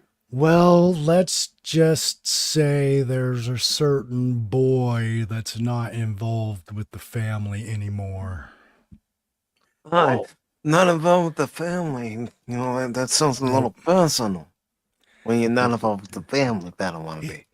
He didn't fulfill his side of the contract, so we had to do what was necessary. You whacked him. Oh my word! Hey, I'm not saying nothing. You went Joe Pesci on him. not there. You think I'm funny? Yeah, Hey, let me come over here and let me talk to you. We got to talk about a few things that have been going on that I'm not too happy with. So, first of all, you're not dating my daughter anymore. So I don't even know why we keep you around. Frankly, I don't even want to see your face. If you know what I'm saying. So let's just say a lot more space is going to be freed up. And it's like, oh, you mean I might not have to have my man shed be a storage locker? So a lot less things to worry about around the old homestead. Well, be like Animos and get your, use the she shed. Well, it always had more stuff in it than it should. And now won't have this stuff in it anymore. I might actually get a chance to finish, like put the insulation in all the way and do the sheetrock and stuff. So this summer could be a big change. We just got to make sure we can fund everything. But this is a situation I haven't been in for a couple years. So this is, before I was always trying to make do, and it's like, no way, I actually have my office. Wow. So it's kind of nice. Because let's just say they took over the garage. All the stuff that was in the garage had to get moved. Yeah. And now we need to figure out what's in the garage now, because it's just all piled up. Because he's like, I need space. And you walk out, it's like, well, I don't know if air conditioners are supposed to be upside down. No. Wow. So let's just say it's going to be a lot less stress. Yeah. I understand you need room, but could you say Ask a word first. to anybody? Anybody? I'm just hoping that the things I have in there, I'm not going to get to them and they're snapped in half, whatever's out there. Yeah. And real quick, I just want to read Kavari's comment here, where Kavari says, take this with a grain of salt. But I heard once they get rid of the debt, they will be able to borrow billions against the assets. And the plan is to build theme parks like Disney with a loan. I take that with a grain of salt too. Yeah. And if they're going to do that, at least make it affordable. Yeah. They need to. And Shane says, Pacific is an elite gamer. He carries me every time we play Rivals. Actually, it's the other way around, Shane. You know that. You're the healer. Yeah. You Take the carry us compliment. on your shoulder. Mike Take is the a compliment. delete gamer, not an elite. You forgot the D on there. I mean, yeah, I have gotten better as a healer in the game, but I'm not at the level that you Healer are. is the worst to play. I hate playing healer. I'm not at the level of Steven as a healer. Physician, But I'm better than I used to be. I'm just pure tank 90% of the time because that's what I love to be, is a tank. Yeah, he's got curated band-aids now. That's how good Mike's gotten. Because he's stuck on a band-aid, because band-aid stuck on me. Now, Jace, before we show what you have lined up, I do want to give an update to something I had mentioned last night. Yes, of course. So I'm going to go ahead and share my screen. Woo! Because, folks, we're getting closer. It updated always last night. Oh, good. I don't have to ask. I always like for show and tell. Oh, We are getting closer.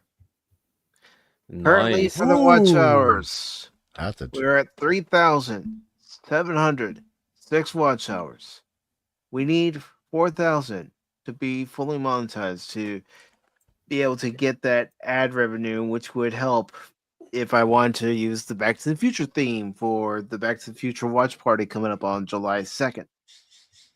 well, I've been shooting at least 100 hours a week over that direction. So. And it shows. It shows. I thank you so very much. I know at some point it will catch up. I know we kind of started doing this a little later, but hey, Kiss up. Get it when you get it, right? And as you can see, this is what it's showing the data, and it actually tells you why it takes so long, because it looks to see, who are actual viewers as opposed to bots. And I've heard a few things as far as likes and actual watch out. Like, you can't just put this thing on mute in the background, or a lot of times it's not registering it. Is that correct? As far as muting the playlist as you're playing it back, that shouldn't have any issue.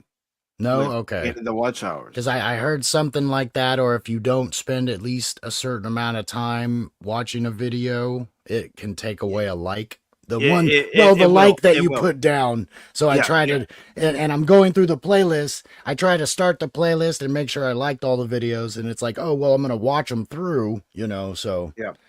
I don't know if likes matters when it comes to that kind of stuff or not. But something I could say is, when it comes to watching a video, or even if you subscribe to a new channel, try watching the content. This is what I do. I don't know what the YouTube recommendation is. but I try to watch it for at least 5 minutes, so the Mhm. algorithm picks up that I was Yeah. at least there. Exactly.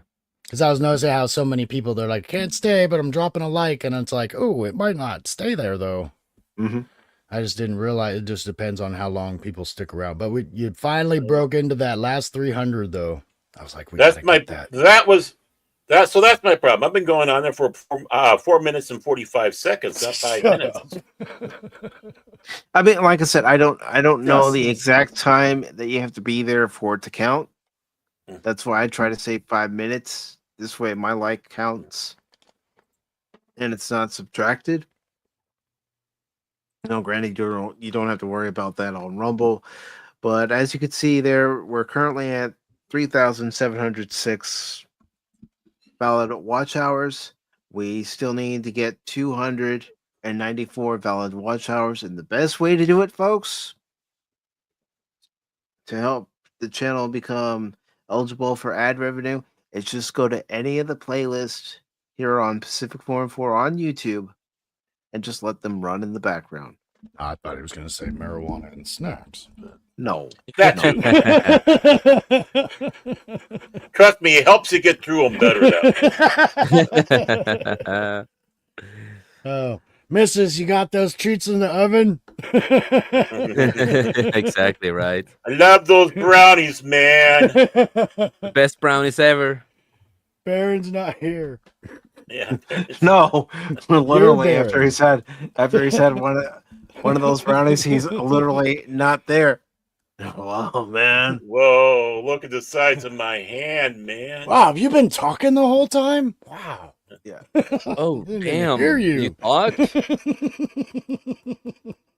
But if the channel sorry, reaches the 4,000 watch hours and is approved to become fully monetized, a full YouTube partner, because I'm currently in the YouTube partner program with what I earned at 500 subscribers and the watch hours I had at the time, And he's been Yeah. a good boy so far. to get the memberships, the So super far. chats and stuff. Well, that's why, I even said it last night. As long as I don't do anything to screw it up. Gotta And he's gotta watch those game streams, Bunny. You're getting a little you see, he's worried about something screwing up, and he still keeps me on the show. I like that. He's a brave man. Foolish, but brave. one of these times we're gonna get a nice big 10-time combo expletive from you. You'd be like, Yeah, right. But I know with revenue sharing that whatever the video happens to make an ad revenue, part of that would go to the company that the music is licensed to. I get that fully. But say if I wanted to use one of these songs on one of my videos, I would be able to do it, no problem. No copyright claim, no copyright strike, none of that. As long as I have the license and everything, I should be fine. And as long as it meets the duration that it's allowed to go for, I should be fine. Because some of these, I don't know if the ones on here are gonna show. Okay, no, that's not what I wanted. and you'll be able to finally get all those YouTube viewers. I don't even watch something unless it's got copyright music behind it. Oh my You know, God. Screw them. there are people that like to have the actual music. I mean, as I mentioned last night, I would have loved for the Transformers 40th anniversary stream that we did last year to actually be able to use the full You've theme got the without touch. any problem. Yeah, use the touch, even if it was somebody's cover of the song, still be able to use it without any repercussions. Well, I could have done that for you. I mean, that might not be a good singer, but you got the touch. You got remember, the power. remember that karaoke stream? Oh God, yeah. As fun as it was, all the Oh, copyright man. claims. Yeah, they Oh, always yeah. fight with everybody fights Hey, with that. Baron, you can just sing, man. I am a music maker, so I can just auto-tune your voice, man, and you will sound perfect.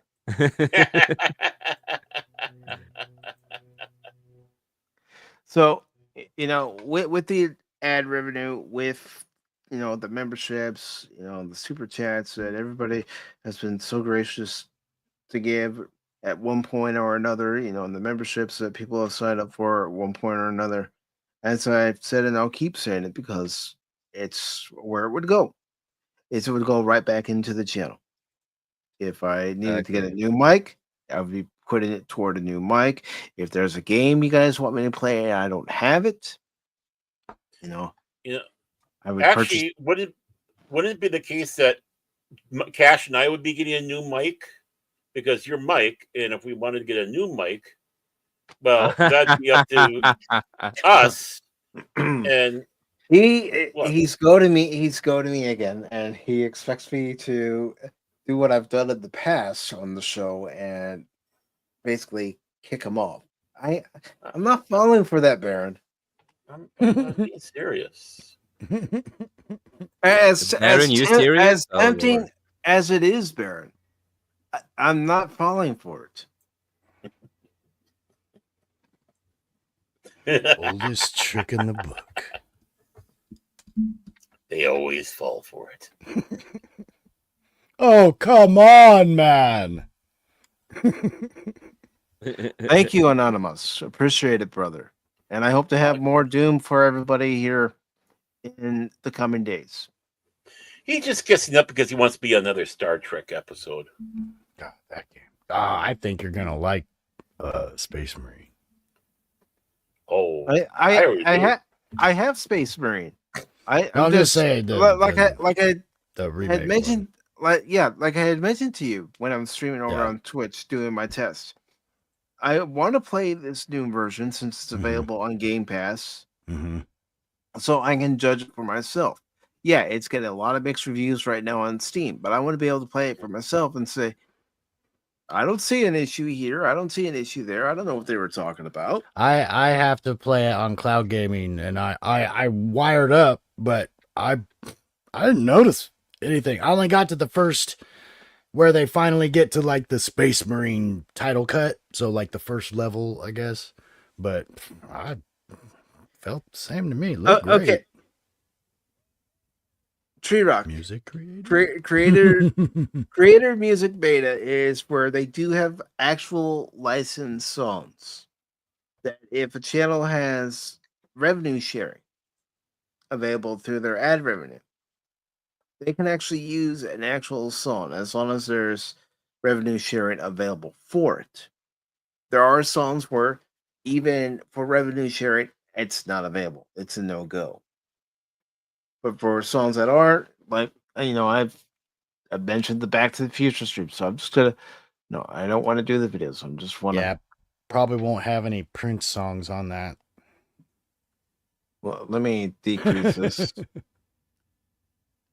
All right, so let me just type in Back to the Future.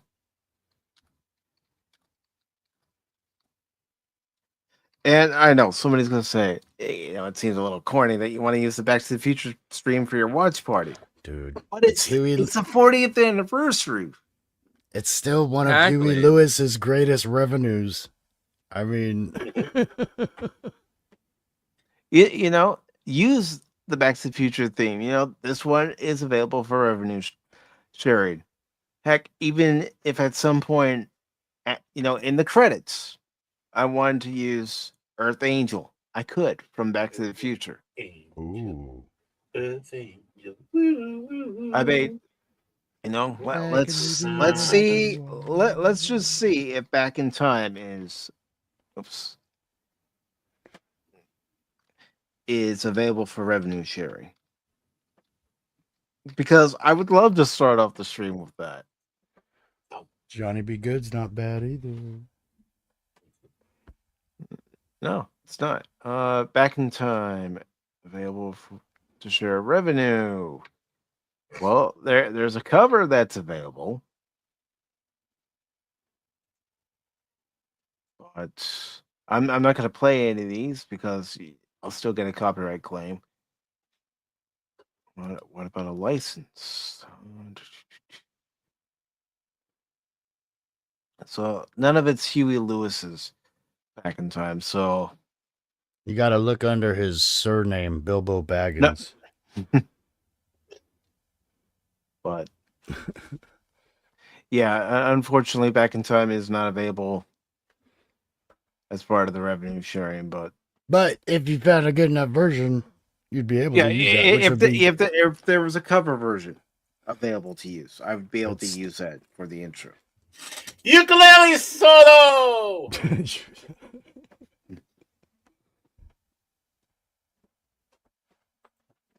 Because my goal is, again, for anything that this channel makes, to put it back into the channel and do everything that needs to be done to improve the content on this channel. Exactly. And I see that we have Phil McCracken there, but first, what did Anonymous say? I'm good at kissing butt, Baron. Got it down to a science. I know he does. Phil, I'm just going to address this once.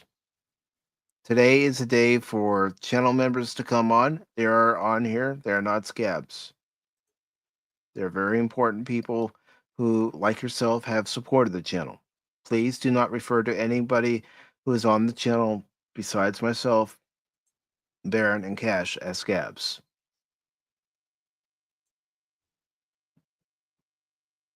I can't do this channel without the support of people that are here.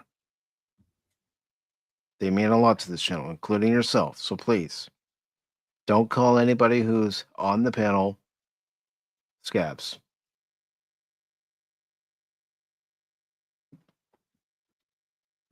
But with the ad revenue, whatever any of the videos make, and of course, YouTube's going to go through a review of each and every live stream, each and every video to tell me which ones can be monetized fully, which ones will be monetized partially, because there are some episodes of Pop Talk where we let loose. We didn't hold back. So I got a feeling there will be those episodes that will be partially monetized or not at all. Boy, I wish they'd take some of that effort, just half of that effort, and go after the maps in the CP that floats around on the old YouTube. just so you know, Pacific, I am kinda that what he was mentioning. Not in the way he was mentioning, but I am super cool and a big subscriber. So No, I know what you mean, though. I don't want anybody coming into the chat and saying, "Oh, look, it's the scabs," you know, the replacements for the main full guys. No, again, this is a stream for today where all channel members can come on. Next Sunday, it'll be Stealth as optional members, and nobody scabs. Everybody is important. Everybody who has taken the time to support the channel, listen to, watch Pop Talk at any time. Even back in the days when I was doing the box score recapping the Cubs game, anybody who's been there for that long, you all mean a lot to me, and I appreciate all your support. And don't diminish my relationship. I finally have friends, even though I have to pay for them. But see, Pat, I don't want to be. You don't have to go back and watch all those playlists to help me get to 4,000 watch hours, but you're doing it, and I appreciate it. You don't have to sign up for a membership and have that membership for what's going to be 2 years in August. And But you do, are and welcome, I appreciate sir. it. I appreciate it. Like all your viewers do. You know they do. I've told myself, keep your feet on the ground. Don't look Don't up. get arrogant. Don't think you're, top shit all of a sudden, and then someone's gonna come along and knock you down several pegs, and you're gonna realize you're not as big as you thought you were. Right. Do not Well, touch physically, my I am. drum set. Baron got us all beat physically. Yep. Did Baron eat Cash? Which link isn't working, Shane? He wanted to join the stream, but I told in the chat it's a membership stream, so Yeah. he's not That- doesn't have the membership. Don't worry, Shane. Don't worry, Shane. There's still going to be editions of streams where I say, Oh, "Come on in." One of us. One of us. I'm not See, that I'm about- mean. yeah. See, I'm a dwarf planet sized right now. So just to let you know. Me and Pluto hang out. And DJ Santa, he wants to make a joke about Stealth and Frodo, even though it's not how the place is spelled. Stealth is optional? I don't know what that refers to. Have you been in the turtle food? You're right, Lady Mist. I think. That makes no sense. That doesn't make sense. Just doesn't make sense. No, you ignorant. You ignorant. I do No, not I'm like fish sticks.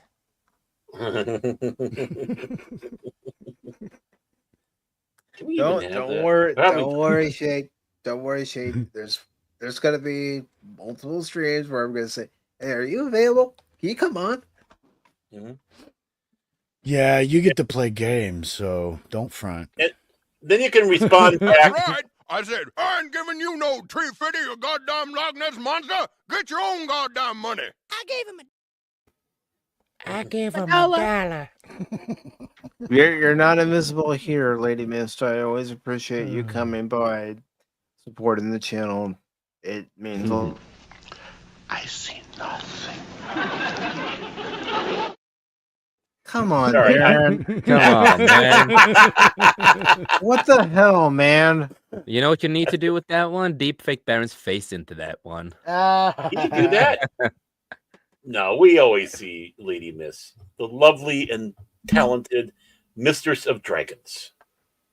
I'm And we not get him. feeding. I'm not feeding people bullshit here. I am appreciative of No. those who still want to come by the channel. We've had a lot of people come and go, Mhm. and I'm appreciative of the ones that still like to come by, and the I ones saw that some new names. will come by when they can, which people do. I have seen people come by when they can't. I know they're busy. Mhm. Exactly. We appreciate everybody. 24 Fusion was missing for a while. That guy finally made it back.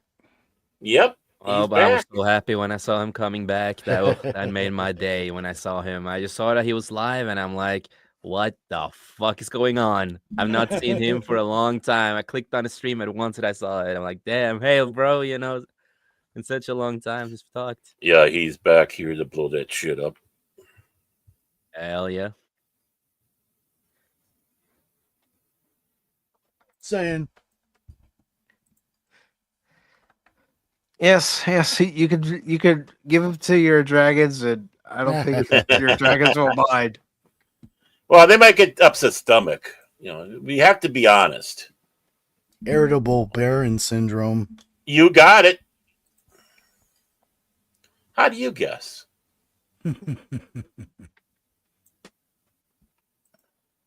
I'm not that irritable. Well, okay, somewhat. No, I don't need either. That's why I've even told people, even on live stream, don't blow smoke up my ass. Yeah, I charge for that. we know. We know. I saw the price list. Gotta make my bag, baby. Mm-hmm. And Anonymous says he was never here. Never here. Yeah. Oh, okay, pal. Okay. He's a Anonymous. Anonymous. Anonymous.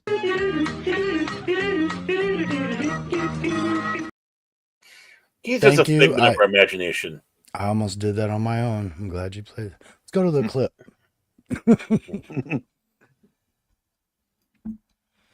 Well, you know what? We're all from different walks of life here, and everybody who seems to meet at not just this channel but other channels, we're family. Yeah, dysfunctional one, but we're family. Some of us, like Baron, are big goofballs, and yeah, there are times I'm a goofball. Then other times, and I've been called out on this on other streams where I'm quiet and serious. Well, Mhm. it I like also it when you're depends. serious. It also depends on what the topic is, or sometimes if I'm joining Steven and Shane in a game Oh, that that's we're playing, impossible. yeah, sometimes be serious, I'm just there for the friendship. I'm not there to get silly and goofy. I'm just there for the camaraderie with friends. Exactly. Kind of have to with Steven. If you get too personal with what he says, you might start hating games. Mhm. Oh man, I love it though. It's funny. It's like finally someone on our side. Well, for now, you can still say fart on YouTube, but you never know. That seems to change on any social media platform as to what you can say. I got the Fart, fart mic queued. Oh no, fart, please, party, fart, please, fart. It's over here. I got it ready to please, go. It's right please, here. no, don't play any fart sounds. No Please, farting sounds, please. no. That'll just bring me back to a New Year's Eve stream that we did, and somebody did Smell-o-vision. that, and I wasn't too happy. I wanted to keep it, a cool, calm, relaxed stream, and then somebody plays a fart sound. It's like, really? Come on. I was Mike, gonna say playing one, yeah, but that if you're doing a wasn't relaxed stream, it might just. Mike. That wasn't a that. What I didn't play a fart sound. I just brought the microphone to my rear. That was live. That it wasn't Memorex. I didn't need to know that, Baron. More So you that's what know. happens when you push on the belly button. I did not need to know that, Baron. You could have kept that to yourself, and everybody would have been The more fine. you know.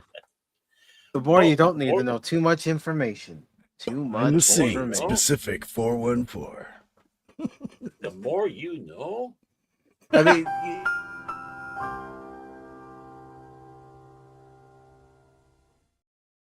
Oh man, it's in my Yeah. mouth. Ah.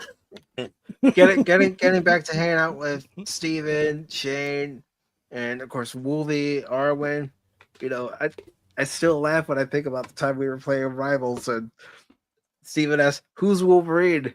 And I said, "I'm Wolverine." And Wolfie will repeat it every now and then. "I'm Wolverine." I'm Spartacus. I'm Spartacus. Let's see. So it was Cash Money who farted on air. Right. That's what happens when you swim under all that pressure of gold coins. But real quick before Jace shares his video, I do want to let everybody know that if I do a game stream this week, more than likely 99.9% of it will be on the Twitch channel. I will probably try to attempt to do a stream on the YouTube channel or Rumble channel, if not both, as long as things are stable. I will try. And what I'll most likely end up playing is the continuation of Doom the Dark Ages. And of course, Wednesday at 6 p.m. Eastern, we do have our watch party of a Cashmoney007 recommended movie. And that movie is the Bob Odenkirk movie, Nobody. And this I will love be the it. first time I've I seen love it. it. I'm excited for the sequel. So excited. Yeah, will we be watched the pleasantly trailer for the surprised. sequel, and Cash was recommending that we watch the first one. So it's okay, fine. We'll have it as a watch party. When is it watch Just party? because, This Wednesday at 6 p.m. Eastern. I will see if I can join Just- just I mean- because Cash produced it, we don't have to jump to his whims. it.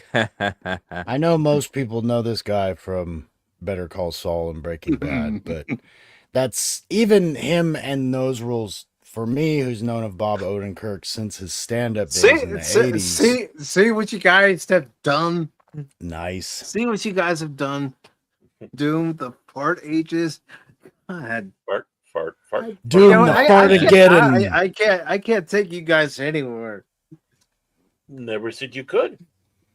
You guys would be like the Three Stooges doing your bid. I'd be like, all right, fine. I'm gonna be over here. I'm not with them. I don't know him. Hey, Mike! Mike, you gotta try this. Try what? No, thank you. No, No, thank you. no. Oh. But Bart Jace, Blossom surprise. Yeah, me, yeah. what's coming up on 540 Studio? Well, 540 Studio. I am gonna soon next week. I am gonna finally get the implant in my mouth of the new tooth and stuff like that that I've been working up to. So it's gonna be a long break again because they're gonna go inside my bone and operate it and then put in the implant. But That's kind of a funny way to go if they're going through your bone to get to that's on the other side of the body, man. yeah, it's inside of the body. I mean, I Yeah, can yeah. see the doctor. I can see the dentist going urethra. I think I found it. Isn't that the Yeah, long but- way to go? You know what I'm saying? Yeah, that's what I Why mean. not? I'm But no, confused. I'm confused. finally, after many years, I finally, will get it, and it's gonna get fixed.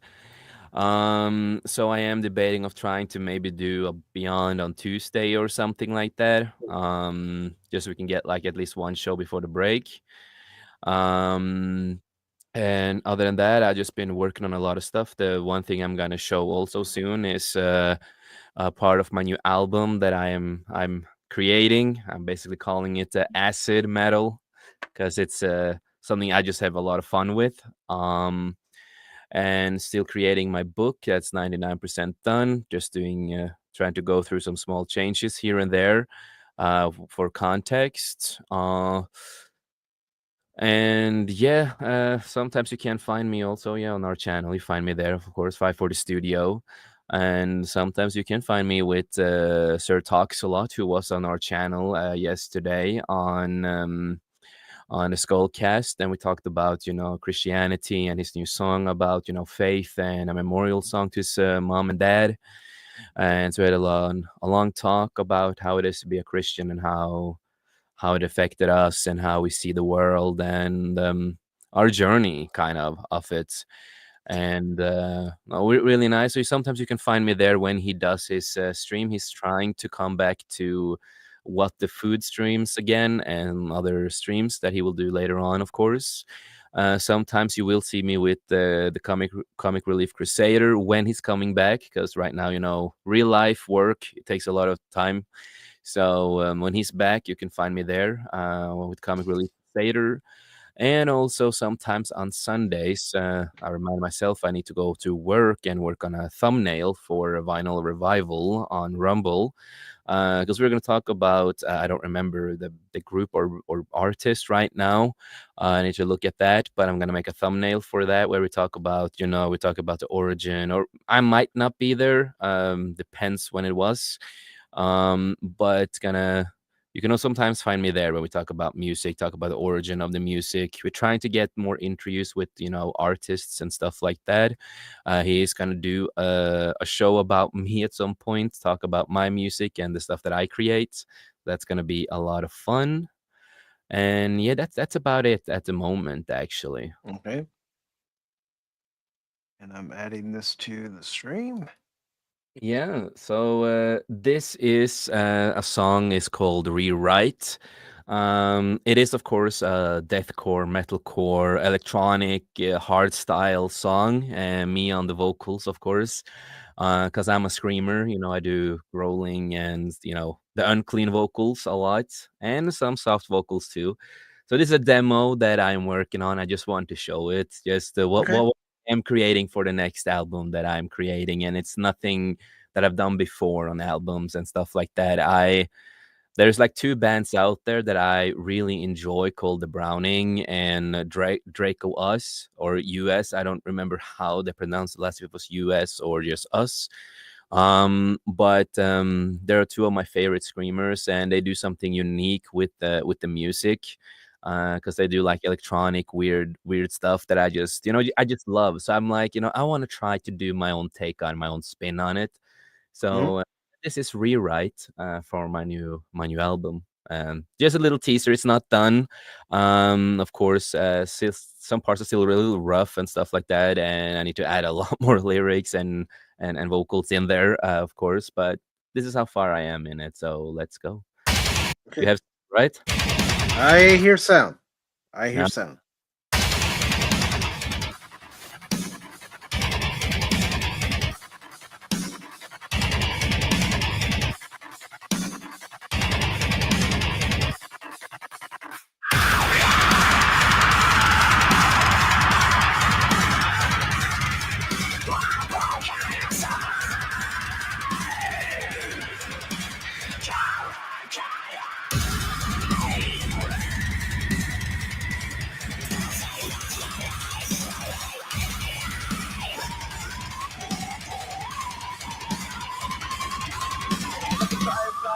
Burning deep, deep within. Turning up to fight it, but the wind won't get grit. Every step I tend to take, I feel the pain. Caught in a storm, drown in the rain. Shadows creep, tear apart. Fragments of more, screaming but no one hears. Through the darkness, don't break these chains.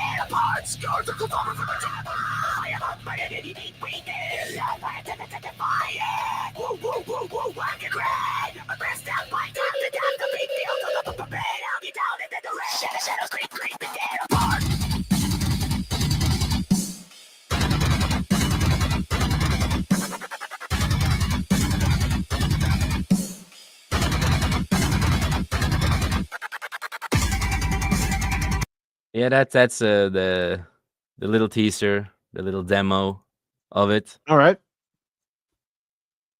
I like Really that. You liked it? I like I feel like I got teased.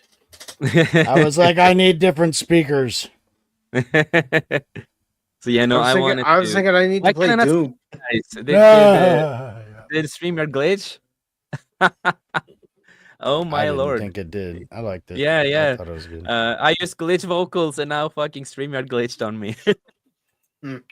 But no, I'm really excited for this project that I'm doing. Really fun doing the vocals on that, and no, that's the kind of music that I love to do, and I wanted to do something unique, something different, and just I want to metal with hard style, some proper hard style. You just go ballistic and glitchy when it comes to the hard style part, and yeah. So I'm excited to create a whole new album. I'm gonna spend a long time on this and make it the best album I've ever done.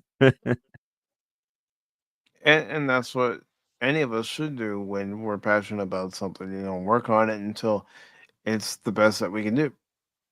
It's like I already have 2 albums from before. It's like I have already done music from before, and I'm thankful for all the feedback on it. But it's just like I was not really happy with them because it's just like Hey, George Lucas. It's like everybody is like most people love my soft album and I just do clean vocals because it's like a journey of history of like heartbreak and mental health and stuff like that. But it's just like I'm not the guy who likes to make soft music. It's just it's not really my thing. So that part of me is like on the shelf right now because I'm just like I don't really like. Yeah, it's easy to make. It's easy for people to like listen to, but it's like it's not me. You got a couple more decades to get there, man. Do it when you can do it. I do mean, when like when you can do the heavy stuff, that's when you got to do the heavy stuff. You can't be 80 and doing super speed metals. But no, it's like I've been in so many bands and since I was young, and I always want to create like something that I really enjoy. It's like I love old school MySpace time of deathcore when it was like super dark, yeah, a lot of black metal inspired, and it's like I really love the old stuff back in the day. I still love a lot of that music to this day. Um, and when it comes to soft music, it's like I listen to a lot of soft music, a lot of stuff I love, of course, and it is, fun to make, but it's so simple to make. It's like fucking hell, man. It's like soft music you can make on a week or 2 weeks because it's so simple at times. It's just so simple. Less It's just less like overlaid tracks, less yeah, everything.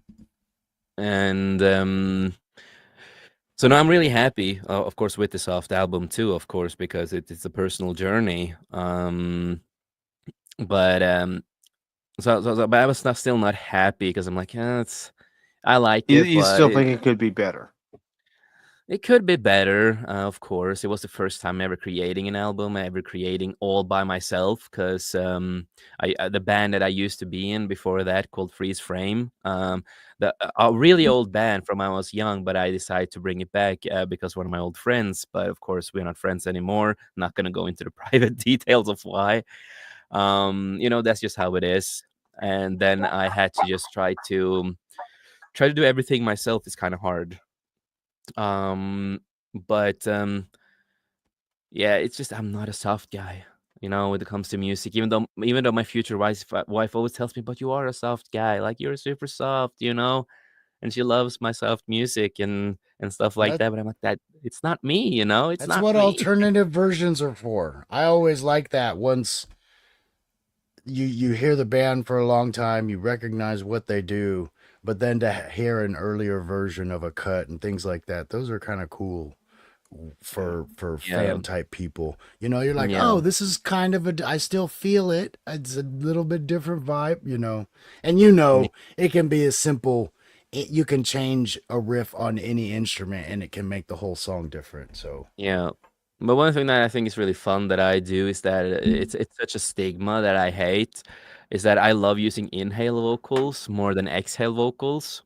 Um, and you get more roughness with the inhale. And a lot of my favorite bands actually uses inhale, like the Browning.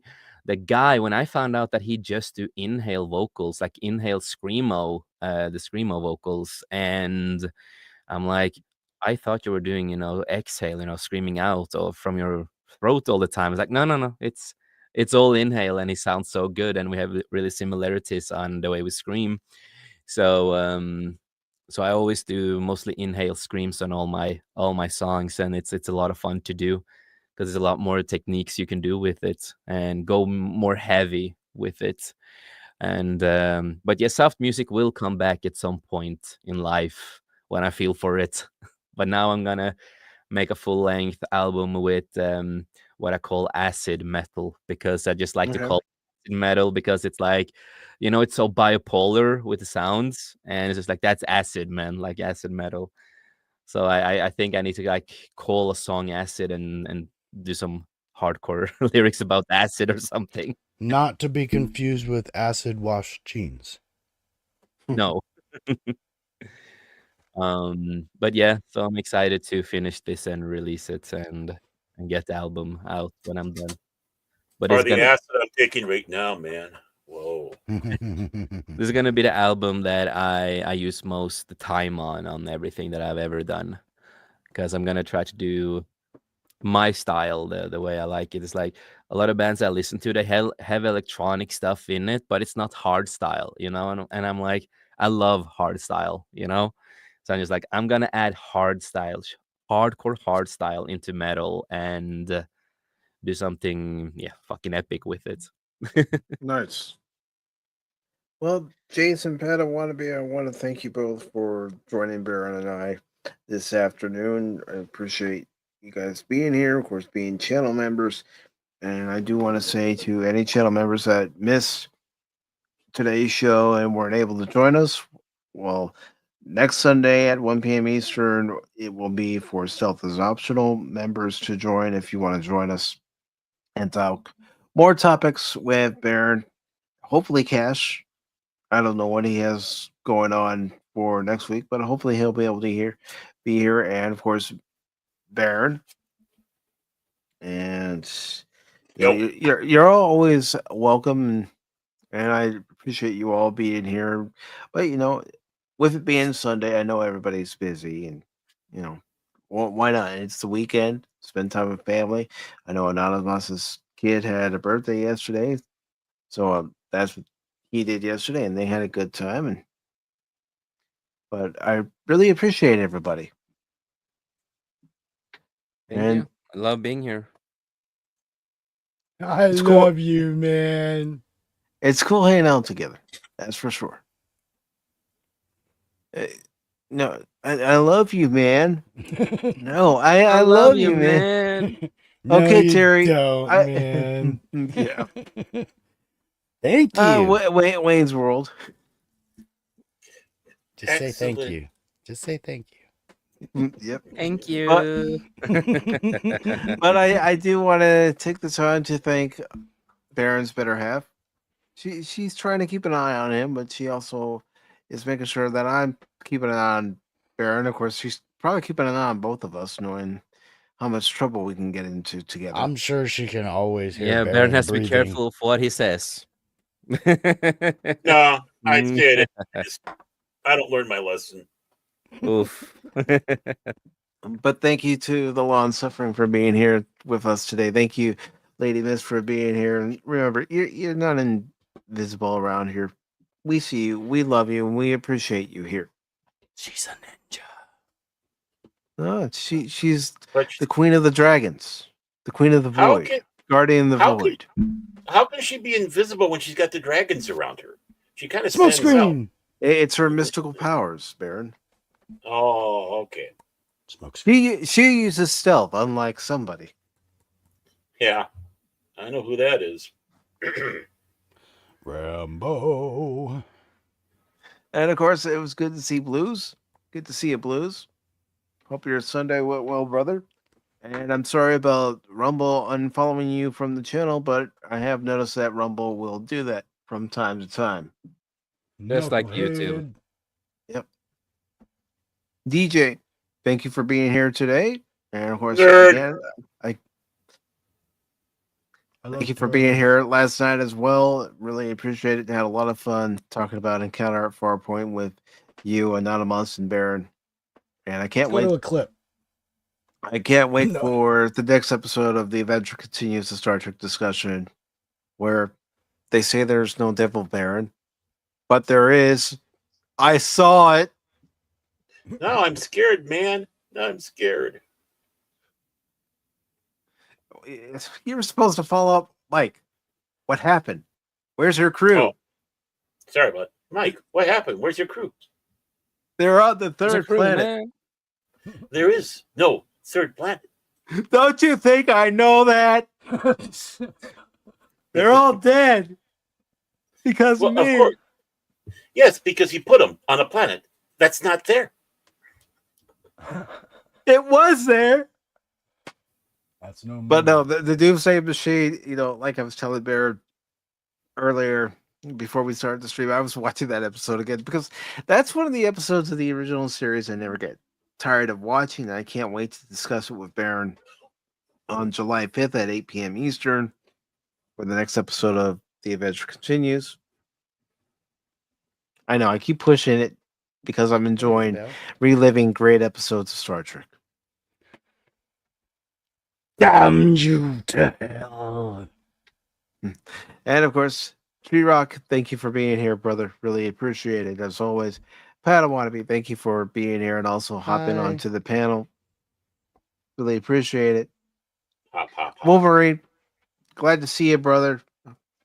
Glad you got home safely, and I'm especially glad you got to enjoy the G.I. Joe fests. And I hope you were able to find yourself a lot of new goodies. And of course, I don't know who this guy is, but I don't either. he looks an awful lot like somebody. Mm. I think I saw that picture in the post office.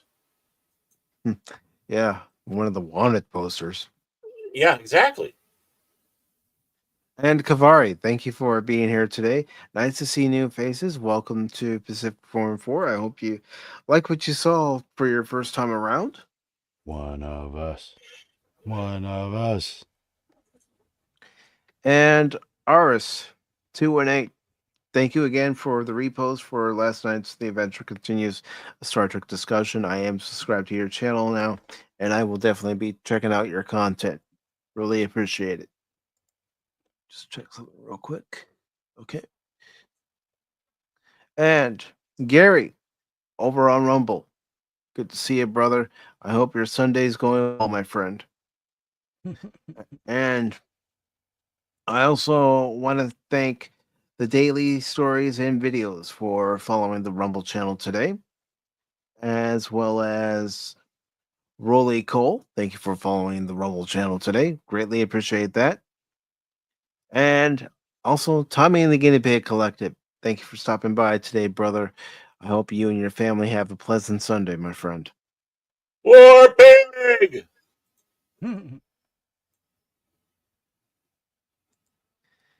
And yeah, they better at this rate.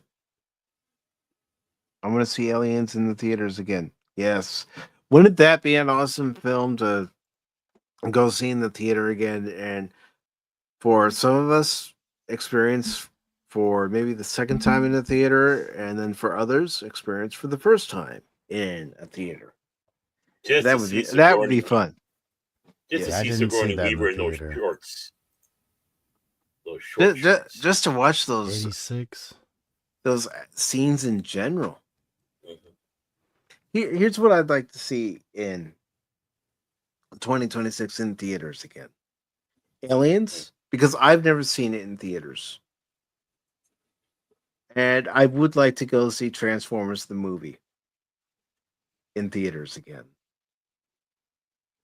And I promise I won't cry when He Optimus lies. dies.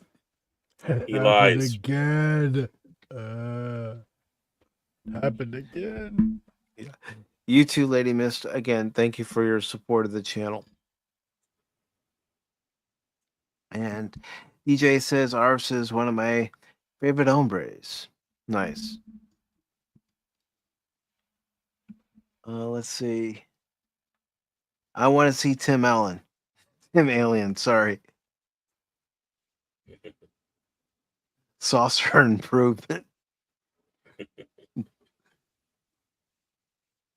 So I gave him more power. Are you sure it's gonna work, Tim? Let's find out. But everybody, have a good rest of your Sunday. Thank you for joining us this afternoon. Hope to see you Wednesday at 6 p.m. Eastern for our watch party of Nobody. And until then, remember, on this channel, don't ever give up on me on a game when I do play a game, because just when you do, you might miss something. Have a good one. And subscribe to Jay's Padawannabe and Baron. Oh, Ah. it's over, dances. Wait, Dances is here? Just Yeah. Dancing with Elves just made a chat. It's all right, Dances. Appreciate having you stop by. Make sure you catch it on the replay, and I will let you know since you just got here. Next Sunday at 1 p.m. Eastern, if you're available, there will be a link provided in the post section of the channel where all Stealth is Optional members who would like to join Baron, Cash, and myself here on Pop Talk are more than welcome to join us and talk about the different topics that we have lined up. Or if you have something that you want to talk about that's pop culture and entertainment related, then let us know and we can find that article and we can talk about it. Oh, was Wolvie here or did he just show up too? No, Wait. Wolvie's been here. Well, okay. I missed it. Just making sure, man. But appreciate you being here. It's never game over. Thanks to replay. But thank you all so very much. Yeah, and I know you're gonna get plenty of rest when you get home. Cops. Dang. Well, get No home caps. safely, brother. Oh. Because he wrote Well, all the I looked at it quick and I said cops. Dang, No, I didn't want you to cops. get worried. Yeah, I didn't want you to get worried that he had cop issues like Padawan. Yeah. But everybody, thank you very much for being here today. Have yourself a great Sunday, great week, and we will see you next time. Bye-bye.